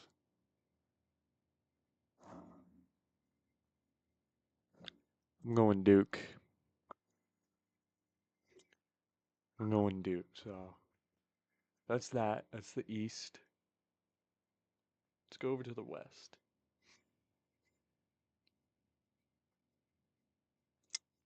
We're gonna go Arizona.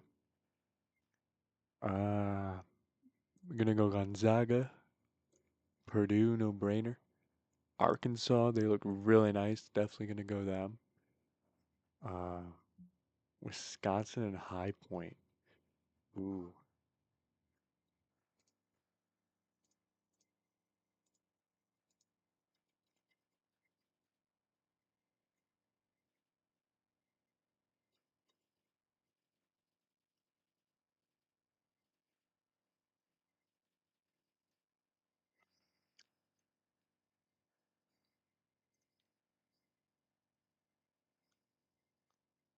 So Wisconsin's favorited.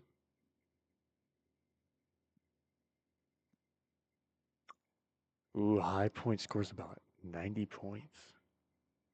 Rebounds, higher assists, steals. Ooh. They are on a winning streak too.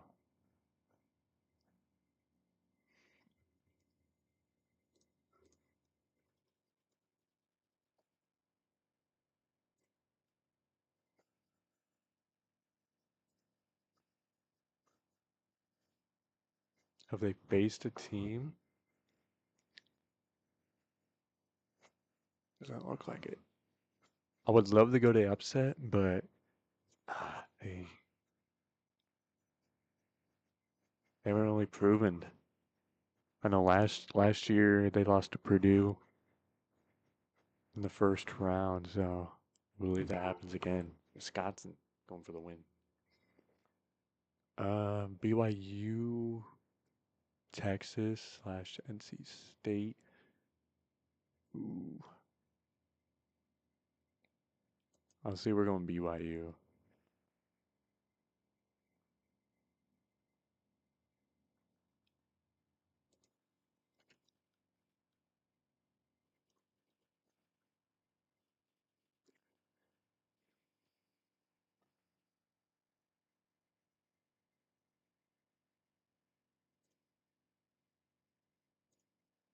Nova.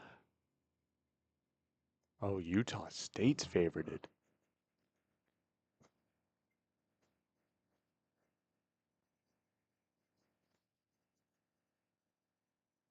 Oh yeah, they score over 80 point. Yeah, I'm gonna go Utah State. I believe they look pretty good.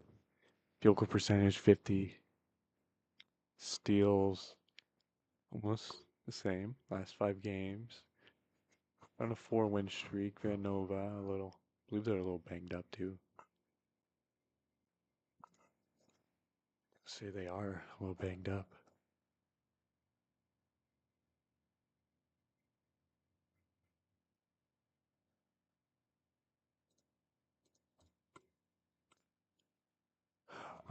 There's one more. Miami, Florida, and Missouri.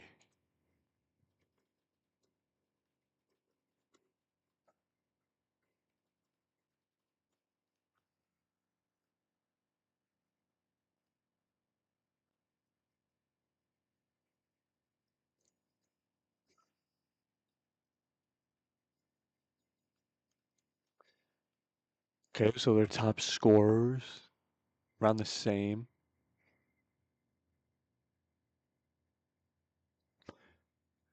Points per game. Okay. Who's favorited? I don't think they put it.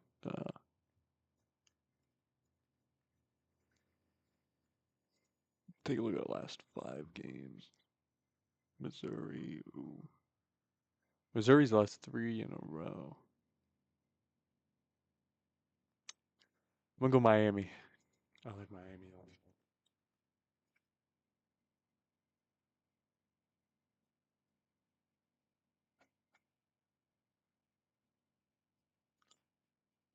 Okay. All right. Arizona. Got that one. Wisconsin, Arkansas. With how Arkansas played today, if they can do that, I believe they move on. If Arkansas can do that, they can move on. BYU and Gonzaga.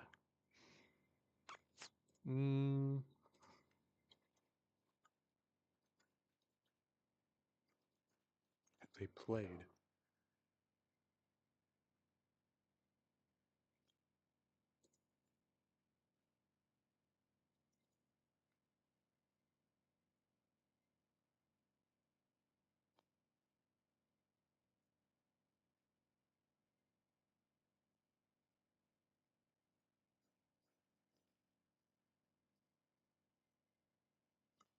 They haven't beaten the top teams. Going Gonzaga. I like Gonzaga. And Purdue. Arizona versus Arkansas.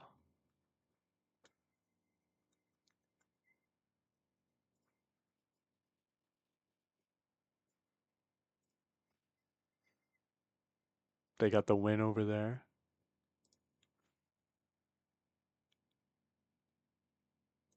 Take a look at the box score. Take a look at this.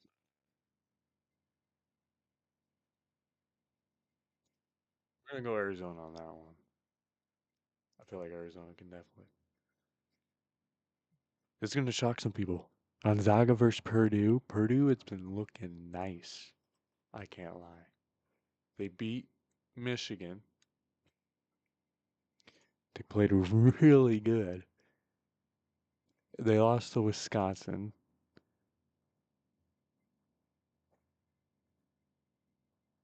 But they've still looked really good, though.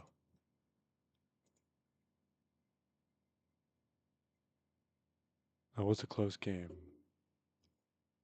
Gonzaga, even though I like Gonzaga,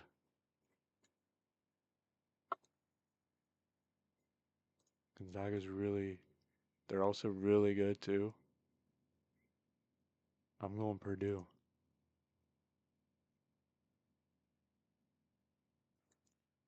I feel like Purdue could definitely.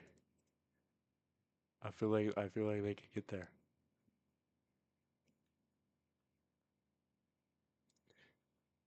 And then we got Arizona and Purdue.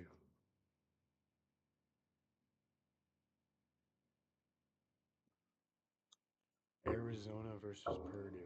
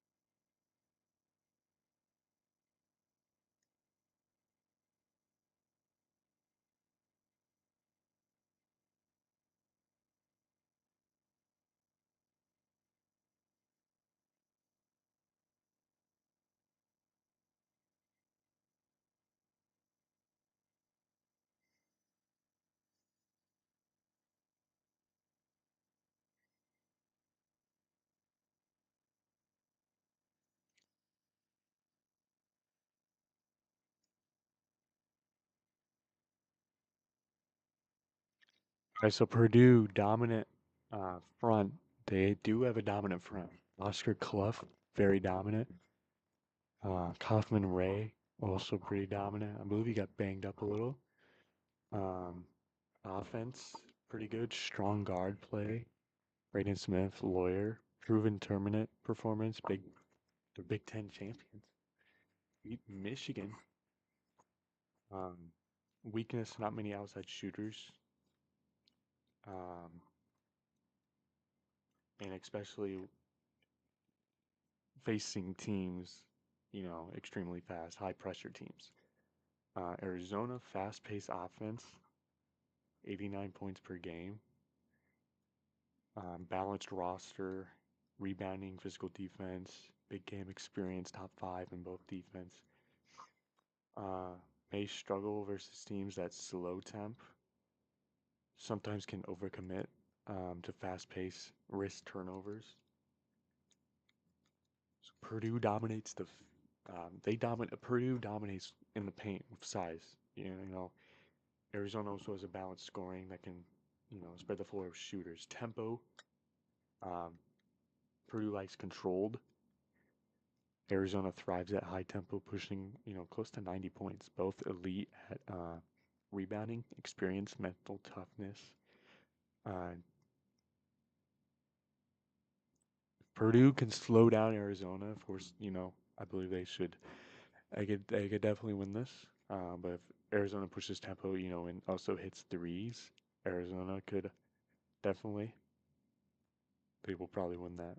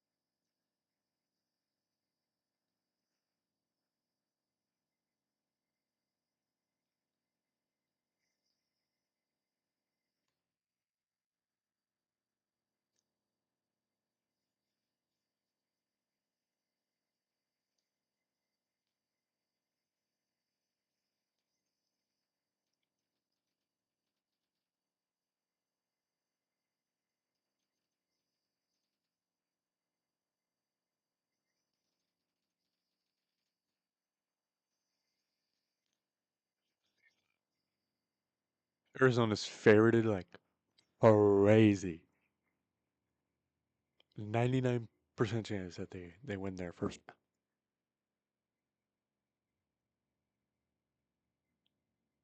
The money line is crazy. Hey, Long Island, just pack it up, man. Just pack it up. So yeah, points per game, close to 90.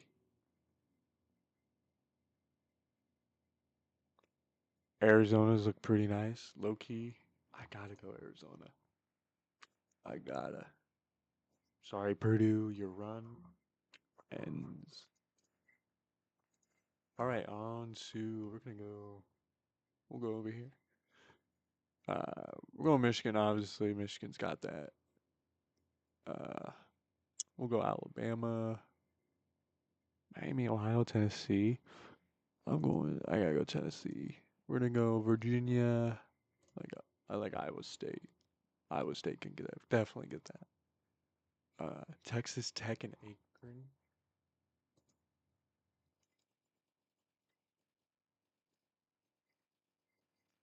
Let's see who's favorited. Oof, 82% per chance. Both are high scoring though. I really want to pick Akron for the upset.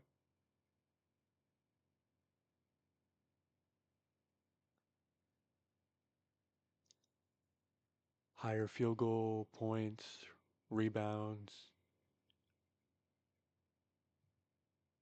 Last 5 games, they've looked perfect. Texas Tech has lost 3 in a row. So Akron's looking. I'm gonna go with the upset. I like the upset. I'm gonna go with the upset.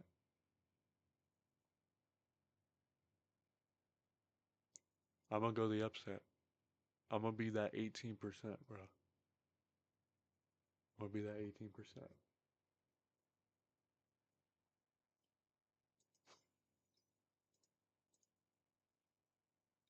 All right. Georgia and St. Louis. I'm gonna definitely go Georgia for sure, but I just want to see.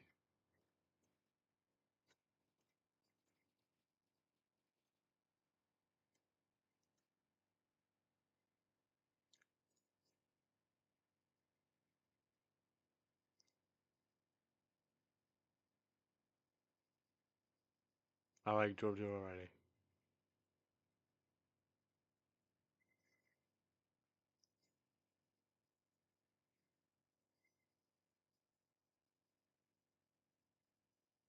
I'm gonna go Georgia. I think Georgia can definitely get that. And then Kentucky.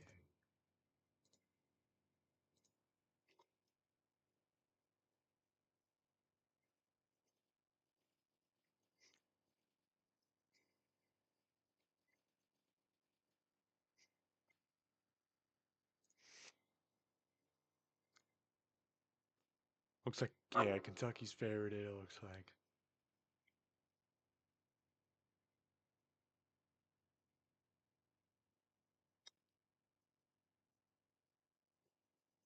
About a 70-30 Kentucky in favorited.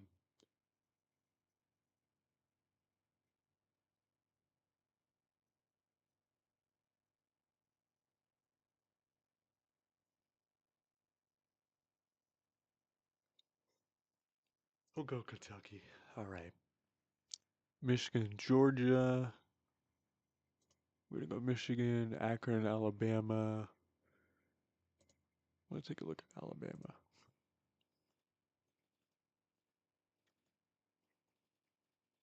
Gonna look at their schedule. Just see how they handle it. They lost to Ole Miss. So just by 1 point. Alabama. Boom, boom. They beat Tennessee. Lost to Florida.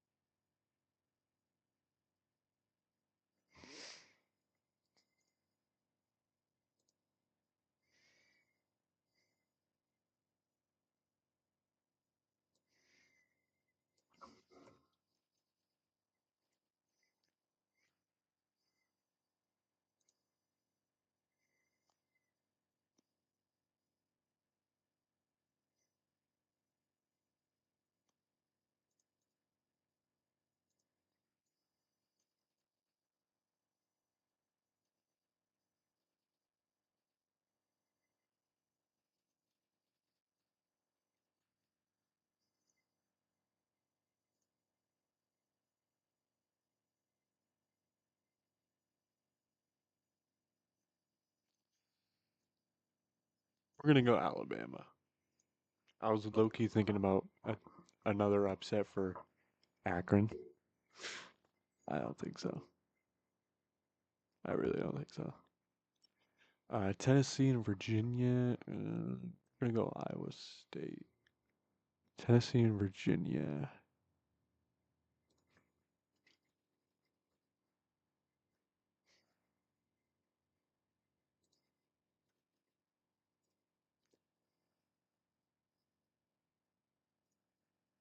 Tennessee doesn't even know who they play, but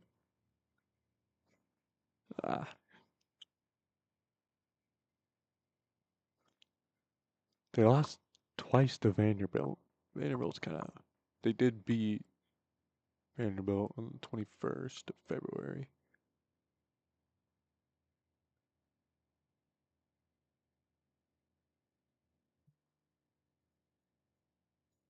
Tennessee and Virginia.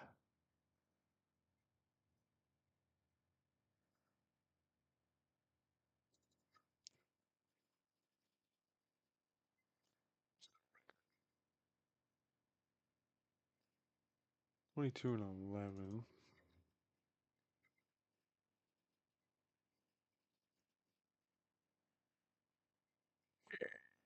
They lost to Duke. By 4, though. We'll go Virginia.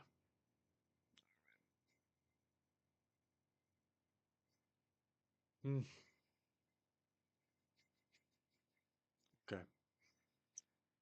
Michigan and Alabama, I believe Michigan should be able to get that. Virginia and Iowa State.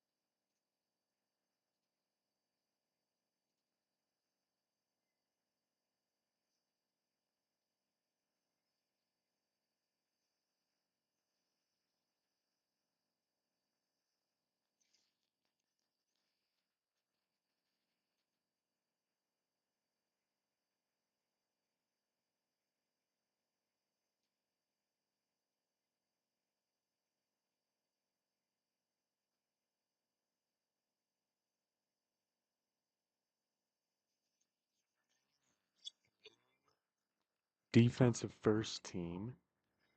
Excellent at controlling tempo, limited opponent scoring, elite three-point defense and perimeter. Experience. Efficient offense, but they're not fast. Weakness relies heavy on defense. The Iowa State Cyclones, high tempo offense,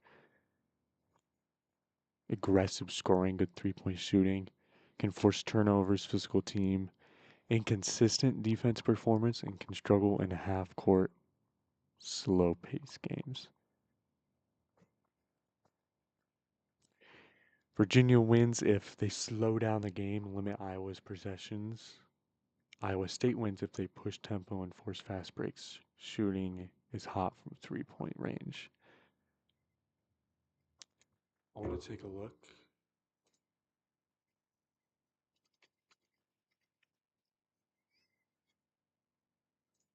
Past few games.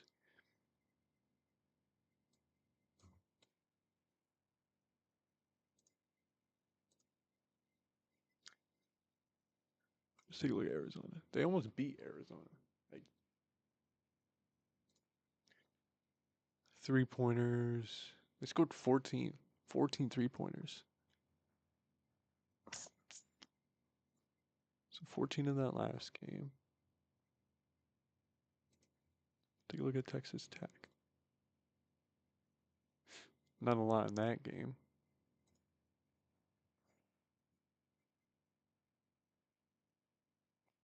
They dominated.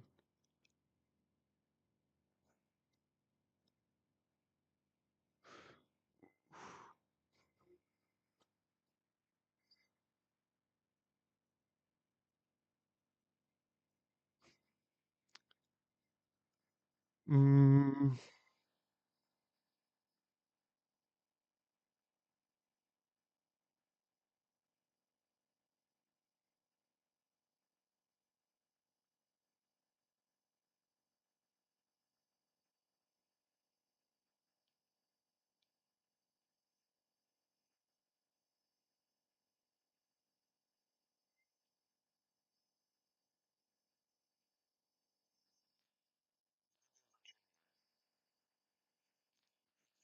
definitely get that one. Yeah.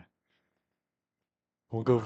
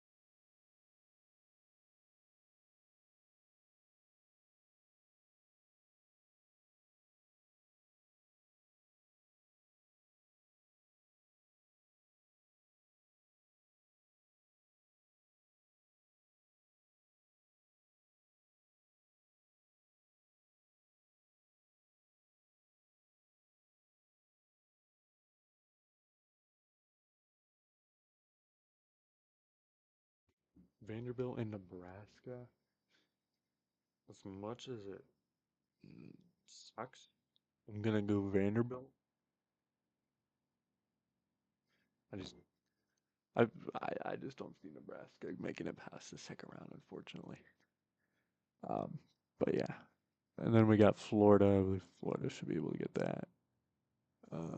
Illinois and Houston.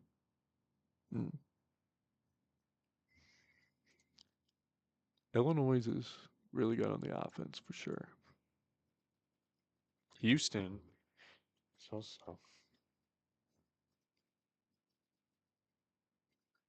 They made the champion, so they're obviously familiar.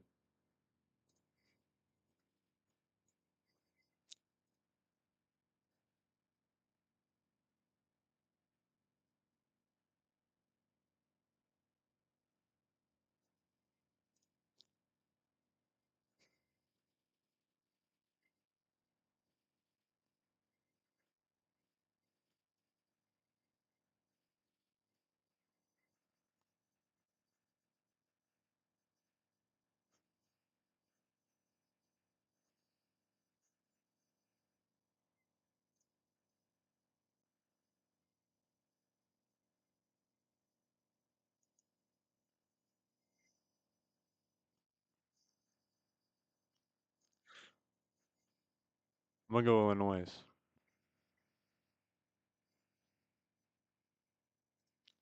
Okay, we're going Illinois.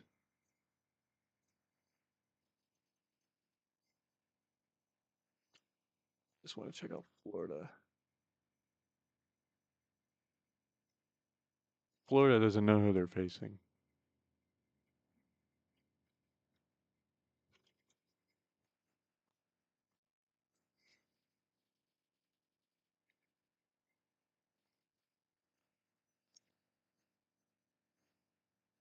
What?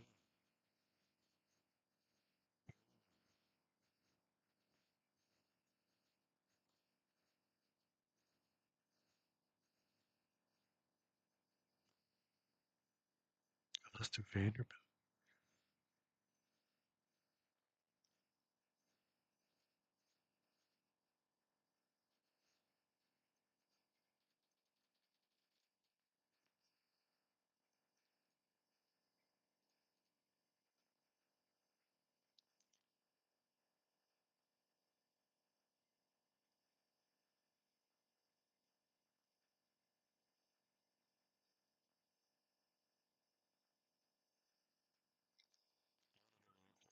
I'm gonna go upset.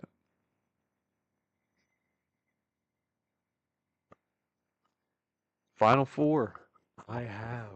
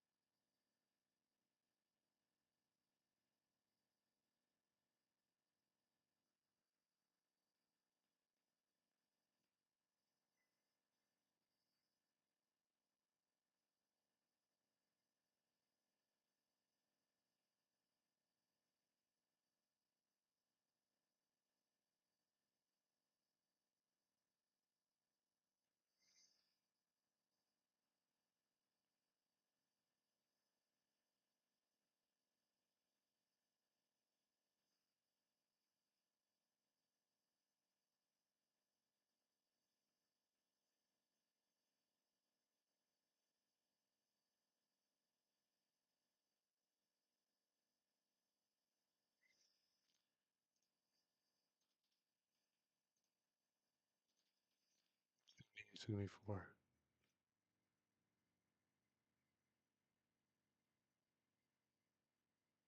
Back to my bracket.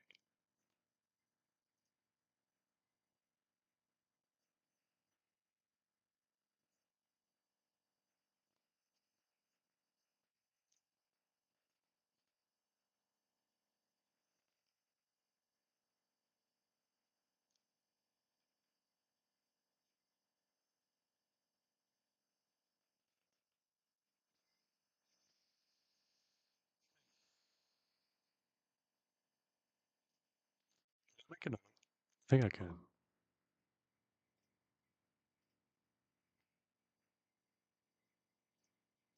We got Duke winning it all.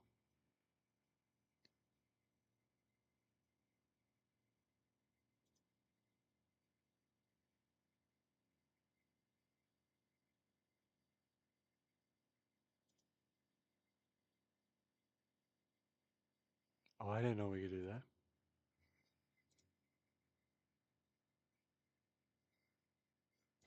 I didn't even realize this.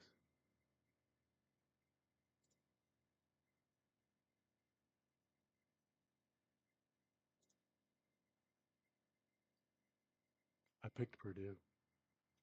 I picked Purdue for the upset. That's suggested, but I got some upsets up here. You know, I got some people could call that an upset. I had where's Troy? Not Troy. Where's that? Akron for the upset.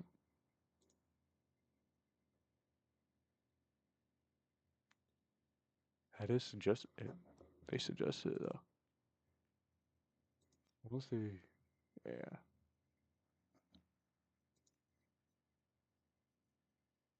Yeah, 78, 74. Duke brings it home.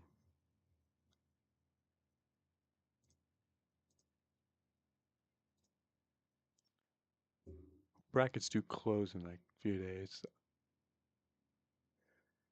All right. Wow, 6-hour stream, not too bad. Watched a few games. All that. We'll go. I'll be back. Watch some March Madness. We'll